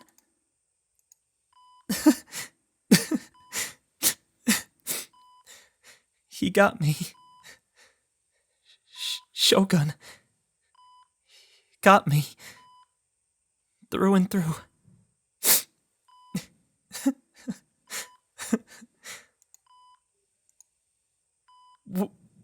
What unbelievably epic bait. She was alive. Nanami was alive! I could see that bratty face of hers again. I could hear that obnoxious, shrill voice of hers again. The mere thought was enough to bring me a deep sense of relief and an intense joy that rose from the bottom of my heart. Oh, thank God. I couldn't stop crying, but the tears weren't the tears of regret I'd been crying earlier. Thank God.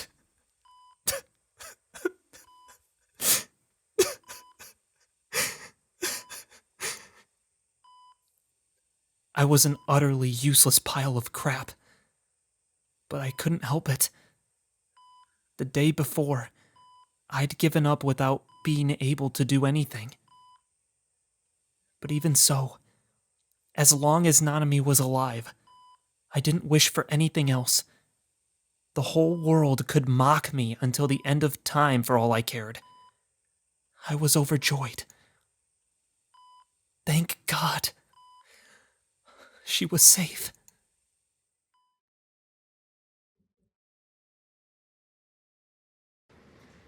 Yet another meeting had been called in the main conference room of the Shibuya Police Department, joining one of multiple others that had been held today. The exhausted, fed-up detectives all wondered how many more hours worth of unproductive meetings they would be forced to sit through. Matsunaga was about to start hearing the reports from each investigator when, suddenly, Ban hesitantly stood up and raised his hand. Mind if I say something? What is it?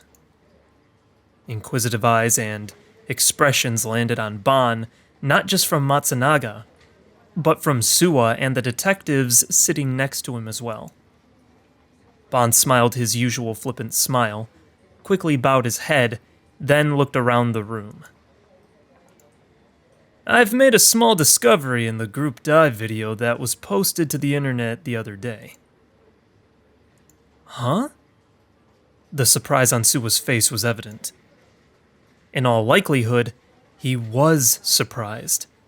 After all, Ban had examined the video without saying a word to him. It was not because he had wanted to keep it a secret from him, however. No.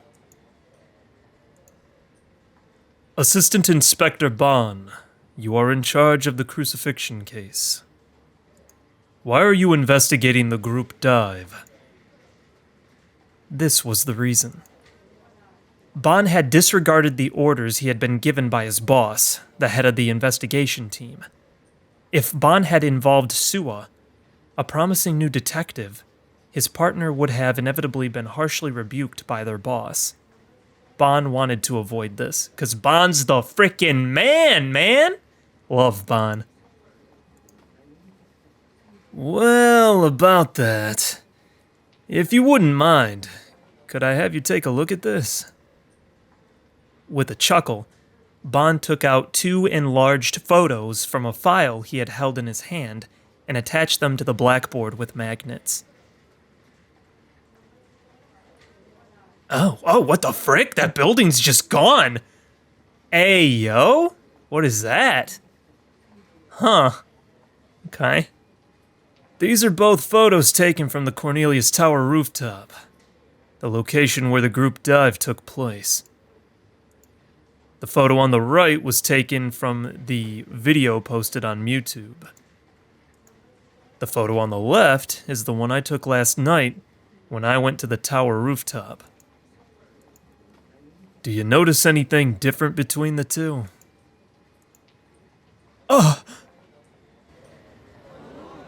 The entire conference room began to stir. There's something different in the backdrop. The camera in the uploaded footage is pointing northeast. The 5 men and women did fall northeast, so that's not the issue. Regardless, at 3 minutes and 29 seconds into the video, for about 15 seconds, the camera swings left and right in multiple very large motions. The picture on the right is one taken when the camera was facing to the east. Here we can see East Cornelius Tower, which faces toward Roppongi. Tokyo Tower is clearly visible in the nightscape. The red makes it stand out pretty well. But you see, there's one more thing that stands out, but this time, it's something that's not in the picture. Bond's eyes narrowed as he combed his beard with his fingers, and then a wry smile appeared on his lips. It's Roppongi Bill's. It was true. The lights on Roppongi Bill's could not be seen in the photo he had taken from the uploaded video. Wait, where? I'm trying to see what he's pointing out other than the skyscraper, right? Everything else seems to be there, is it not? Yeah, I mean, as far as I can see. But in the photo Bond had taken the day prior, the lights of Roppongi Bill's many windows were very clearly visible along with Tokyo Tower. Wait, what? The lights? I can't tell what he's pointing out, but okay. I happened to come across a few panels in the lobby of Cornelius Tower. Ones that were displaying a couple photos from back when the tower was first completed. This is one of those panels. Bond retrieved a new photo from the file and pinned it next to the previous two. It was also a picture of the Roppongi area taken from the rooftop of the tower, but it was not a picture taken at night. It was one taken at day. You can see Roppongi Bill's right there. It's under construction, but my point still stands. The commotion in the conference room grew even louder. Matsunaga, meanwhile, remained silent as he stared at the photo with a stern expression. Cornelius Tower was completed in 2001. Roppongi Bill's was completed in 2003. In the photo taken back when the tower was completed, Roppongi Bill's was still under construction, and as such, it wasn't quite as tall yet. However, the year when the group dive happened was 2008. Wait, does that mean that... Did Nozomi use images from back in, 2001? I think he's saying 2001 or 2003. Either way, one of those earlier dates, and put that into people's minds so that they saw that, but that's not really what they saw, or did they put it into the video, like they edited it into the video? One of the two had to happen, right? It wouldn't make a whole lot of sense if it wasn't there, don't you think? Roppongi Bill's, that is. Oh, and another thing. There were no signs of the footage being tampered with in any way. Where are you going with all this? Having seemingly lost patience with the detective, Matsunaga urged him onward discontentedly. It's hard to say, but I do have one theory. Wait, sir, are you saying that the video was taken before 2003? That means it was taken more than 5 years ago. Dang it, Suwa. Bond's shoulders slumped dejectedly. The young detective's keen insight was brilliant. Sua had said exactly what Bon had intended to say. However, having it said aloud and in such a straightforward manner only made the claim appear all the more dubious. Bon's careful planning on how to articulate his points had been all for nothing. "That's idiotic. Afraid someone's been reading too many detective stories. The faces of the 5 victims in the video were identical. There's no way the video was taken 5 years ago. Unless they were put under a delusion, right?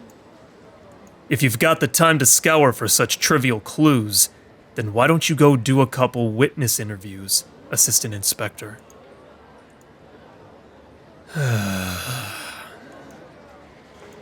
I'll just pretend I didn't hear that. On that note, I've got something to talk to you about, so see me after the meeting. After letting out a short sigh, Bon gave up and sat back down. Well, it's not like I expected him to believe me. Bitter and unwilling to accept defeat, Bon muttered that inside his head before returning to listlessly fanning his face with his handheld fan. And yet, despite all the work he had done, if one were to ask what the absence of Roppongi bills in the video signified, Bon would be unable to answer. Interesting. Interesting. It's just a little further, you know what I mean, in trying to figure out this puzzle. After I'd found out that Nanami was alive, the doctor came to me and asked me a few simple questions. They wanted to make sure whether or not I was well enough to leave. I answered the questions to the best of my abilities, then opted to leave the hospital before my mom came back. After that disgraceful behavior I'd shown off in front of the entire country, how was I supposed to face my family now? And if Nanami were to come back, I knew that I'd be so happy I'd immediately burst into tears all over again. And then, since she wouldn't know why I was crying, Nanami would then take it seriously and start yelling at me not to worry about her. Probably while calling me an idiot, too. When I thought about that, I nearly fainted from the sheer embarrassment. And so, instead of letting that happen, I decided to employ a strategic retreat. A nurse brought in the most disgusting breakfast of all time, and after chipping away at it slightly, I snuck out of the hospital room. I made my way down to the first floor and then into the lobby. The clinic hadn't opened yet, so the lobby that was usually packed with old people was completely deserted. See, why did he go to this hospital? I just have a feeling Nozomi took him there, you know what I mean? I confidently walked toward the front entrance. Luckily for me, the automatic door opened, giving me free rein to exit the building. The hospital staff might have gotten angry with me for leaving without asking them first, but I had to stay away from the hospital until everything calmed down. As for the medical fees, I left my mom a note telling her to go ahead and pay for it, so it should be fine. Despite the fact that I had stayed overnight at the hospital, I wasn't exhibiting any actual symptoms, and my mental state was doing much better after I'd learned Nanami was alive. Making sure to keep an eye out for any ambushes by Shogun or Yua, I quickly made my way back to my base. Huh. What the heck? Do his parents, not care enough to be like, yo, we're going to, check up on you now? You just, left the hospital? What the frick? You can't just, be like, oh, hey, mom, leave a bill, pay the bill off for me. All right, going back to, shutting myself inside of my container now. Don't talk to me. What? It'd be even worse if his parents were like, oh, okay, that's just Takumi. It's what the frick? What is this? That's what makes me feel like he's under a delusion, you know what I mean? It's and by specifically being a test subject of Nozomi. That's actually what I meant. Because the the way his parents act seem like they just... I feel like they're just so disconnected from him. You know? I don't know. It just seems weird. I've thought that ever since the beginning of Chaos Head, so... I'm curious to see if I end up being right on that. Phew. I'd made it back. My mental state had done a complete 180 since I'd last been at my base. Of course, I was feeling a lot better now. If only I could have let my past self know that. You let yourself get bad far too often, mate. I rate 8 out of 8, lol, mate. There's no reason for you to get so riled up, dude. Nanami's fine, lol. Times 100. Or something along those lines. Thinking back on it, yesterday really had been a living hell. Everything had just gone to crap. I'd gotten a weird phone call in the morning. Then there'd been an earthquake. Then the data on my hard drive had disappeared. Then I had to witness Ayase try to off herself right in front of me. Then I'd gotten an email from Shogun. Then he'd sent me a severed hand. A severed freaking hand. My mood plummeted in an instant. With a gulp, I turned my attention to the fridge. That's where the hand is. Before I'd left yesterday, I'd decided in my maniacal state to just put the hand in the fridge for the time being. If I'd left it out somewhere, it could have started rotting. The smell of blood was also way too strong for me. There was all sorts of sci-fi anime and movies where, as long as they remained frozen, people could stay in a state of suspended animation for hundreds of years. Well, but you said you put it in the fridge. That's not gonna be like a freezer, you know? Even a typical freezer probably isn't cold enough to, like, keep something like that okay. I mean, I guess if it's severed, I mean, not in terms of like a sci-fi movie, but in terms of just like a piece of meat, I guess. That, if you want to talk about it in those crude types of ways, I suppose. So that was pretty much what I was going for. I thought that if I could keep Nanami's arm fresh, she might have been able to get it surgically reconnected once she was back home safe. Aw. But if that wasn't Nanami's hand, then who the heck did it belong to? And how would that explain the cell phone and the bangle? If I wasn't missing something, then it had to belong to Nanami. When I'd called her, it had rung on the cell phone held in the hand. Or maybe it had been all just a part of Shogun's trap. Was it even possible to make such a perfect replica of Nanami's arm? I'll just look one more time, just to make sure. In truth, I really didn't want to. The entire hand thing grossed me out. Just thinking about it made me want to puke, even if it did belong to Nanami. But that didn't mean I could just keep it in my fridge forever. Not even my supply of cola stayed that cold in it. I considered asking the police to come take it, but then I realized that they'd just suspect me of being the new gen culprit. Even more than they already did, that is. It would practically be suicide to dial 110 and go, "Hello, yes? Please come and take this person's severed hand off my hands. Thank you." What should I do? Should I just throw it away? It's not going to be in there, is it? But supposing it was Nanami's arm, it really didn't sound like a good idea to throw it away. Heck, were you even allowed to throw away human hands like that? Did they constitute as burnable or non-burnable trash? I tore at my hair. There was no point continuing to torture myself over it.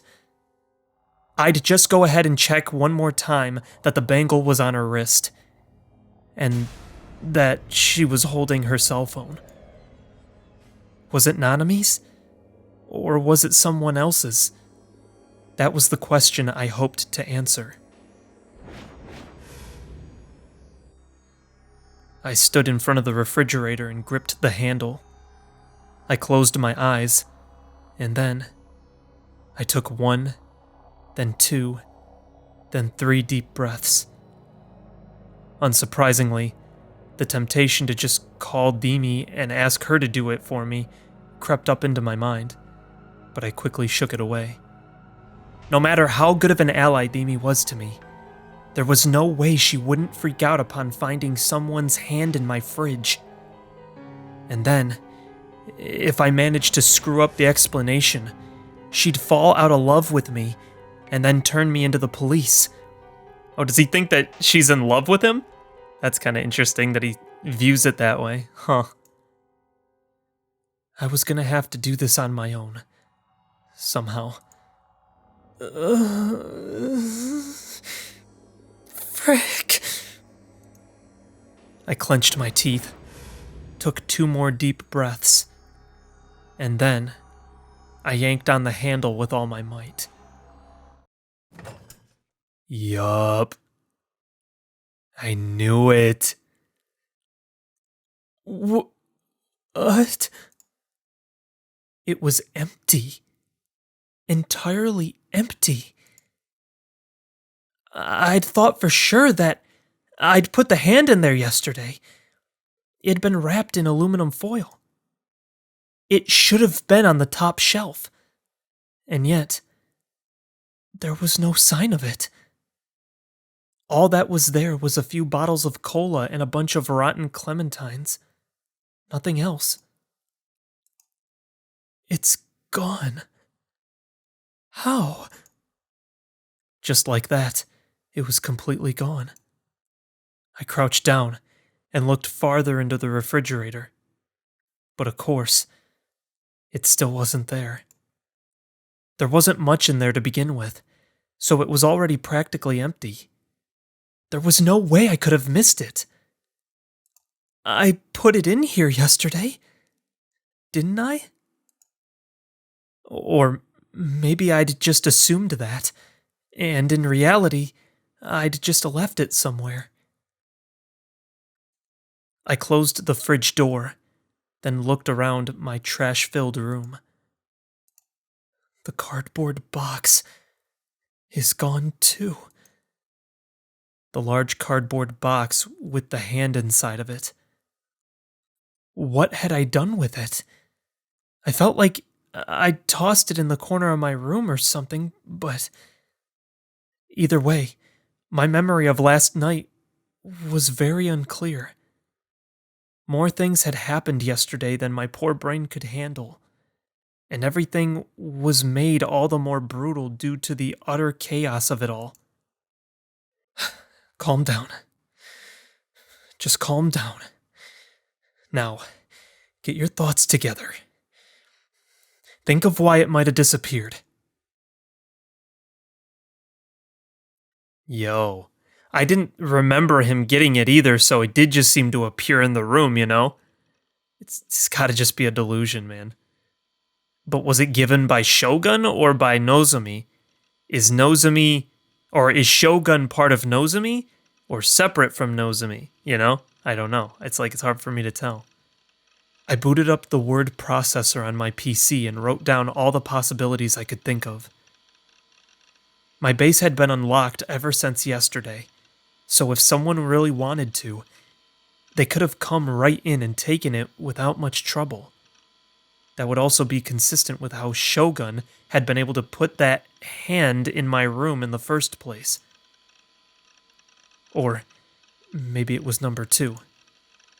My memory of when I'd left my base to go to O-Front was unclear. The feeling that I had to save Nanami, seeing the severed hand, how terrified I was of Shogun, all of those emotions swirled around me, invading each and every corner of my mind. I couldn't calm down at all. Maybe I had just left my base and tossed the hand in a dumpster somewhere without knowing it. Or maybe the whole hand thing, in general, had been just a delusion, and it didn't actually exist at all. That's what I'm thinking it was.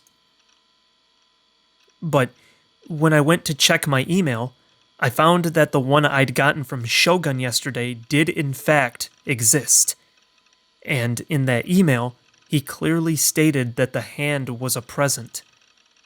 Not to mention that Shogun himself had talked about it yesterday. I just couldn't believe that it'd been just a delusion.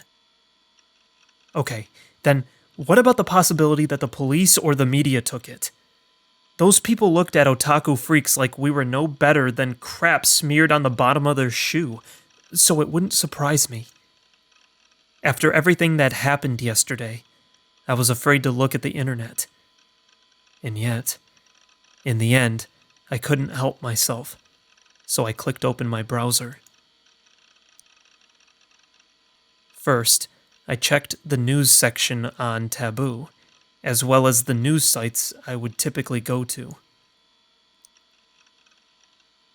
And sure enough, there were articles upon articles about the uproar yesterday at Scramble Crossing.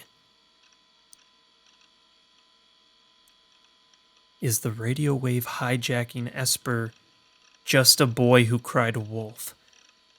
That's right, they did say that we were telling people about this, right? Wasn't it that we knew who the new gen culprit was or something like that? And Takumi never did that. So he must have been mind controlled or sleepwalking or whatever when that first happened. Probably by Shogun. Or Shogun, which is in his mind, did that through his body. I don't know. Huh. The ESP show held by the new generation boy ended in the worst possible way. In response to the seismic intensity 5 earthquake that struck at noon on October 27th, several news stations, including MHK, BTS, and TV Sunset, broadcasted breaking news reports. Today TV and Fujisun TV, meanwhile, began broadcasting simultaneous coverage of both the earthquake and the Esper show starting at 9 p.m. Following this, the two stations were immediately flooded with call after call protesting this decision. When faced with the disappointing end to the show, the nearly 5,000 fans that had crowded in front of Shibuya Station all began to boo loudly for over an hour, with some fans even fighting amongst themselves. The situation resulted in 13 separate arrests. Wow. The commotion began with a prank email sent by a boy, hereby referred to as N, living in Shibuya Ward.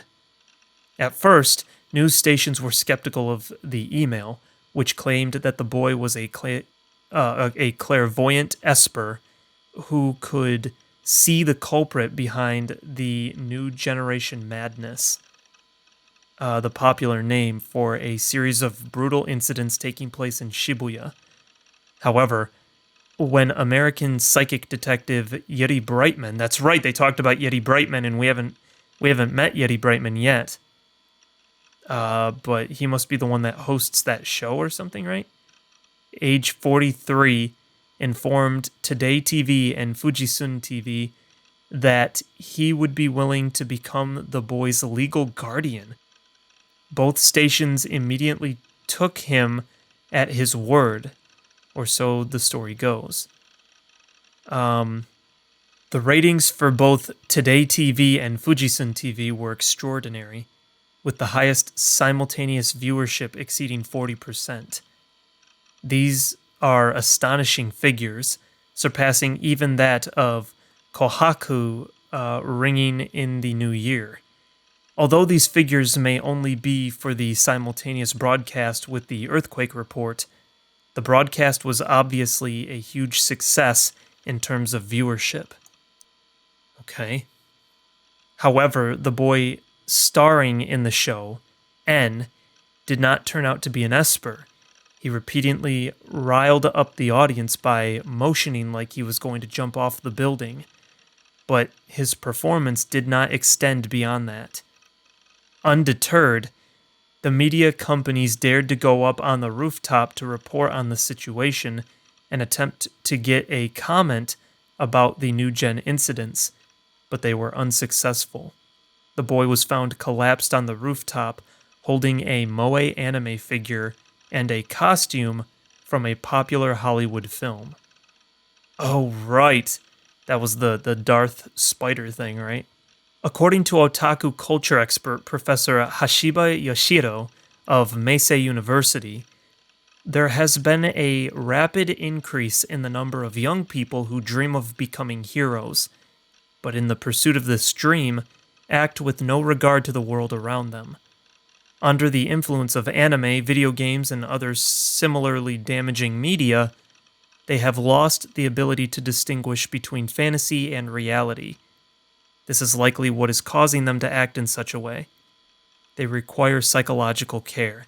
Dude, that's just like the people that say violent video games are what cause people to, end up becoming violent criminals, when there's like no actual statistics supporting that, you know what I mean?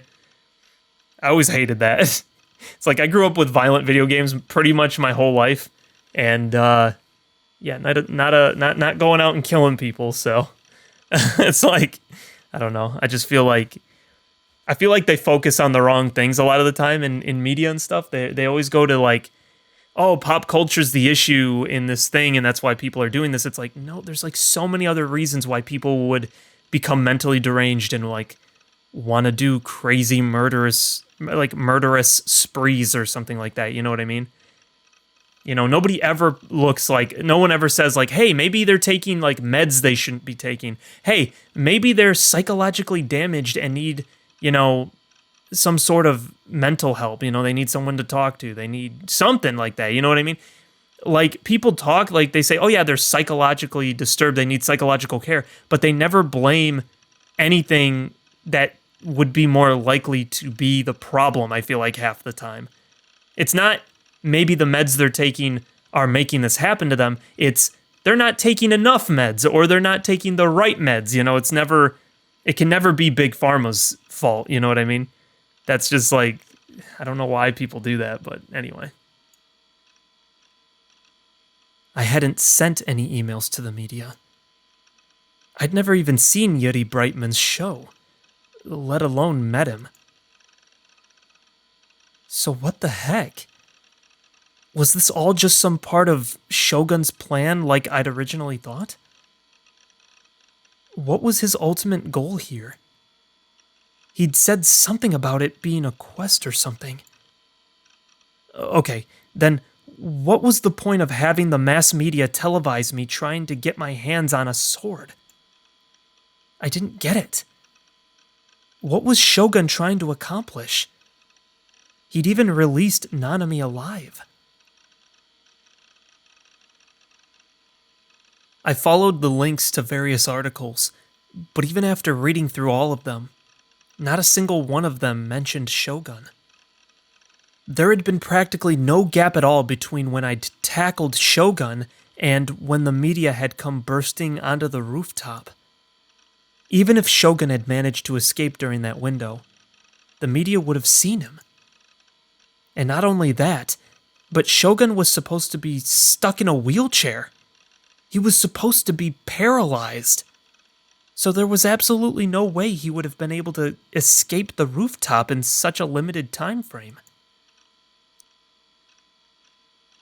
I went to check on @channel. And, to no one's surprise, an enormous crap storm was going on. My real name was being plastered everywhere. Oh man, that sucks. Oh boy. Okay, it is I, Anonymous, says, the uniform that Nishijo Moron was rocking is from Suime, isn't it? Are there any Suime students in this thread right now? That guy is a terminal idiot. Do us all a favor and off yourself, you piece of human trash, Lamau. Okay, but is all this a delusion? That was also from It Is I Anonymous, by the way. But like, is this a delusion? Because this is like Takami's worst nightmare, right? Like, is this real or is this fake?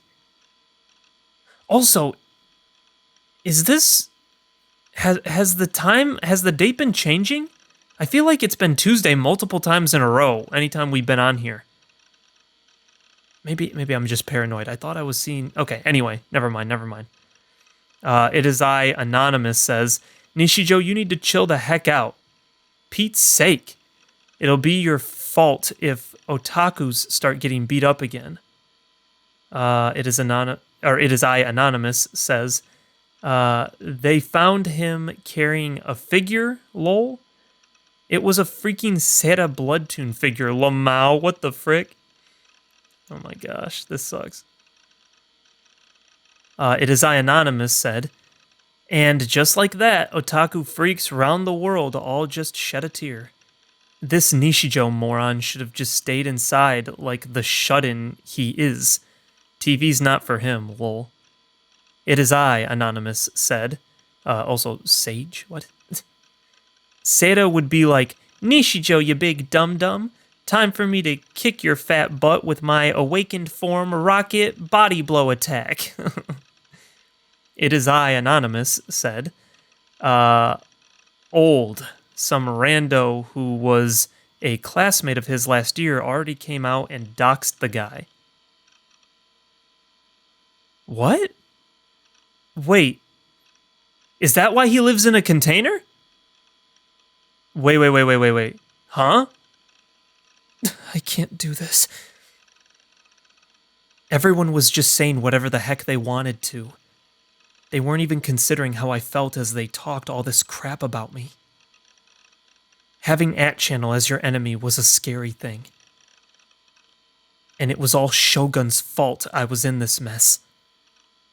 I was wondering if anybody had leaked any sensitive information onto @channel.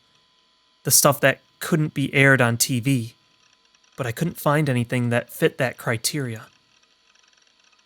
I hadn't been alone on that rooftop. There had been one more person. And yet, not a shred of information had come out about them. It was almost like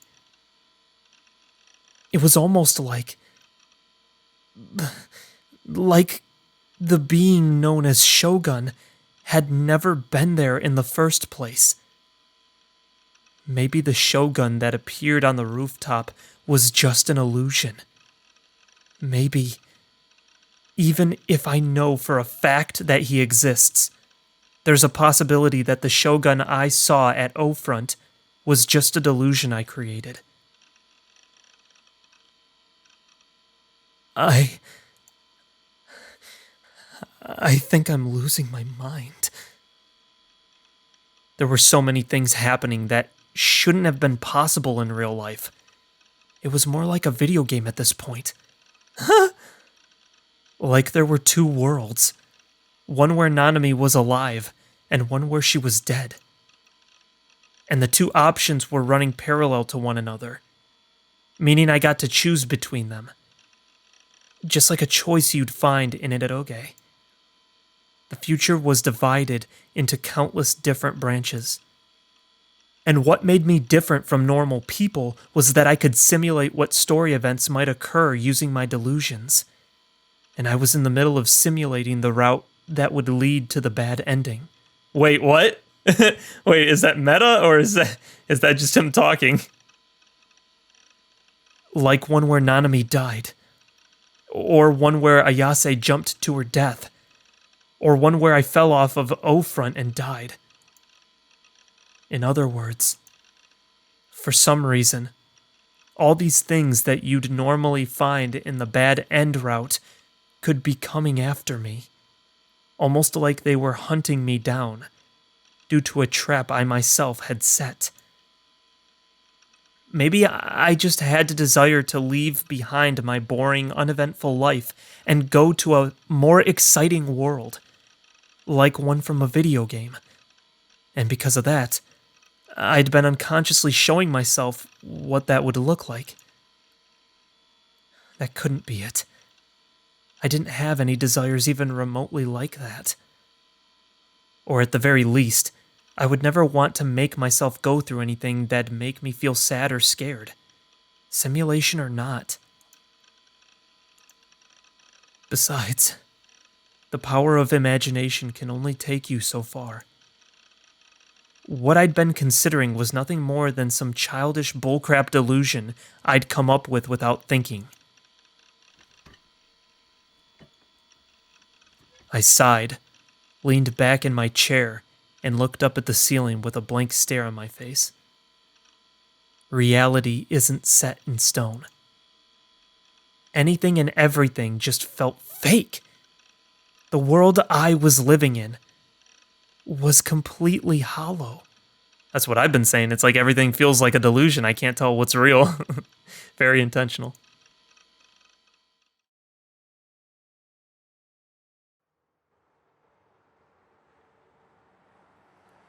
New Gen 6 case confirmed. Woman found in her 20s dead in Shibuya River Ward. October 20th, the woman died of asphyxiation after consuming flesh of her own right hand and choking on the bone that lodged itself in her throat. Huh? Who was that? At around 8 p.m. this evening, the body of a woman was found dead in the Shibuya River of Shibuya Ward. The victim, 27-year-old Tokacha Ayami-san of Idogawa Ward, is believed to have died of choking-induced asphyxiation. According to the investigation, the flesh of the victim's right hand had been scraped off, exposing the bone, and what appeared to be human flesh was found in the victim's stomach. The victim is believed to have chewed apart and eaten her own right hand. As well as this, her ankles were bound together by string. The police are currently investigating this incident as both a suicide and a homicide.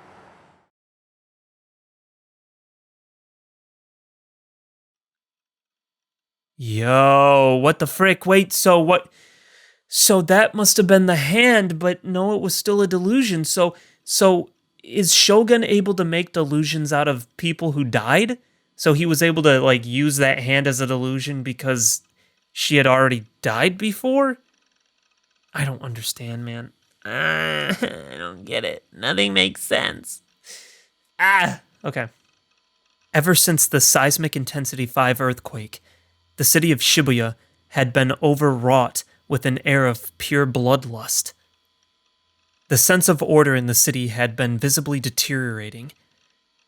This decrease in security was not just regarding fights among young people, but the increasing number of store windows being broken, as well as a large surge in theft. The media continued to use the term new generation in order to establish a feeling of crisis and entrapment, and in response to such fear-mongering, a handful of stores had abruptly ceased operations. So we know Nozomi said that, Nozomi had said, or at least the guy talking had said to maintain control of media, right? He said maintain control of media, so that means that they're actively trying to do some fear-mongering, right? And it's totally, it's so real, man. But also, we know then that they have to be causing these deaths. But what's the purpose? You know what I mean? I don't know. I feel like there's so many unanswered questions that just take place of the questions that we do eventually get answered. It's like 3 more take one answer's place, you know? Or one question's place. One answered question's place. In addition, a group calling themselves the Anti-New Gen had suddenly transformed into a riotous mob during one of their weekly demonstrations, charging the Shibuya police station and resulting in the arrest of over 100 people. Much like the Esper Boy riot, thousands upon thousands of curious onlookers gathered in the area in order to enjoy yet another crap storm. There was a striking difference in excitement between those who were visiting the city and those who lived in it. The former expected Shibuya to be more brutally eventful than ever, while the latter condemned the lawlessness of their home and insisted on strengthening police authority. Then, as if to mock all of the uproar, the sixth new-gen incident occurred, and of course the perpetrator had yet to be apprehended. Dude, this is just like all of these details. That's just, they're so, these are, oh my gosh, I don't even want to get into it. But do you know what I mean? Do you know what I'm talking about? Like, I don't have to get into it, right? Like, this is all stuff that's happened in recent history.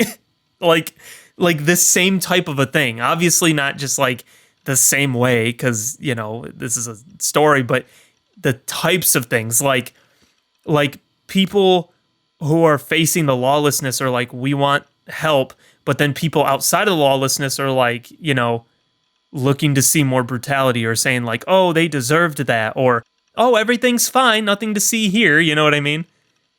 It's like, holy crap.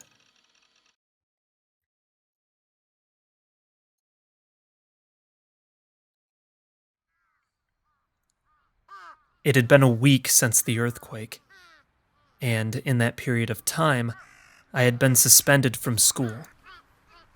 Even if I hadn't been suspended, I wouldn't have been in the proper mental state to go to school anyway.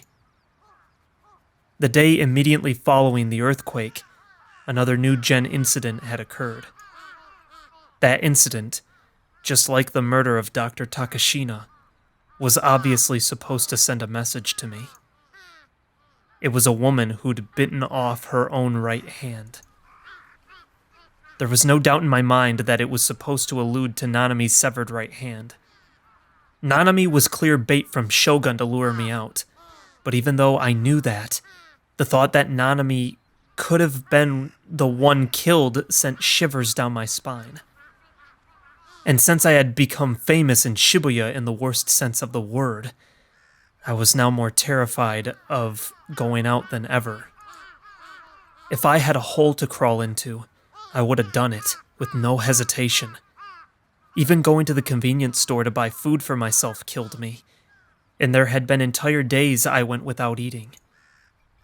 It was impossible for me to walk outside with my head not glued to the ground. It always felt like someone was laughing at me. The gazes of other people terrified me.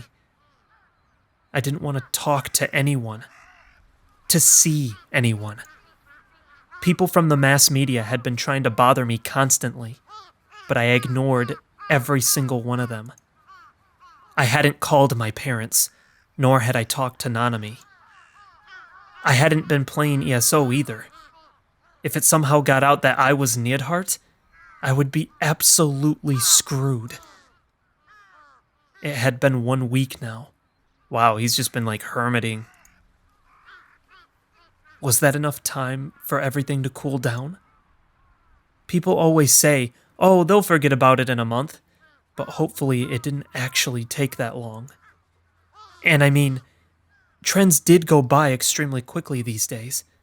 The slang people used would become obsolete by the next year. Even net slang and memes that people used online died out in just a couple months. Television sought out heroes, idols, villains, or whatever else that would excite the public, and as soon as it found them, it consumed them for all their worth, then promptly discarded them. Well, that's true. Even the new-gen cases, which had been going on for 6 cases now, were quieting down. No one even talked about the first case on @channel anymore. Everything faded from people's memories in the blink of an eye. Which was why I was hoping that, in the past week, everything that happened to me had already faded from the public consciousness, just like some passing trend. Even if it was just wishful thinking, I couldn't help but hope that it might be true. My head and stomach started to pain. I sat down on my usual bench and calmed myself down. Seiratan would know what to say right now. If it's causing you so much pain, You should just stop going to school, don't you think? I was at the point where I started to consider it. I mean, due to the worsening security, more and more people had been opting out of school in Shibuya Ward, so it wouldn't just be me. And I always thought that it made no difference whether or not I graduated, so much that I'd be willing to drop out of school right now. But despite that, I still planned to continue going, even if it meant risking running into Yua. I gulped down a cola I'd bought at a vending machine on the way to the park, then stood up from the bench. I should just stop kidding myself. I didn't want to go to school, but I didn't want to quit it either. Because if I quit school,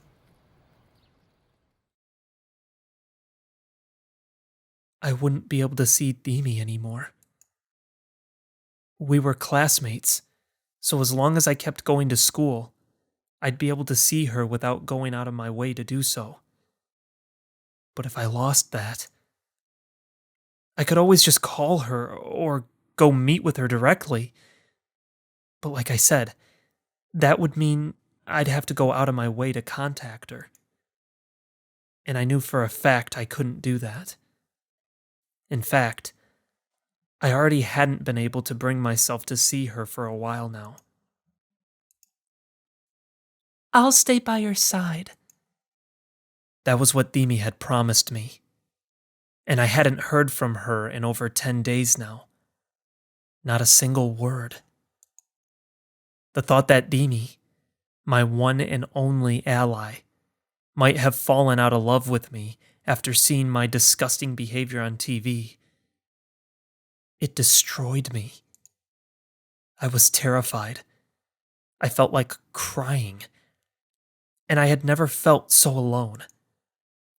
No one, not even Nanami, had come to see me. I was being subjected to thread after thread of endless slander on the internet. I was scared crapless by even the idea of Shogun and Yua. And while I'd said before that I didn't want to see anyone, the loneliness was eating away at me. I wanted Demi to come and see me. I wanted her to hug me gently and tell me it would all be okay. It must have been so hard, but I'm here now, she would say. In the end, Demi had spoiled me rotten. I mean, not really. You know what I mean? Like, she's not... I just know she's not real, man. I feel like they're laying it on too thick. But she wasn't in the wrong for doing so. Demi had taught me the warmth that 3D could have. And now that I knew what that warmth felt like, I had never stopped wishing for it ever since. I couldn't get that kind of peace from 2D or delusions anymore. I couldn't survive on just my delusions. I wanted to see her.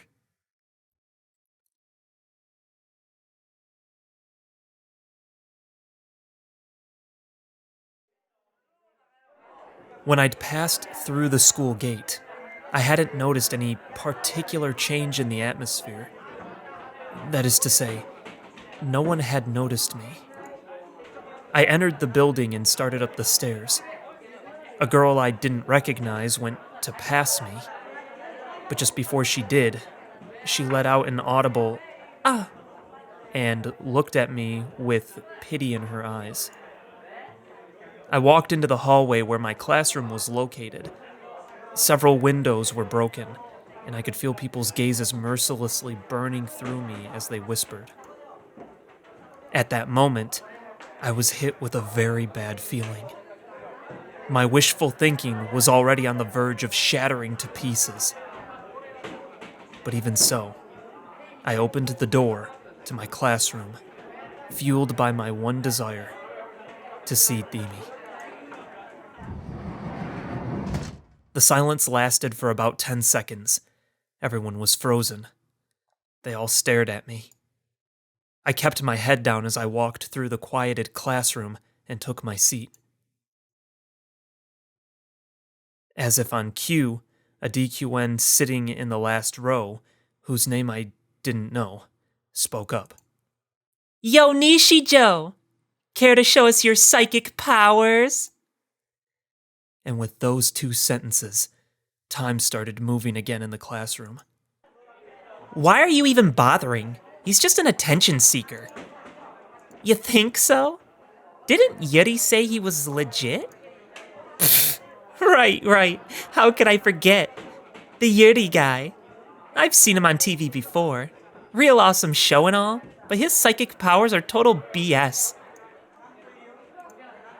Yeah, so Nishijo would have to be a fake too, right? Yeah, totally. All he knows how to do is bang his big blow-up doll and his small plastic one. Yo, so this is like what his biggest fear is. This has to be him getting delusions sent to him or something. I know I keep saying that about like every event, but this is like different, you know what I mean? This feels like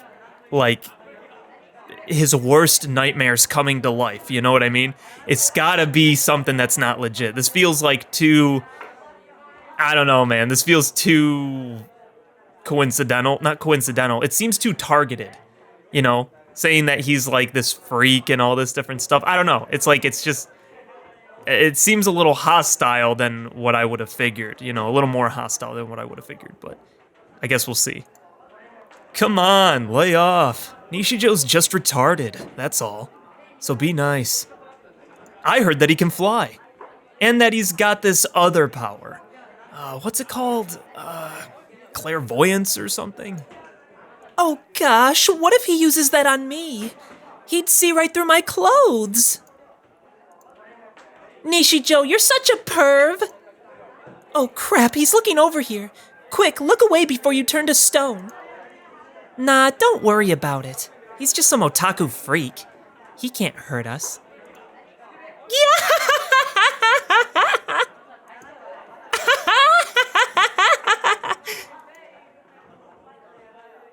This is hell. This was exactly what I'd feared the most. The DQNs had their eyes on me now. Yeah, but see, that's what I'm saying. What he feared the most? Seems like a psychic attack. It'd been a week, but no one had forgotten about the uproar I'd caused. I was now the laughingstock of Japan. The boy who, after trying to show off his special powers to the masses, went home and slept with a figure. There was no point in protesting, saying that I'd never called myself an esper. The truth was meaningless now. Right now, the truth was just the one story that everyone in Japan was familiar with.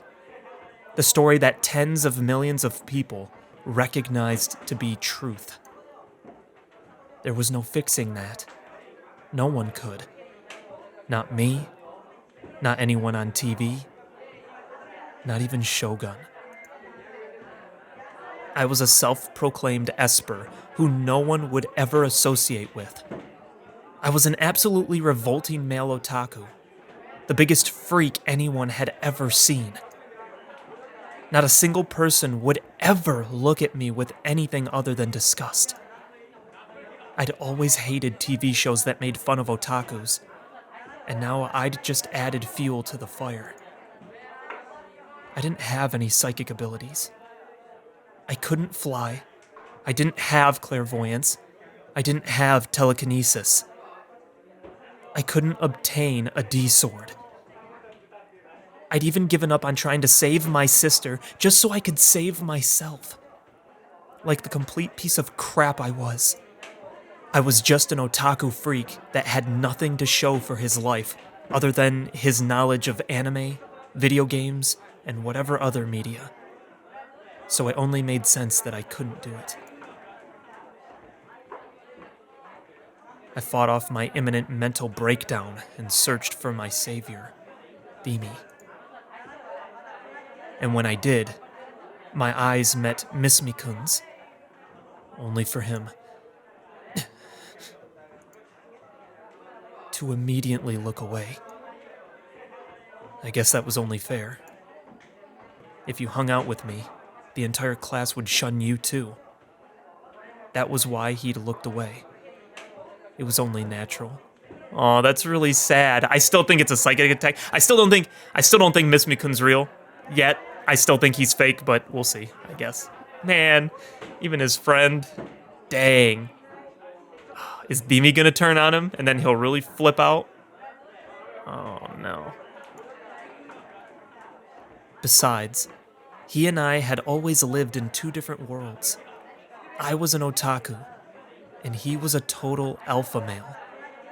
It was a marvel that we had even been friends at all. Total alpha male? I don't know if I'd go that far, man. Feeling like I was on the verge of tears, I went back to scanning the room. I searched for anything I could latch onto. I desperately cried out in my mind for Dimi. But she wasn't there. Dimi was nowhere to be found. Why? Was she just absent? Of all times for her to be gone, why now? I didn't have any way to get a hold of her. What if she never came to school again?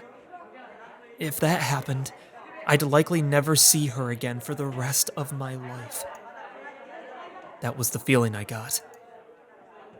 It was like that when she first appeared, too. Back on the first day I saw her at school, Dimi was suddenly in my class, just like that. And now, she'd disappeared just as quickly. Could she have gotten caught up in the earthquake? Could she be dead? I tried my best to shake off all those negative thoughts, but it was hopeless. I was just getting more and more depressed. And now, my mind was being overwhelmed by an incredibly dark and foreboding delusion. I was starting to wonder if the girl known as Sakihara Dimi had ever existed at all. Interesting. Maybe she was just another personality I had created inside my delusions, like Seiratan. When I thought of it like that, it all started to make sense. Whenever I needed help, Dimi always came to my rescue, like a knight in shining armor. Whenever anyone else would treat an otaku freak like me like trash, Dimi would treat me with kindness. Had I seriously believed that there was a 3D girl that was just so darn perfect for me? Someone that was pretty much my dream girl? Oh no! Uh-oh. Well, it's not a red button moment, but if I hit green, will she walk in like lingerie or something? I can't ever be too certain. There's certainly girls in the room, so it's not the green button, we're staying neutral. That's just how it works, okay? I've established this. I had no reason to come to school anymore. My one and only reason was gone. I really was completely alone. Just like I'd always been. I'd always been completely and utterly alone. Well, no, you had Nanami, man. You still always had Nanami. You just didn't like her. You always pushed her away. She always wanted to be around you. I started to cry inside my head. It took everything I had just to keep myself from crying in real life. That was all I could do to try and at least maintain some semblance of pride. But that was all it was. A semblance. I tried as hard as I could to just keep my head down, grit my teeth, and stay in my seat. Even though I didn't want to hear them, I could hear all of my classmates talking. I wanted to run away, but I was afraid that would only make things worse. Every last one of you should just die. I had nothing left to lose, so why not just die doing what I loved to the very end? Okay. I killed all of the DQN jerks in my head in an attempt to relieve my anger. But that wasn't going to reverse the humiliation. I was waiting for them, all their heads to just start popping or something. That'd freaking be scary, dude. And not only that, but the DQNs from earlier were still harassing me, their obnoxious voices echoing throughout the classroom. Hey, why don't you just die? Living is really, really hard, right? Want us to lend you a hand?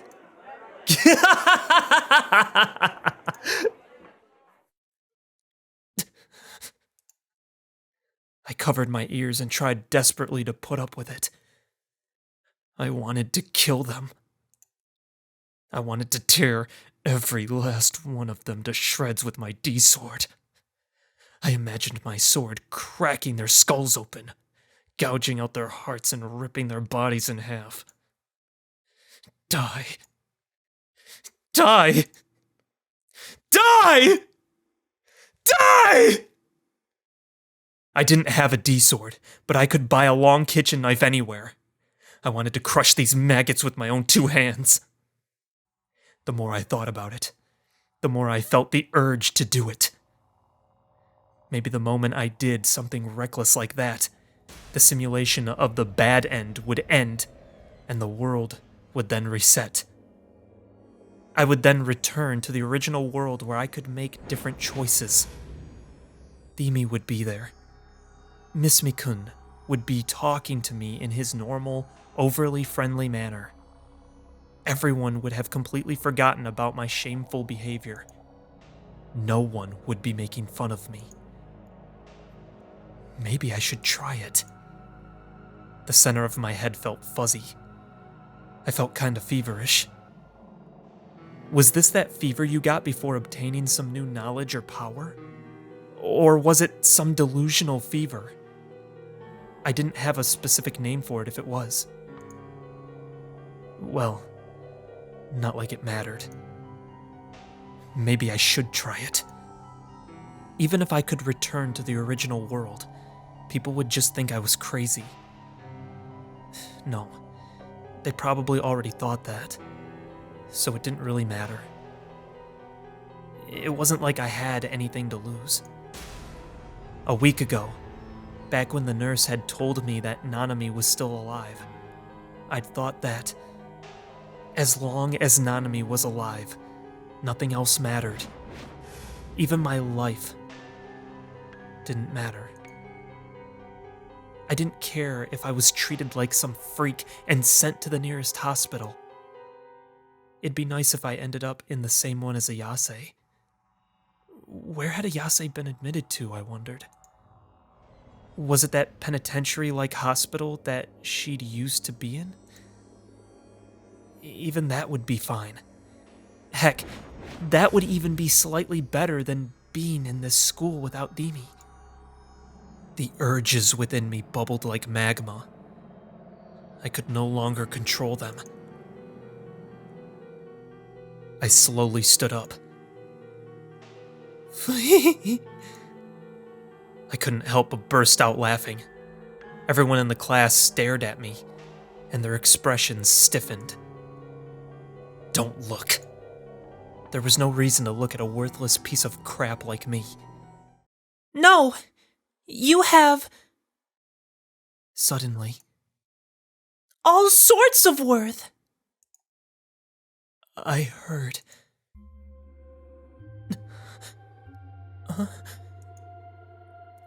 a girl's voice.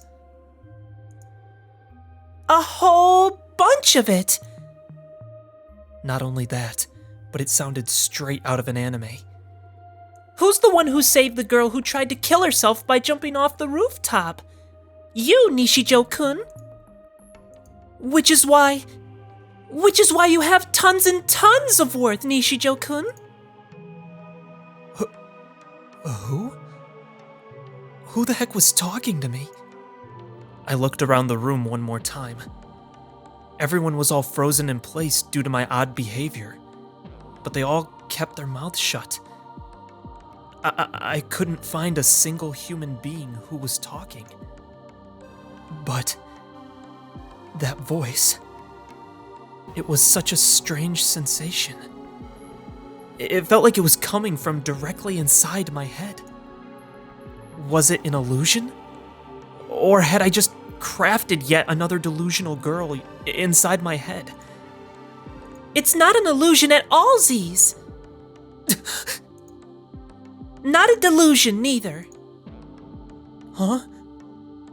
What was that just now? They were responding to my thoughts. Was someone reading my mind? No. It had to just be a delusion. Kozupi is right here. What the heck is a Kozupi? And where is he here? Who are you? When I shouted, my classmates moved farther away from me, almost like they were trying to run away in fear. You said you were worthless, Nishijo-kun. But Kozupi knows that's wrong. Super duper wrong. The voice didn't answer my question. What the frick is going on? I've just been writing this out, waiting for it to give me an answer. I haven't been talking because I wanted to see, but what the frick is happening right now? All the voice did was continue to talk to me in a really strange way. Instead, all the other people in the classroom, the ones that talk all bad about Nishijo-kun, they're the ones that are worthless. A shudder ran through me. Goosebumps sprang up on my skin. In an extremely cheerful tone, the voice then said, Kozupi thinks killing them would be a good thing. Yo, what the frick? Hey, yo, what is happening? And who the frick is Kozupi? What the frick? Or maybe it's Kozupi. I don't know. What the frick is happening, though? Oh, no. They're all gonna die. They're all dead. He's gonna kill them, isn't he? He's gonna, like, crush their heads with his mind. Please. No more. I cowered in my seat, cradling my head in my hands. The world hadn't reset. I hadn't returned to the parallel world where Themi was. Rather, it was like I'd gone completely and utterly crazy. What the frick, bro? Huh? I don't understand anything, man. This is so... Okay. I don't know what's going on. What incarnation, my guy? At least we're back with Bon. Good old boy, Bon. We love Bon. Okay. It had been a week since Bon had last visited the Frisia office, and things were a little bit different than he remembered. The seas of papers that had been piled high atop each and every desk were now completely absent. They had likely all come crashing down due to the earthquake, and Momose had ordered it to be cleaned up. Because of this, the place looked quite tidy. Staring at it with a sidelong look, Bon let out a sigh, then sat down on an office chair he had wheeled out from beneath a desk. He restlessly fanned his face with his favorite handheld fan. Momose, who had been tapping away at her laptop keyboard on her desk, took one look at Bon's dismal appearance and scowled. What? Did you just come in to sigh at me? Hey, Momo-chan? Have you ever seen a magic trick where a sword pops straight out of thin air? Can't say that I'm all too familiar with magic. Alright. Then, what about teleportation? What, like something teleporting into a box? No, not quite. Then what on earth are you getting at? Are you trying to pick up some new party trick? No. And you don't really need to know. It's probably got nothing to do with you. You're a real piece of work, you know that? Dude, if they end up getting married by the end of this, that's gonna be so cute. Because they're so good. They're so good together. I love it. They're both like, you know, middle-aged. They're both like kind of, well, he's disheveled, I guess. She's not really disheveled, but she's kind of like let herself go, you know? But she's got like motherly qualities to her, dude. Dude, I could see it happening, man. My boy Bond, man, I could see it happening. Dude, that'll be cute if that happens. Momose shrugged her shoulders, then took a bite out of the kintsuba pastry Ban had offered her. Order up! Piping hot tea! Suwa brought over 2 paper cups. Steam billowed from the green tea that had been poured into them. I'd like to also point out, too, what's interesting about this particular visual novel. You have Takumi, right, who is going through all of this crazy, wild garbage. And then you have the control group, if you will, the stability of the novel, which is Ban and Suwa. They're kind of seemingly based in reality, for the most part anyway. They're trying to figure out everything that's going on, while Takumi is experiencing what's going on, you know what I mean? I mean, Ban has experienced some things, but I'm just saying, it's like, they seem to be the more grounded characters, the more grounded storyline. Like, this particular plot B helps keep the audience's sanity. Does that make sense? I think that's really cool. I think that's a cool back and forth that they kind of got going on, so.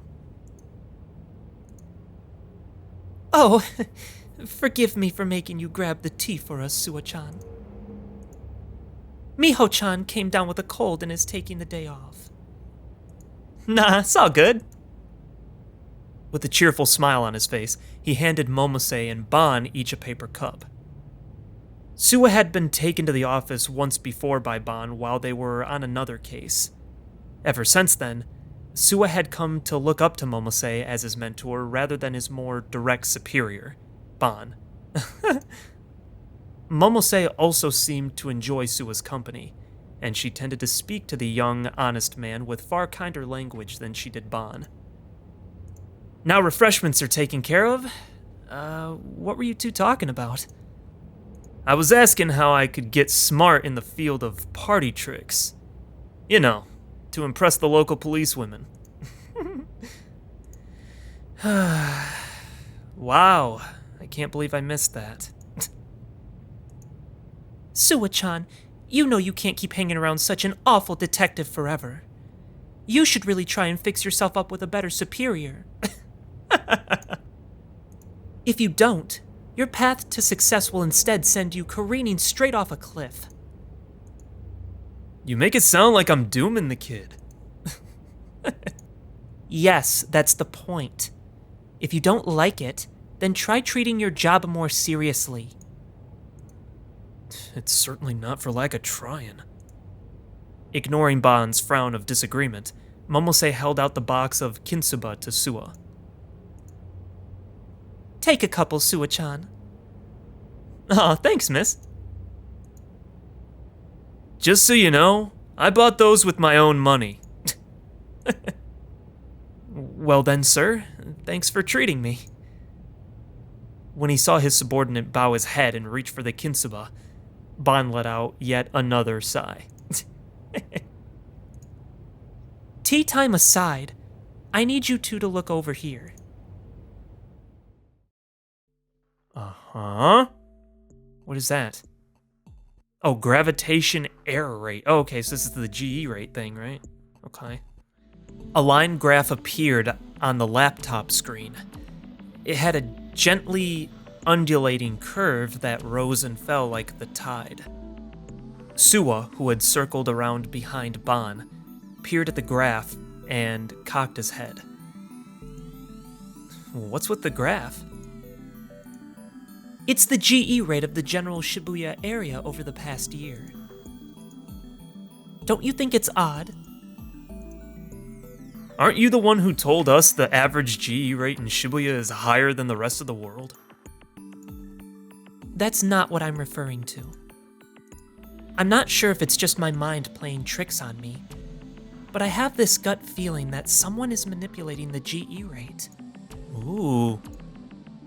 How the heck could that be possible? Not sure.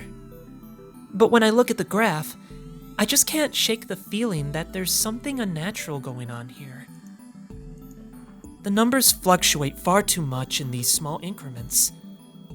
I went back about 10 years to investigate, but it's only been doing this for around the past 5 years or so. I think Professor Oda said something about that. What was it? Wasn't it something about how the GE rate's been increasing like mad over the past 6 months? Could that have something to do with it? According to Professor Oda's research, the GE rate doesn't fluctuate in values that minuscule. So you're saying there's some kind of anomaly other than that going on, and you've got a hunch that it's man-made? But it's been 5 years, right? If it's been that long, wouldn't that make it more normal than abnormal? There's one more thing. If you examine the graph in detail, you'll notice that the GE rate tends to increase every weekend. Real godsend for the businessmen who've got 2 days off a week. Doesn't help me much, though. Man, it'd sure be nice to have weekends off. I haven't had a day off for 2 months now. The two dejected detectives hung their heads, to which Momose responded with a curt shake of her own. Focus, boys! This is no time to be fooling around. Anyway, the line fluctuates at fixed intervals every week. But as soon as the New Year's vacation, the Bon Festival, or other similar holidays come by, the fluctuations stop right on the dot. I can't help but think that it's the will of man at play here. I suppose humans are the only ones who'd have New Year's, the Bon Festival, and the like off. Plants and animals don't tend to take holidays. Maybe it's the will of the earth? The will of the earth? Now ain't that a good one? Even if such a thing was at play, why would the earth be out here wishing us a happy new year? I wasn't being serious. If we disregard New Year's, we're left with the Bon Festival, an entirely Japanese custom. So, you're saying the GE rate synchronizes with Japanese social activities? Then it makes sense that Shibuya'd be the same way, right? Right. And take a look here and here. Momose first pointed at the center of the line graph, and then to the right where the most recent date was situated. These two areas are awfully high, aren't they? The rightmost one looks like it's setting a new record. And it's not just the past year, but the past 10 years. And what are the dates? The middle one was 3 months ago. Remember the small earthquake that happened at the time? The seismic intensity 3 one? 8 people died in it, if my memory serves me right. Were they ever able to pin down the specific cause of death for the victims? I don't know. Did they? Ignoring the exchange between the two detectives, Momose continued talking. As I was saying, the rightmost one is from the day of the earthquake. Oh? I assume you've heard of the large-scale electromagnetic waves that were given off on that day? I heard through the grapevine that all the computers in Shibuya were completely done in, but I don't know. All that tech stuff's Greek to me. Ever since then, the laptop I keep at home's been shot, and I haven't had time to restore it. They say that the earthquake caused the electromagnetic waves, but the truth may be the complete opposite. The electromagnetic waves caused the earthquake. Whoa! They didn't say anything like that on the TV or in the papers. It's only speculation on my part, but I'm still strongly considering it. I just can't help but feel that these two earthquakes aren't natural. That they're both man-made. Neither one of them are even remotely normal.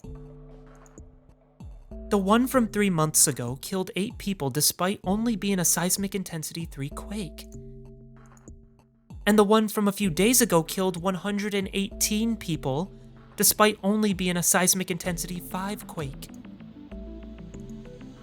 Are you implying there's too many deaths? It's like you two were talking about earlier. The causes of death for the vast majority of the victims are still unclear. That's incredibly unusual. Well, I suppose so. And on top of that, there's a rumor floating around that says the sky turned completely white. Now that you mention it, once a bit of time passed, there was next to no coverage of it at all. Maybe there was some kind of pressure being placed on the media. They're figuring it out now. Okay, we know Nozomi's got the media under their little pinky finger, so interesting. You're kidding. The Meiwa party? That would be my first guess. What? Are you serious? Maybe it'd be a good idea to start looking into companies who have got links to them. Way ahead of you. No surprise there, Momo-chan. You've always been quite the busy bee. So, what you got? Momose raised her hands skyward and stretched far and wide, tilting her head slightly to the side. A satisfying pop sounded from her bones. No such luck. I've already thrown in the towel. You? Throwing in the towel? I'm shocked, Momo-chan. So, your guess turned out to be wrong after all? Perhaps so. Either that or they scrubbed everything, right? They just scrubbed all the information that would be like linking it back to them. Them being Nozomi, right? And I can assure you, I put in the work when it comes to researching. I even placed my actual job on hold for it. But I'm at the end of my rope. I'm not sure if it's all extremely well hidden, or if my guess is just wrong like Suwa-chan suggested. For times like these, there's an ironclad rule in the detective's handbook. Attack from a different angle. Sir? Do you have some idea of what might be going on?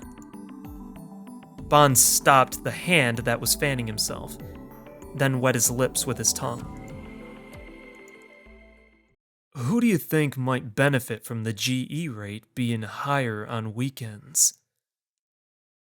Ah, he's figuring it out, right? Is that when politicians freaking do their campaigning? Is that like a thing over there in Japan or something? They do it on weekends so that like more people can attend, you know? Because I'm assuming that that's when their work day is like over so that they can maybe go do something, so they could go to a rally or something like that. Maybe? I don't know. I don't know if it works the same as it does in America, so. I mean, in America, they probably don't always do it on the weekend, but it just would make sense because that's like, you know, typical work day is Monday through Friday, so. Interesting. What's he figuring out? I hadn't heard any more auditory illusions, but I couldn't bear to spend even another second in the classroom. So I'd booked it to the restroom and had hid there until afternoon classes were over. The reason I hadn't immediately headed back to my base was not only because of my lingering regret, but also because I still hoped that I'd get to see Demi. So after school, once everybody had left, I snuck back into the empty classroom. And there she was, all alone in the room, smiling at me as I walked in, was Demi. Bishi! I've been waiting for you, Taku. Where have you been? Well, I'm ready to head home if you are. I was hoping you'd say that. This is exactly what I had wished for. But I was the only one in the classroom. Nobody was waiting for me. I made my way to the courtyard. It was here that Demi had told me, "I'll stay by your side." But now, there was no one here. My only companions were the purple flowers in the flower bed, swaying lonesomely in the autumn breeze. I grabbed the vermilion handkerchief out of my bag, the same one that Demi had given me. I sniffed it, hoping to smell her familiar floral scent. But that smell never came. I had likely washed it once before, and in the process, erased every trace of her. Where? You've never talked about washing anything before, man. I don't... He's like, it's, again, she's just his delusion. He's waking up from it for a moment, I guess. I don't know. It was just a regular handkerchief now. The memory lingered, but Demi did not. With every part of me crying out to see her. There. I simply wandered around the school grounds. There really is no hope for me, is there? Holding her handkerchief to my mouth the entire time. I disgusted myself so much, I felt like I was going to vomit.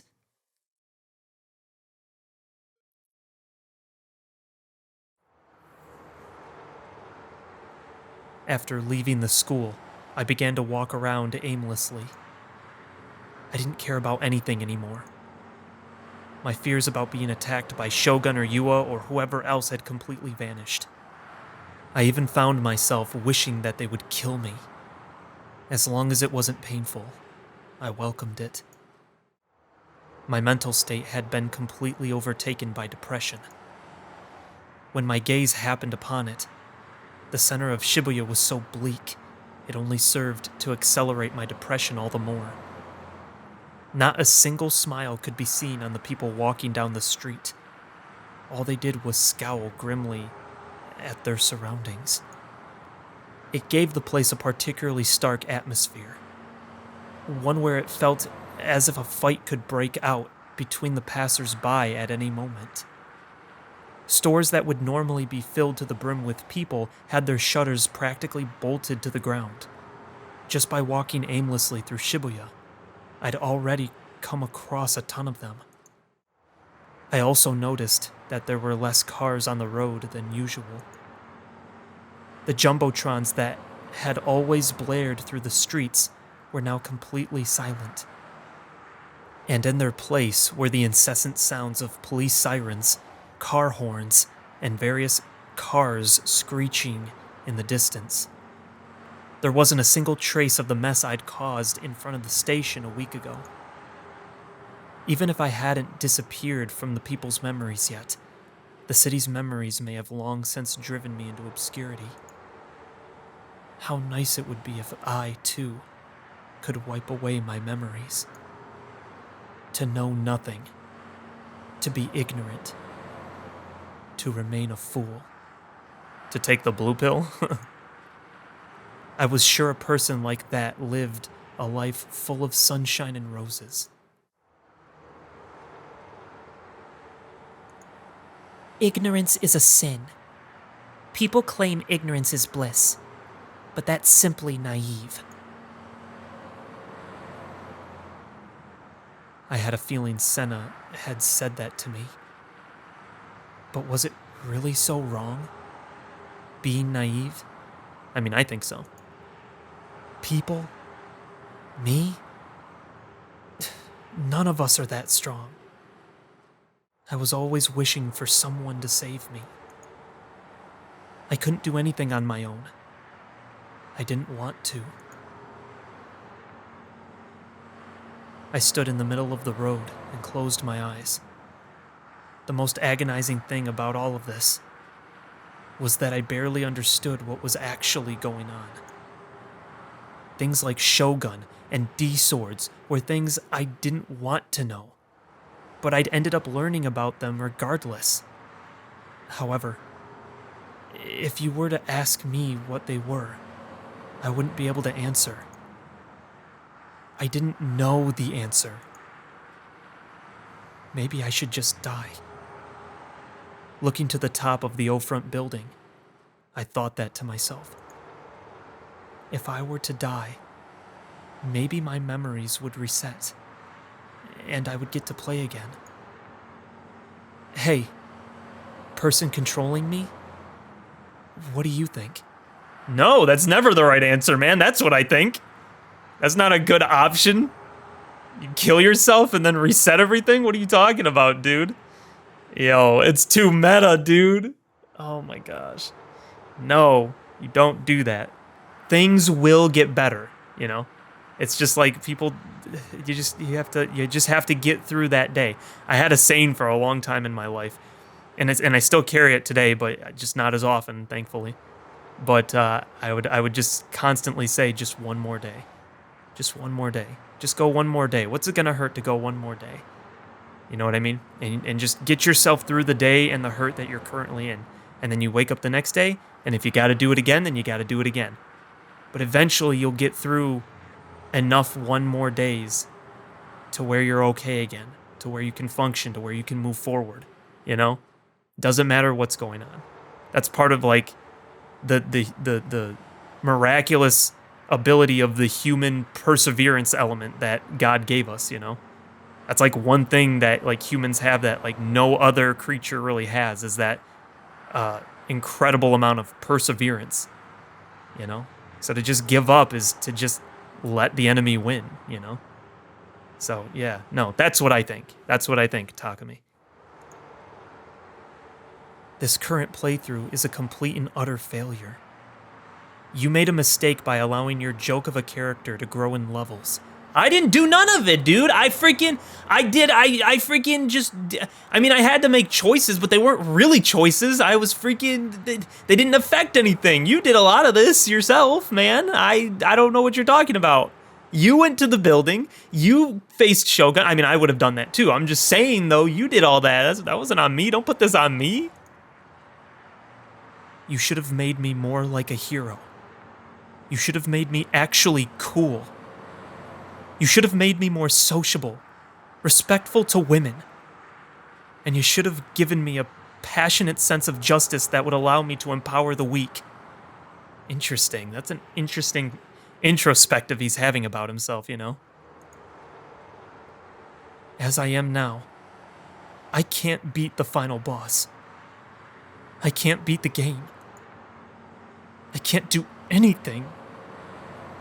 So please don't expect me to. Reset the game. Is this actually telling me to reset the game? Please. I'm worthless like this. Erase me. What would happen if I did? Would that actually trigger something? I'm actually curious if it's like that meta or not. That would be really wacky. I kind of want to try that, but not yet. I want to play it through.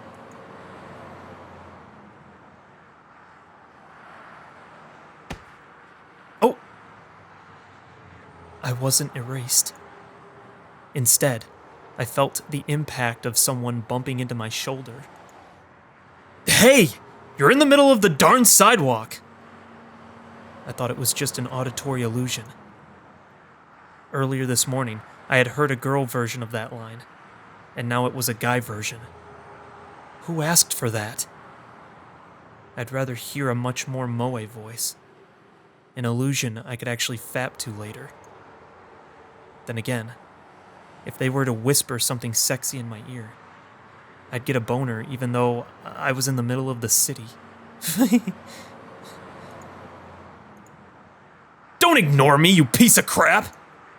You hear us, moron? You're Nishijo, ain't ya? Well, how about that? Looks like we got ourselves a fake esper, boys. You were on TV the other day. You're probably freaking loaded from the royalties. Look at people when they're talking to you, Esper-kun! I opened my eyes. There were 3 men standing all around me. All 3 of them were wearing baggy clothing, and they had gold, silver, and red hair. 2 of them had their noses and ears pierced, and the remaining one just had their ears pierced. One of them was a ganguro, which I thought had gone completely extinct before now. There's a death flag, I thought to myself. So this was the bump into confrontation kind of death flag, huh? It really was just one after the other today. Whatever. I don't even care anymore. Just hurry up and kill me. Once you do, the game will reset, and I'll be born anew. That's not how it works, man. Reincarnation isn't real. Do you have a knife on you? Make sure you stab me in a way that I'd die instantly. All right? I was so scared, my legs were shaking. Help me! I shouted that instinctively, though it had been closer to a scream. I didn't care about how it made me look. Someone! Help me! I don't want to die, I don't want to die, I don't want to die! I was lying about not caring anymore. My situation might be hopeless, but I still don't want to die. Shut up! One of the DQ1s covered my mouth. I couldn't speak anymore. They grabbed my arms from both sides. If you make a single freaking peep, I'll freaking end you right now. I stopped resisting. Oh, frick! Oh my gosh! Yo, who's gonna save him? Is it gonna be... my brain tells me it's probably gonna be Demi with like a D sword or something, but my heart says Senna, because Senna's cool, you know what I mean?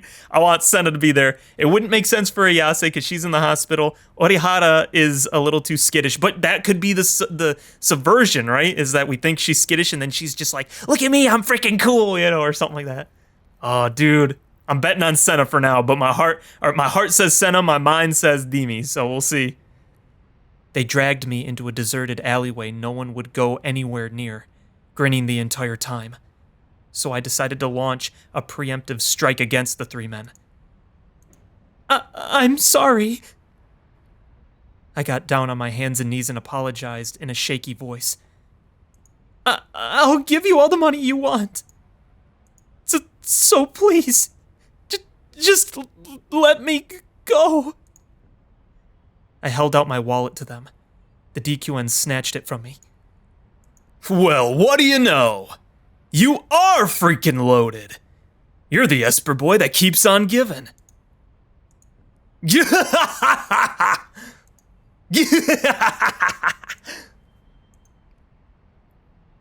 a real nice guy.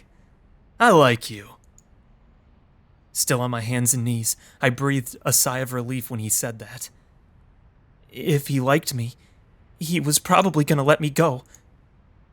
You can become one of us. Admission fee's 1 million yen, and it's mandatory. I would ask you to pay right away, but I'll give you till tonight.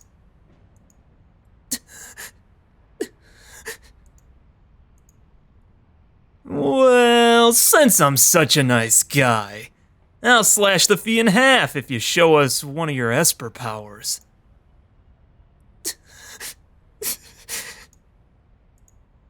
What do you say, huh? He told you to show us your psychic powers! Can't get it up? Can you freaking do it or not?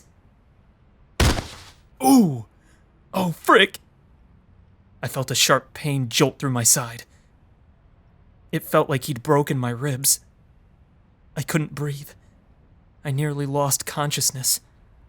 I was dizzy. Right as I thought that, the DQN's foot came into view in front of me. Then, aiming directly at my face.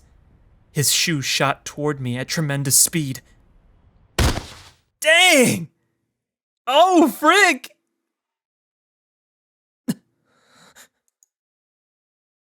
What just happened?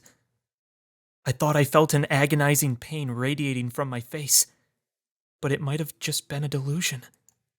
I tried to open my eyes, but my eyelids refused to move. The darkness wouldn't go away. The frick? You out already? What do we do? Should we leave him and take off? Come on! Don't you think we should rough him up a bit more? That's what that Darth Spider guy told us to do. Yeah, he wanted us to beat the living crap out of him. Oh, what the frick? What? Maybe they hate this guy so much that they're willing to pay someone else to do it, but they can't be bothered to do it themselves?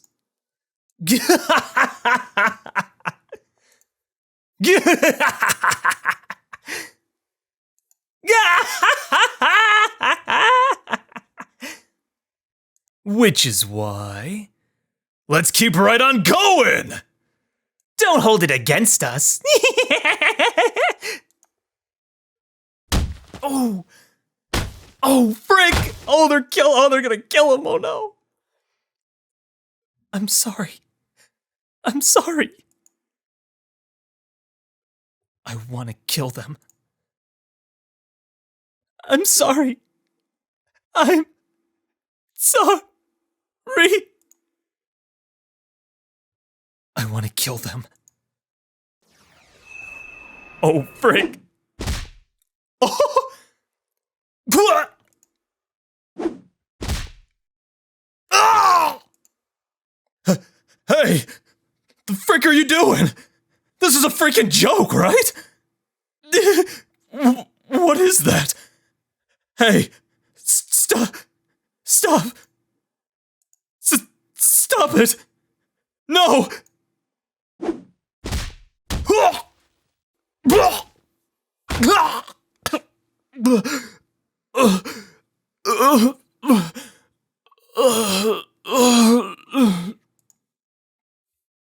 Oh, frick, what happened?